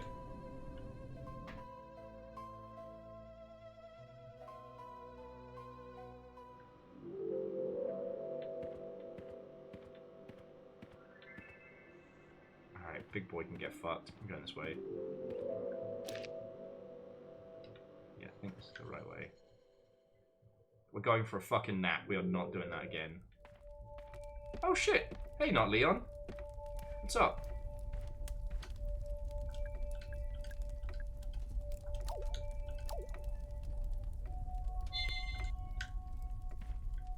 See, I had the feeling that kind of like, what was it? Not Rusty Lake. Slaughter Lake? No, fuck. What was the almost ARG tier puzzle game that we did? Not, okay, so Rusty Lake was also a puzzle game. Damn it. Something Lake. Lakeview Cabin, that's it. Fucking Lakeview Cabin. I wonder if this is going to be of that level.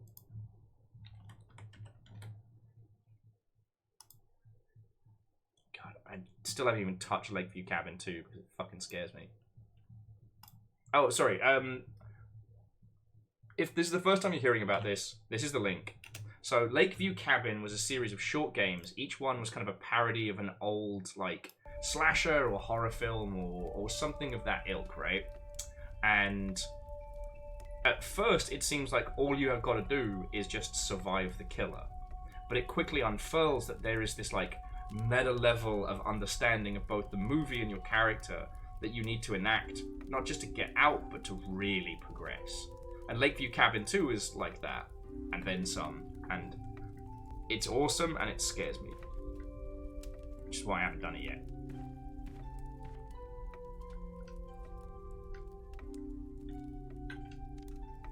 There's a bunch of codes we haven't found, and I keep wondering if, like...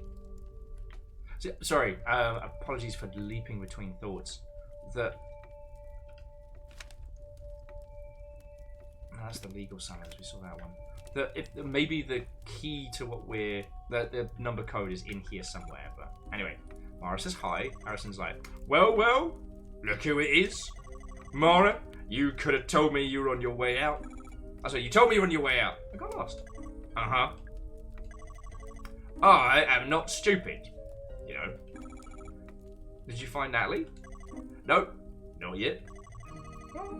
I thought she might be here, but... Wait, what are you reading? It is an old book about gold mining. It actually really looks boring. Shut up, man. Mara, is there something I can help you with?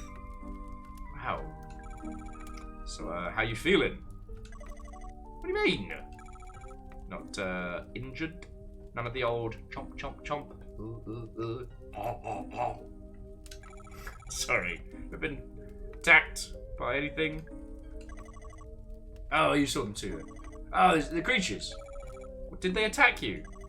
No, I ran. Really ran. I ran fast. I was gonna go crazy. Mara, what are they? Wait, what's going on here? Do you know something? Harrison, you're really not injured. You should probably leave. Get out of here while you still can. I can't do that. I still need to find Natalie. Might be in danger. I don't know why I'm slowly turning into the geezer again. Oh, my name's Harrison. Oh, I don't need no apples and pears. Yeah. Kakazi, thank you for reminding me on that one. For the 2106. None of the keypads that we've encountered so far have a 0. So you're still looking for Natalie. Where have you looked? Oh, basically nowhere. Everywhere I go, doors are locked, paths are blocked. It always seems like I need some kind of weird key. It's infuriating. Yeah, this is that kind of place. You get the hang of it after a while. Okay.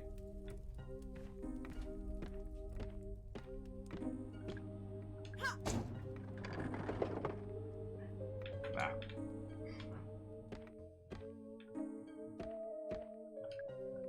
Minding your own business, the economics of mining. I do like that one.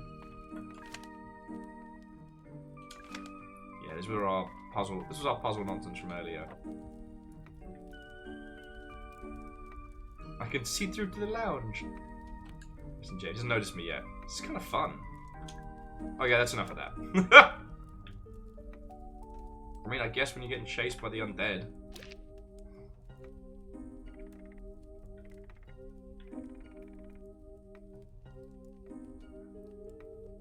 Okay, so the power is now on. So head through the utility corridor, down Fairy Tale Town. We'll try and hit Crow Country and see if we can turn that on.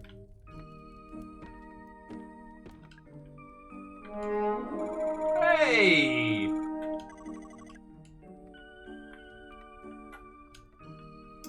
Turtle Box, what and welcome. Come on in, friends. Ah, I see you know the greeting. Caw-caw! The greeting of Crow Country. Caw-caw! The raven on my head tells me that I should probably have come up with a better greeting. How are you doing, friend? Oh, thank you for the raid. How was your stream? Tell me your tales. I'm currently battling the desire to have a little sleepy sleep.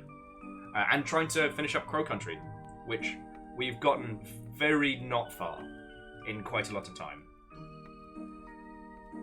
How are you?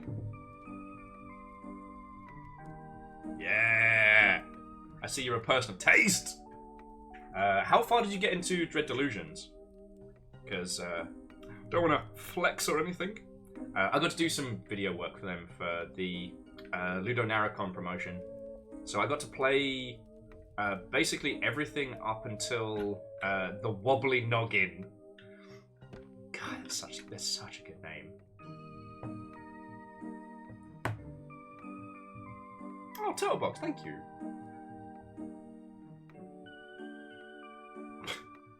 You know what, Kakazi, Crow's Lounge does sound like a nightclub, specifically for your midlife crisis. Oh, excuse me. No, me and Me and Grandpappy Nurgle aren't talking after he wiped out my whole ass weekend. Welcome back, Fred.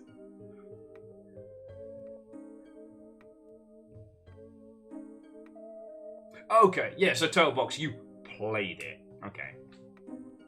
I did not get that far in early access. I'm thinking, oh God. Yeah, I didn't even hit any of the like additional kingdoms, but mainly because like I got in tights with a thief guild, and then I was getting so into the game, and I realized that if I kept playing it and streaming it, then I'd probably burn out and then not come on back around. So yeah, I'm probably gonna start hitting Dread Delusions after we finish this.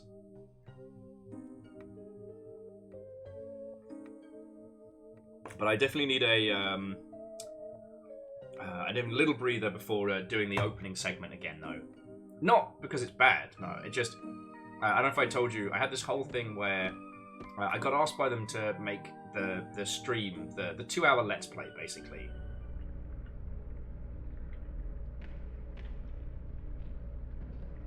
Damn, that's an ugly baby. My first recording session got completely chewed up by codec issues. You know. Yeah. That's why we get running shoes.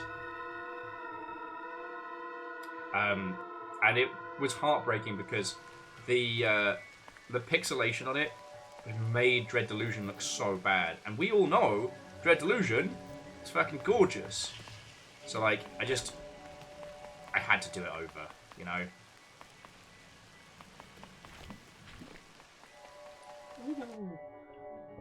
So I played through that section twice, and I found really cool shit the second time, so...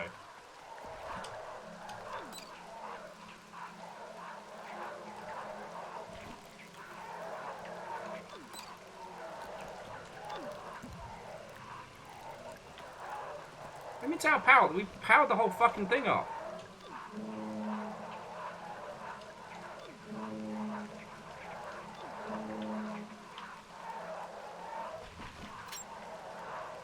Oh, okay.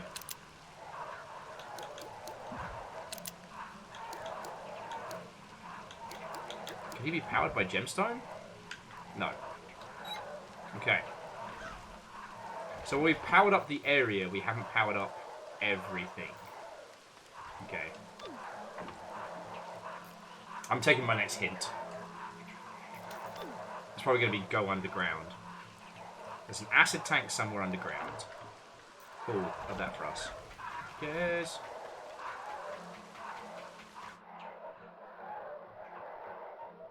But yeah, so Turtle Box, I'm in love with this. It has the cheesy nostalgia of some of the Saturn PS1 into Dreamcast era nonsense, right? Oh.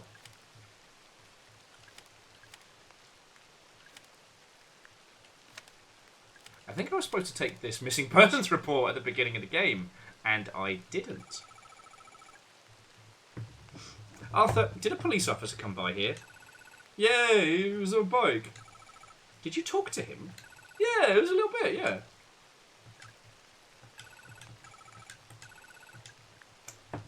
Hey, cab. Arthur? Hey, cab.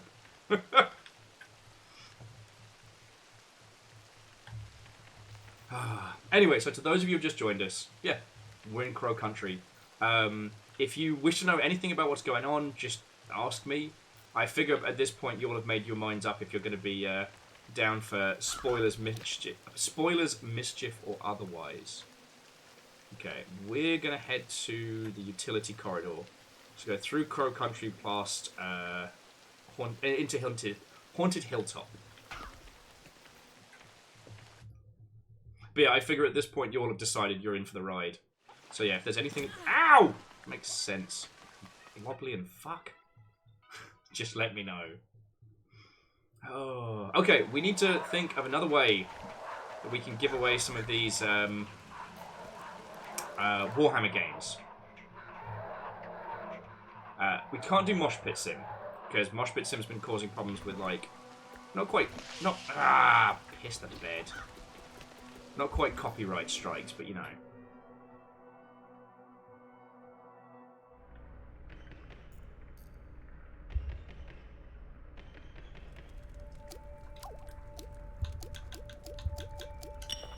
okay. We're okay. And yesterday, if you didn't see it, we had a meme contest. Basically, the challenge was Photoshop my dumb face into some 40k nonsense, and best one wins.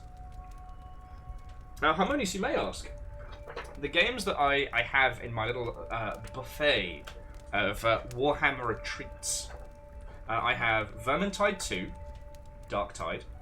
I have Mechanicus, and Bolt Gun, and Total Warhammer 3. That's right, Total Warhammer, not Total War Warhammer, just Total Warhammer.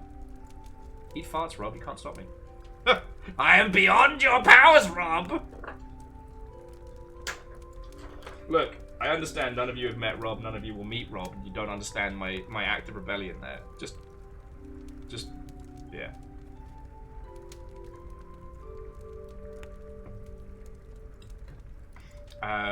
But yeah, so yesterday we had a meme contest, and there were some absolute bangers. My personal favourite was Mr. Blobby as the God Emperor and me as Horus. It was haunting and incredibly funny.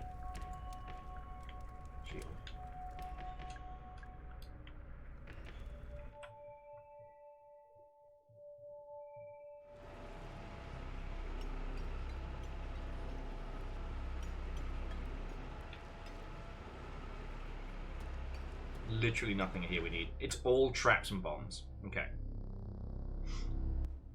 But yeah, we had loads of really fun entries.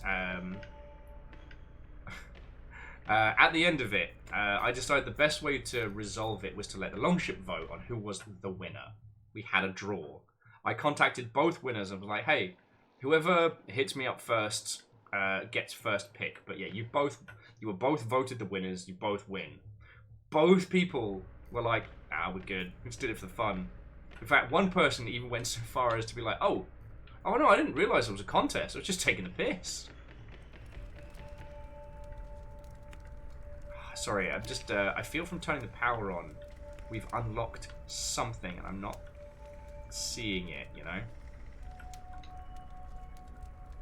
Oh, it's the theatre is definitely where we've got to go next. Right, let's check out the downstairs. I'm sure nothing bad happens underground. Oh. See? Little natter, some tea. Right, it's fucking rain.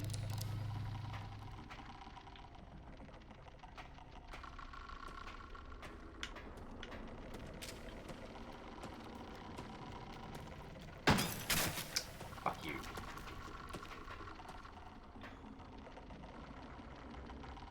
It's a metal gate. My bullets.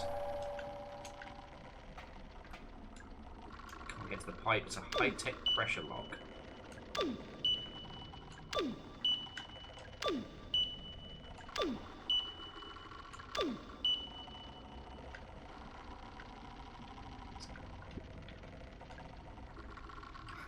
Okay, I'm going to find a different way to get into Central. That's how we get into Northeast. Okay. This is really fucking unsettling down here, and I'd love a map. Oh! Big McGangles is here. Ow! Ow, fuck you, McGangles!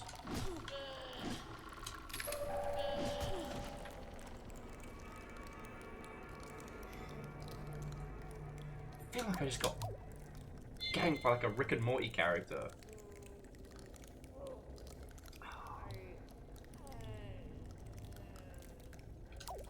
I didn't want to get the handgun ammo. I wanted to do a murder.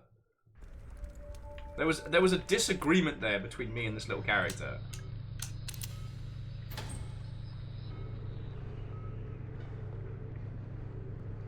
That guy's getting a grenade to the face.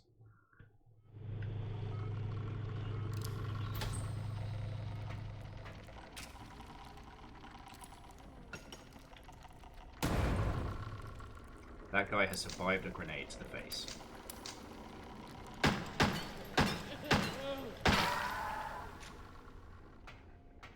I just want to say I hate every single thing about the interaction that we just witnessed.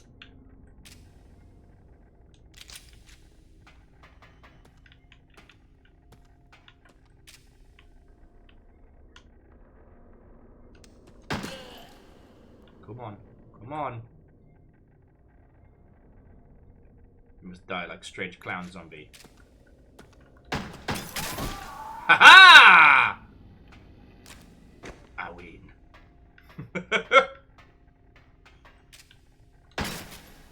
Oh, interesting. What we get from those is random. Alright. What's important is we're learning. Root tube. Southwest.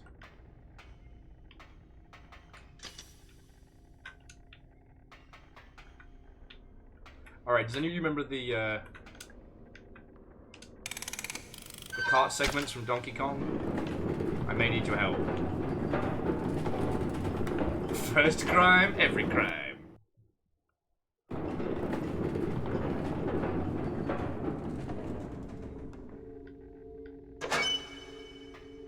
Okay. Guys.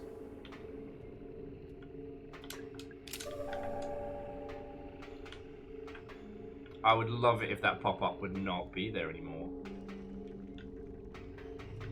Hang on, so this is southwest, right?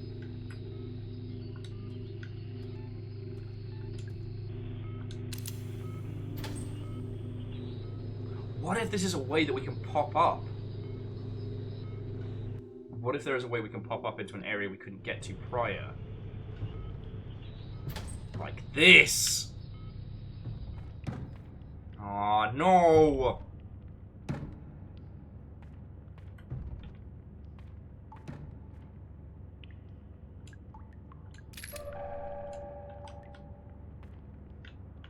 Ooh.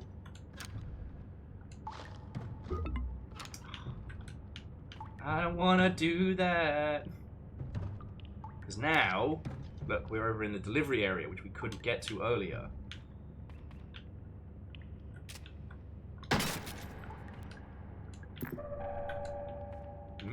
Things that will make me feel healthy. Love that for us. Oh, the door's... Now the door's just fucking open. Alright, cool.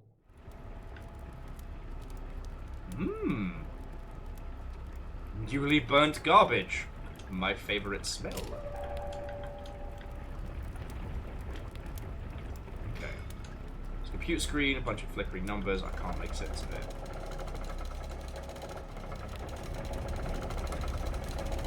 Cranes hauling something out of the ground. Oh, this is the gold. I guess? Whatever it is, it's on fire. It smells bad. It's giving me a headache.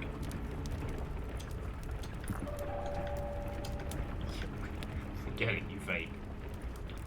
I've got to be real careful now with what stuff we pick up as well.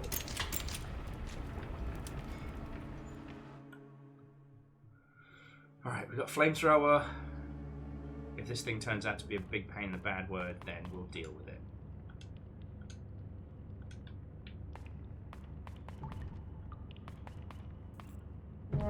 Oh! Piss in a bin! Sorry, what I should have said was, hello, Wheeler Dealer. Thank you so much for a raid. It's late and we're playing Crow Country. This is a really good game. That crate is banging at me, and then the raid noise went off. I'm not ready for it. Okay, I figured it out.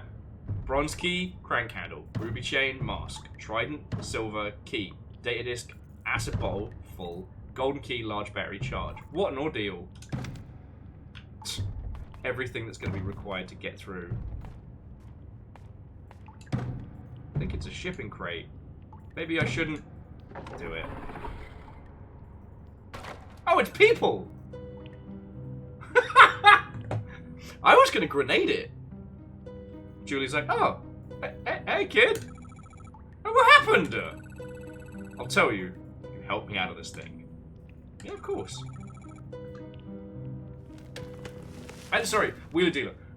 My apologies. I'm a little bit sleep deprived, so I'm not doing my best work today. But how was your stream? What were you up to? Tell me your tales. Friends, I should have said the same for Turtlebox as well. This makes me a horrible friend. But please, please, please, if you're not already, do follow Wheeler Dealer. We served under the waggling finger of Uncle Sonic. Wheeler, I was telling stories, not from when you and I would get to hang out at like events and conventions, but the old days, Sega QA, well, Sega Europe QA, that kind of stuff. Nerf wars, off the shoulder of Orion, gas leaks on fire. Not actually on fire, just gas leaks. And yeah, we're playing Crow Country. It's really, really good. You should be spoiler-free at least for a little bit. So, yeah.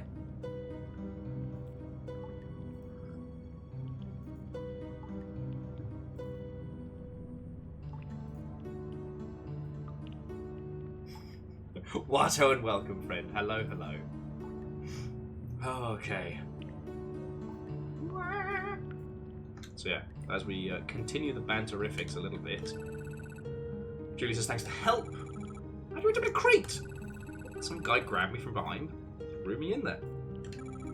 Just some guy, huh? No idea. Didn't see his face. Real sweaty hands though. Ugh. Gross. Yeah, not especially enjoyable experience, all told. I wonder if that was Marvin. He looked like he'd be kind of sweaty. Marvin who? Oh, jumping back. So Wheeler was saying we watched a Japanese TV show, Kaso, together. First 2 episodes are on YouTube. It's basically Ninja Warrior with skateboards. Fuck yeah! Sounds awesome! I was also a big fan of like the original Ninja Warrior contests. I know what I mean. I feel like saying, I enjoy Takeshi's Castle. It's kind of like, boy, I sure do love living. It's great.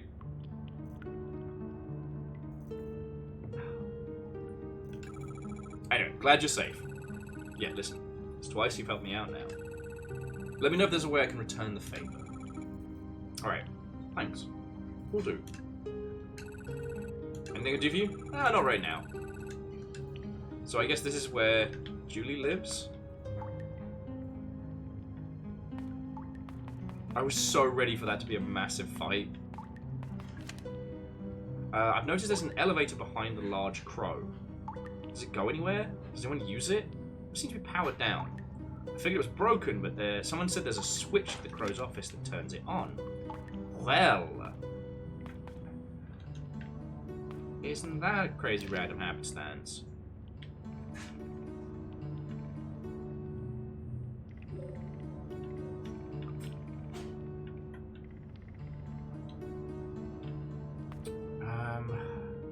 Hang on, where are we again? Sorry, losing my place.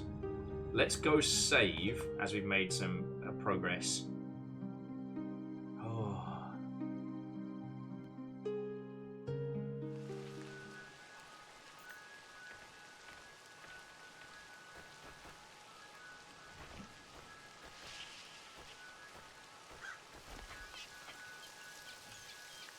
Huh. Love the seagulls. Either I was too tired to notice them earlier, or they just appeared.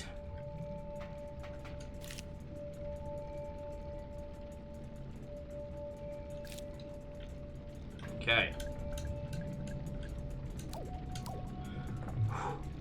I love how Dan was talking about doing speed runs of this, and I'm doing, once again, the exact fucking opposite.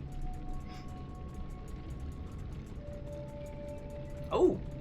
So, Wheeler, I will look that up. If you don't mind pinging me the link to episode 1, I'll share it with Longship. If they're really looking for people to watch more of it, I don't think it's a hard sell.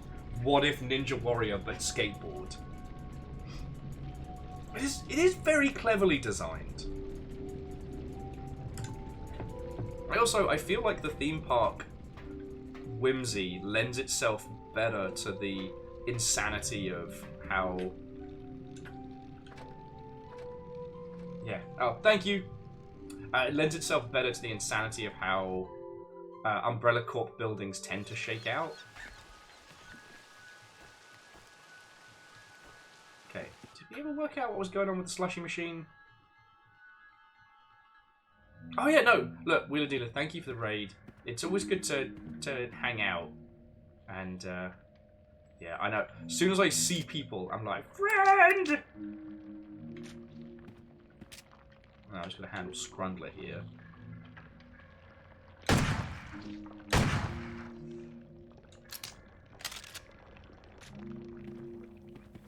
Scrundled. Okay. So fruit are friends. Good to know. That is... So that's strawberry, pineapple, lime, grape. Where do you solve the other puzzle? But beans.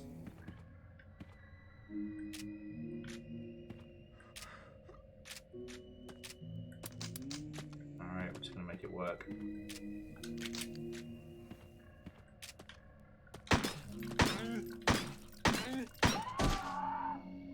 Don't like it when they scream.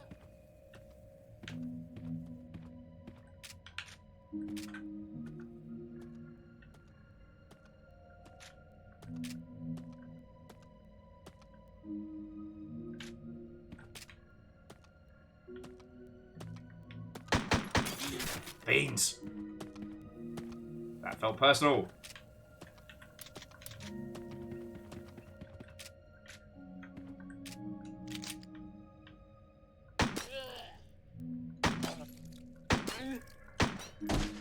Like, no, this is not a good use of resources. That was...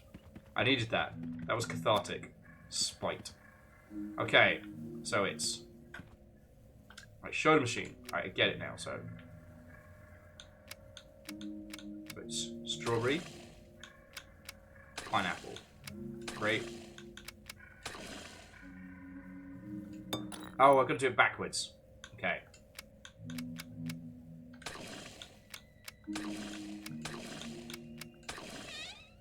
Ha-ha!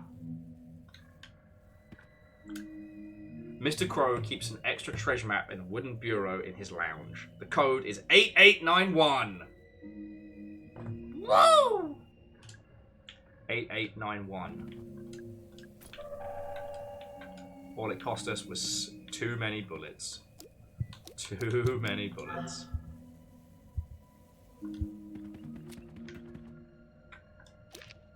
$8891. Okay. Wait, I thought we solved this. Does it still have the...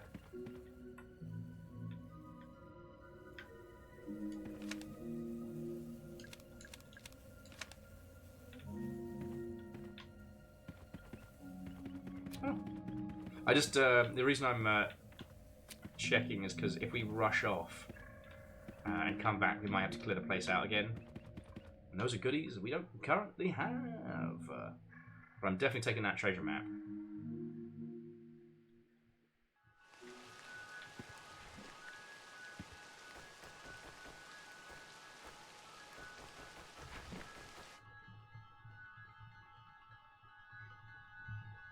Oh, we're cool. Oh, Vernflow, I'm so sorry. I mistook... I thought it was Wheeler that said they were heading out because the blue names together. Vernflow, if you either catch this on the VOD or lurking while shutting down tabs, thank you kind... Ow! Fucking bastards! Thank you kindly.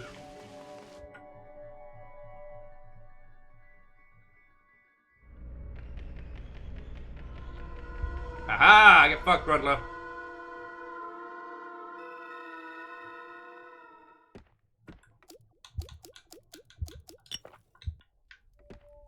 Oh. So he's gone. 8, 8, 9, 1. Thank you, Naru. A map of secrets. It's secret.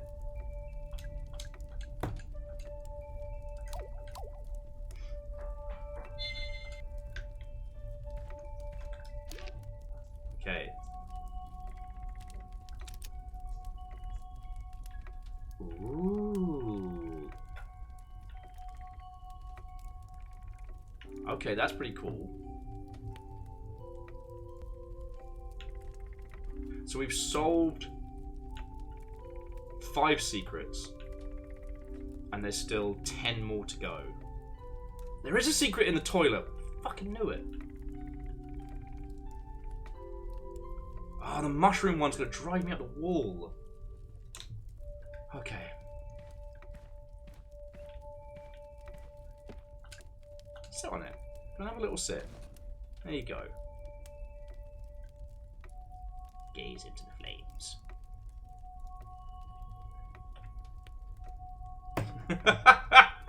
Look, that toilet was giving me secret toilet vibes, alright? For he who knows access to the secret toilet controls the convention. Never have I made friends faster with fellow exhibitors than finding out where and how to get to the secret toilet.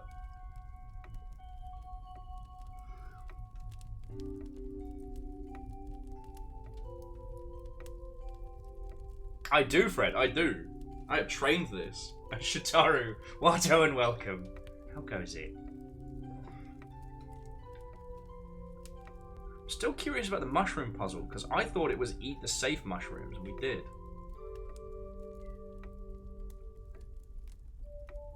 What did it cost us? Everything. Oh.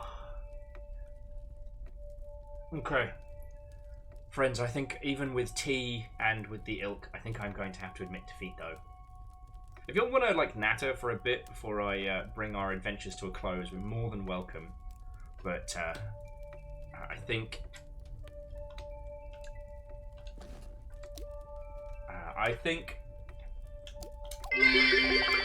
Hey! Resubbing, need brand recommendation for Gundam model kit clippers. Oh, thank you for asking. That is something I can help you with.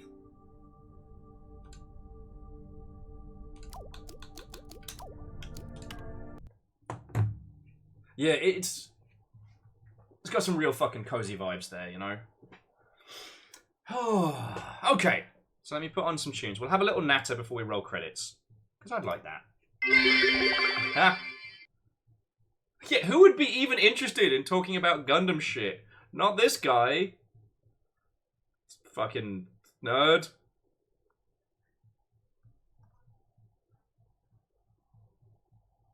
What? Psh. What? No. Just use my Sonic jams. Okay, so I got gifted the God Hands, right? You do not need God Hand nippers. If you're doing lots and lots of stuff back to back to back, they're good. But ultimately, don't even worry about it. So what I use on the regular, and if you don't mind long shipping times, they're not expensive. So these are the Tamiya. God, that took three. These are my workhorse. The Tamiya nippers, they're fucking brilliant. Good for literally everything. Again, these were a birthday gift from a couple years back. Yes, Harmonious, that's the spelling. Forgive my pronunciations. Yeah, so I got these ones a little while back. They do go through things like butter, but one, you have to remember, they're only used for specific kinds of cuts. If you use God Hands wrong, you snap them. So, if you look at the Amazon reviews and stuff like that for God Nippers, everyone's like, oh, they're supposed to be the best, but I broke them. I'm like, what are you trying to do? Fix your fucking kettle, mate. So you know what, fuck it, let me show you my goodies. So for those of you who haven't seen it, because we've always been short on space, this is my little kit. I bought this on like a Black Friday-ish sale. And this is my little Gundam toolkit. This is like if you need me to build a thing, these are my essentials. So I've got my nippers, reversey Percy pliers, craft knife. Actually, most of the shit I get is Tamiya. Right, because they do it all and it all good. Let's see. Oh, this weird looking ocarina of sex toy is a part splitter. So it's got like a little bladed edge there, and that's for separating parts without damaging them too much. That one is a godsend. If you've ever had to rebuild the fucking knees 8 times, like I have, then you know. You've seen the darkness. And this was a splurge from 2 years ago? Jesus fucking time travel. So this is my special. This is a glass sanding stick. And yes, it does have this whole like fucking Game of Thrones shit going on. But it's real simple. It's just, this is just a file with a specific grip. And what you do, you clip it off, and any of that nubbins, you just take this and just go whoosh. And then there is no nub mark of any kind. It's brilliant. The rest in here is what you'd expect. Q-tips, Gundam pens to make up for when I fuck up. I don't think there's anything else super whooper essential. But yeah, this is my little, if you want me to build a Gundam, there we go. Yeah, got my new type sticker on there.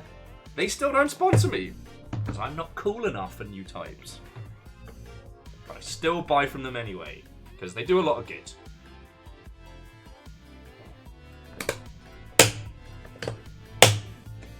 Okay.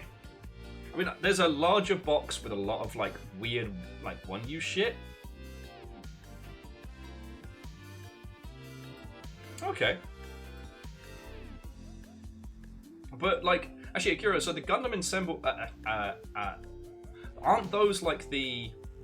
Because I know I think you gave me one of those. Those are, like, the tiny resin kits. Like, those are supposed to be glued and painted like minis, rather than, like Gundams. Right? Now one of them's kicking around here.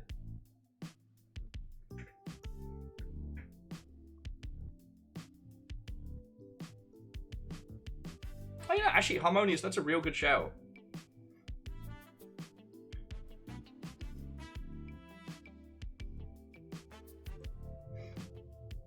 Sorry, Harmonious was saying they have like a little baking sheet for all the tools, and then it makes for a nice little space. It's pretty cool. I have drooled over some of the super fancy build boxes that you can get. Okay, I don't really know what to call them, but basically they're a little build area, and they have a grid on them for just like the nubbins, so just fall into a little tray so you can clean them out. But honestly, since I started like building a lot, I just use the empty boxes. Well, I use the boxes to keep all the nubs in and then just throw them away.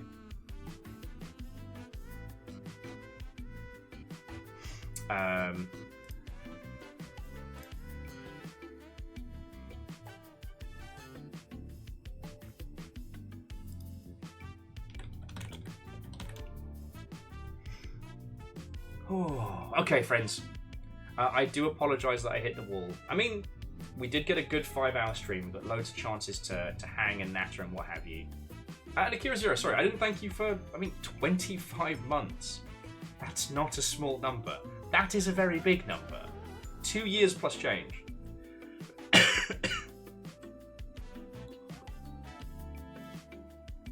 Wait, cool. No, Harmonious, I'd fucking love to see him. That's what the No Grade channel's for. After this evening, once I'm kind of done with Fafamancy, I'm going to start going through my paints and seeing like what I can use for our little like crafting sesh on Saturday. If all things are working, I'm hoping that I can base coat the what are they called, the Storm Wankers or what have you, the Sigmar Marines, and then actually like give a shot at painting them. Also, what I'm going to try and do is nip. I still don't know if the Jester's the right one. I might wait till I have the airbrush, but I'm going to nip one of these and then base coat parts of the armor and try like hand painting on them. Yeah, the old Storm Wankers, the old doop-de-doo Sigmars bashing one out. I'm degenerating mentally. You've seen this over hours. Yeah, I mean, Harmonious, that's the plan. I'll get the second, I'll get the crafting cam going. We'll just put some jams on, let's fucking go. And if I'm not able to do Warhammer mini painting or I'm not able to base coat stuff, we'll just start work on Gundam Thunderbolt over here, which I've been meaning to do for fucking ages.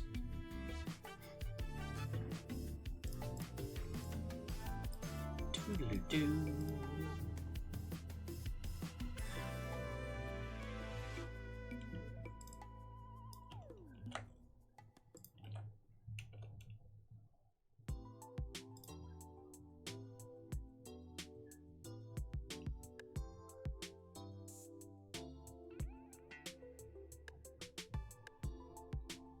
Oh, okay. I see what you mean by the Gundam Assemble.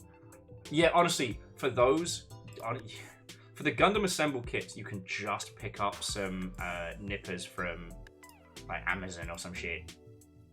Because the Assemble kits have a different kind of plastic that's not as pronounced with like nub marks and stuff.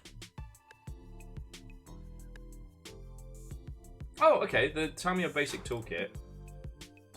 Let me see what that gets you. I'll make sure money is being spent wisely.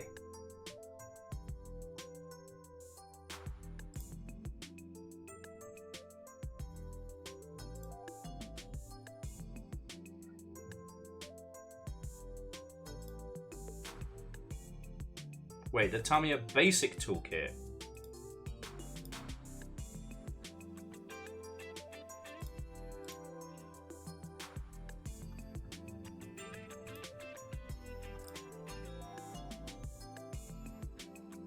The Tamiya Basic Toolkit is designed for mostly for mini races.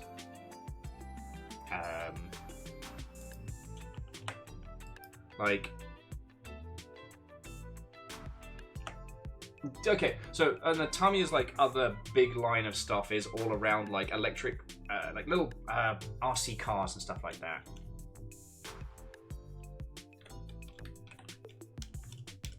So I wouldn't recommend that kit. Oh wow, this Tamiya nippers have gotten expensive.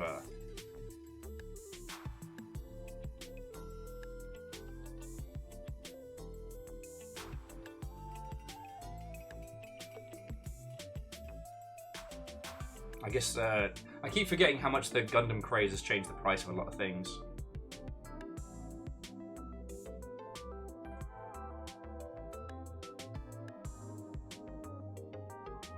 What a Bandai entry grade kit. Oh, if you want some funky ones that get the job done and don't cost a lot of money, okay,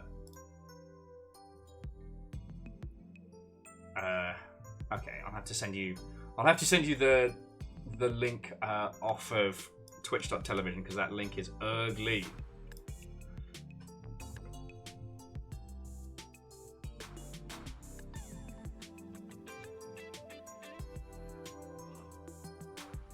But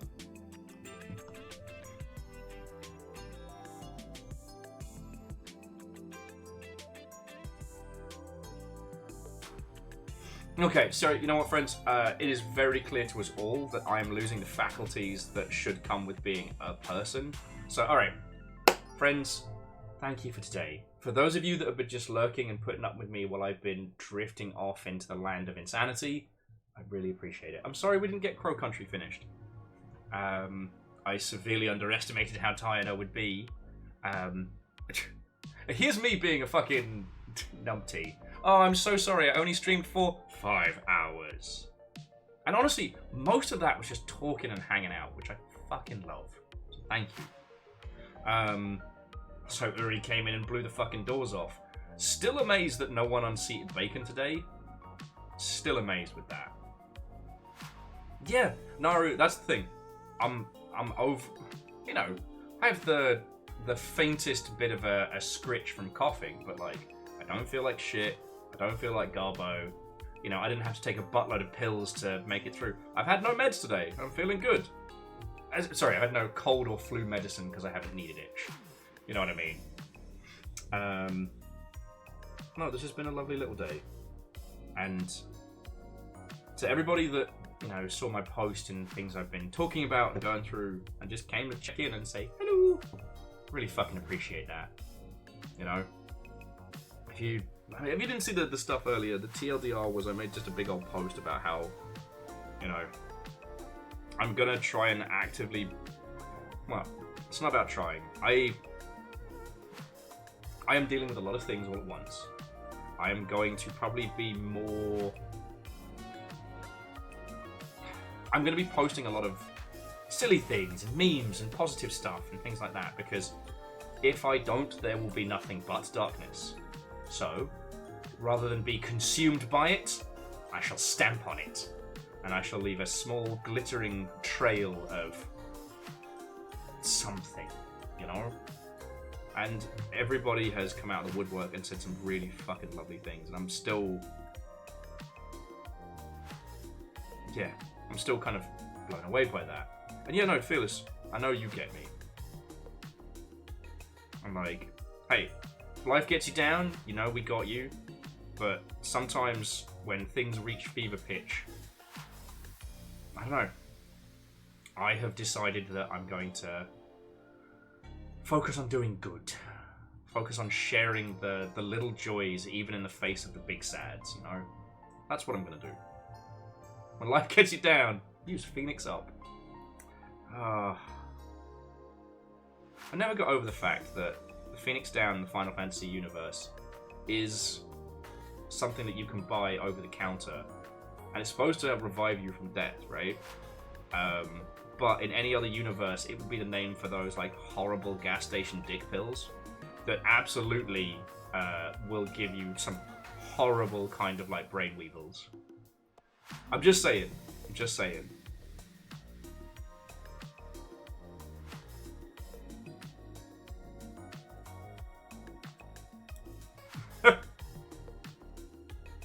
Ah, yes.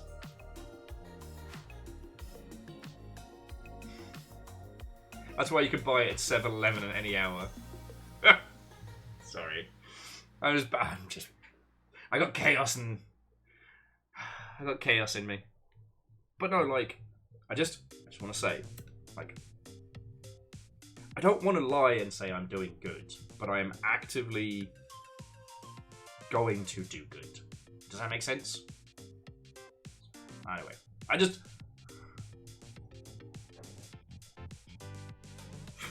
well, actually, sorry, multi-track Drifty Potato. Fred, that's a good point. You'd never know it was knockoff Phoenix Down until you got knocked off, right?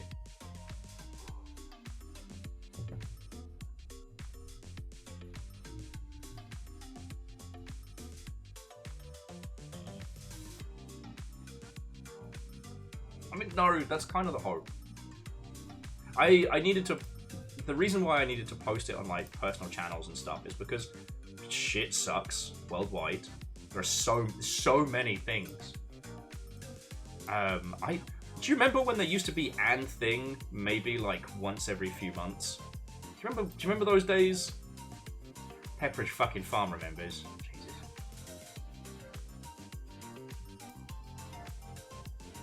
Pepperidge Farm remembers. I don't know, I didn't want anybody to think I was being callous or being fake or trying to do a round of, it's not so bad, buck up, chappos! You know. Okay, sorry friends, I don't mean to continue to careen around. So, tomorrow is Sea of Thieves. I've started putting the crew together. Not everybody's together yet, as everybody else also has like some random variables, so I'm going to invite some peeps, play it by ear. For those of you that do sail on the Sea of Thieves, tomorrow is the start of the Gilded Voyage. So if you get together with some homies, do the special voyage, you get a shit ton of cash and a limited tattoo. Should be very cool.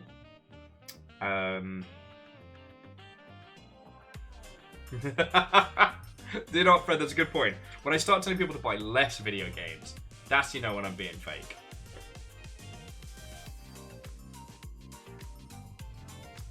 And Fred, did you hear my recommendations for King of the Bridge? Because... that game.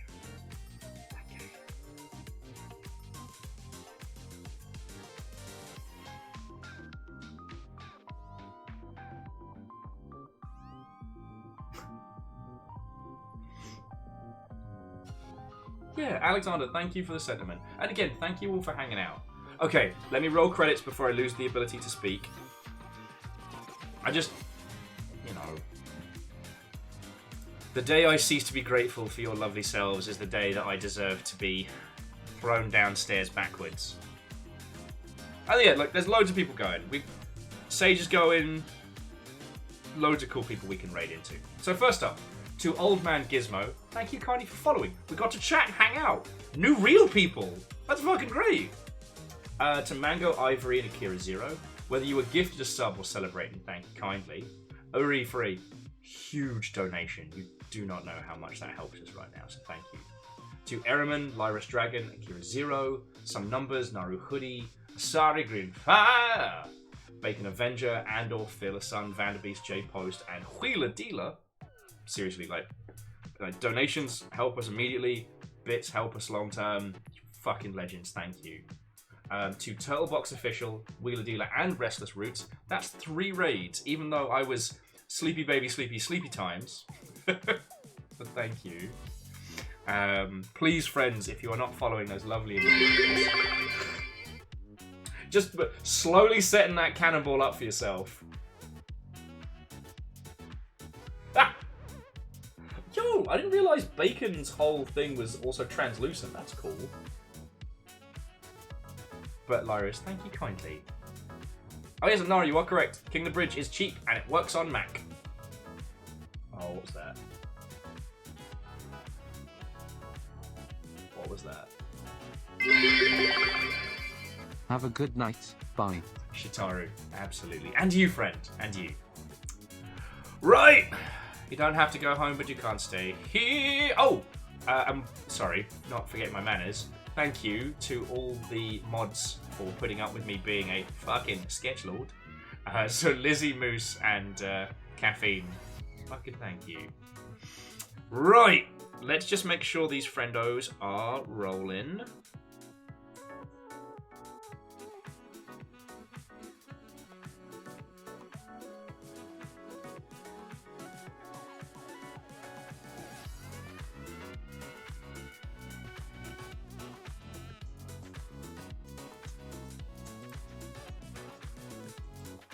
Hello, River.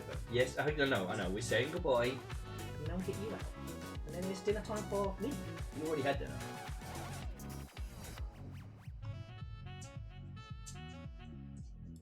Yeah, nah.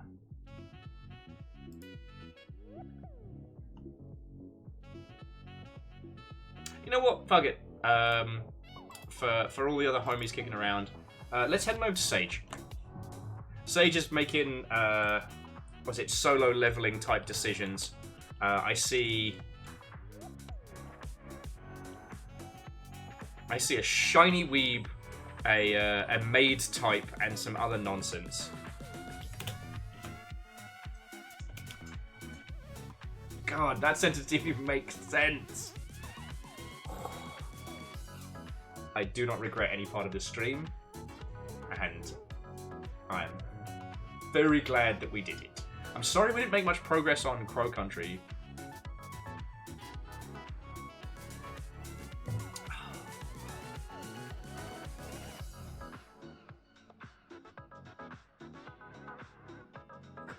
And, okay, as my brain turns to jello and my body to dust, just one more time, all of you, thank you. The last couple of days, you have been fucking incredible. And I know we haven't had, like, a broken will moment, as you like to call it. I'm kind of doing better than I was yesterday, but it was like, if I start crying, you ain't stopping. So, thank you for being understanding and awesome. Tomorrow, we sail for rampant piracy. And then on Saturday, we build cool models together, like a bunch of big dogs. I don't know about you, that sounds like a good week. So, thank you. Okay? Thank you. Right. Let's go see how many of the crab alerts I can hit on Sage's stream. Spoiler, I have a lot of points. Good night to you all. Good night, VOD watchers. Don't think I didn't think about you. I'll see you all tomorrow.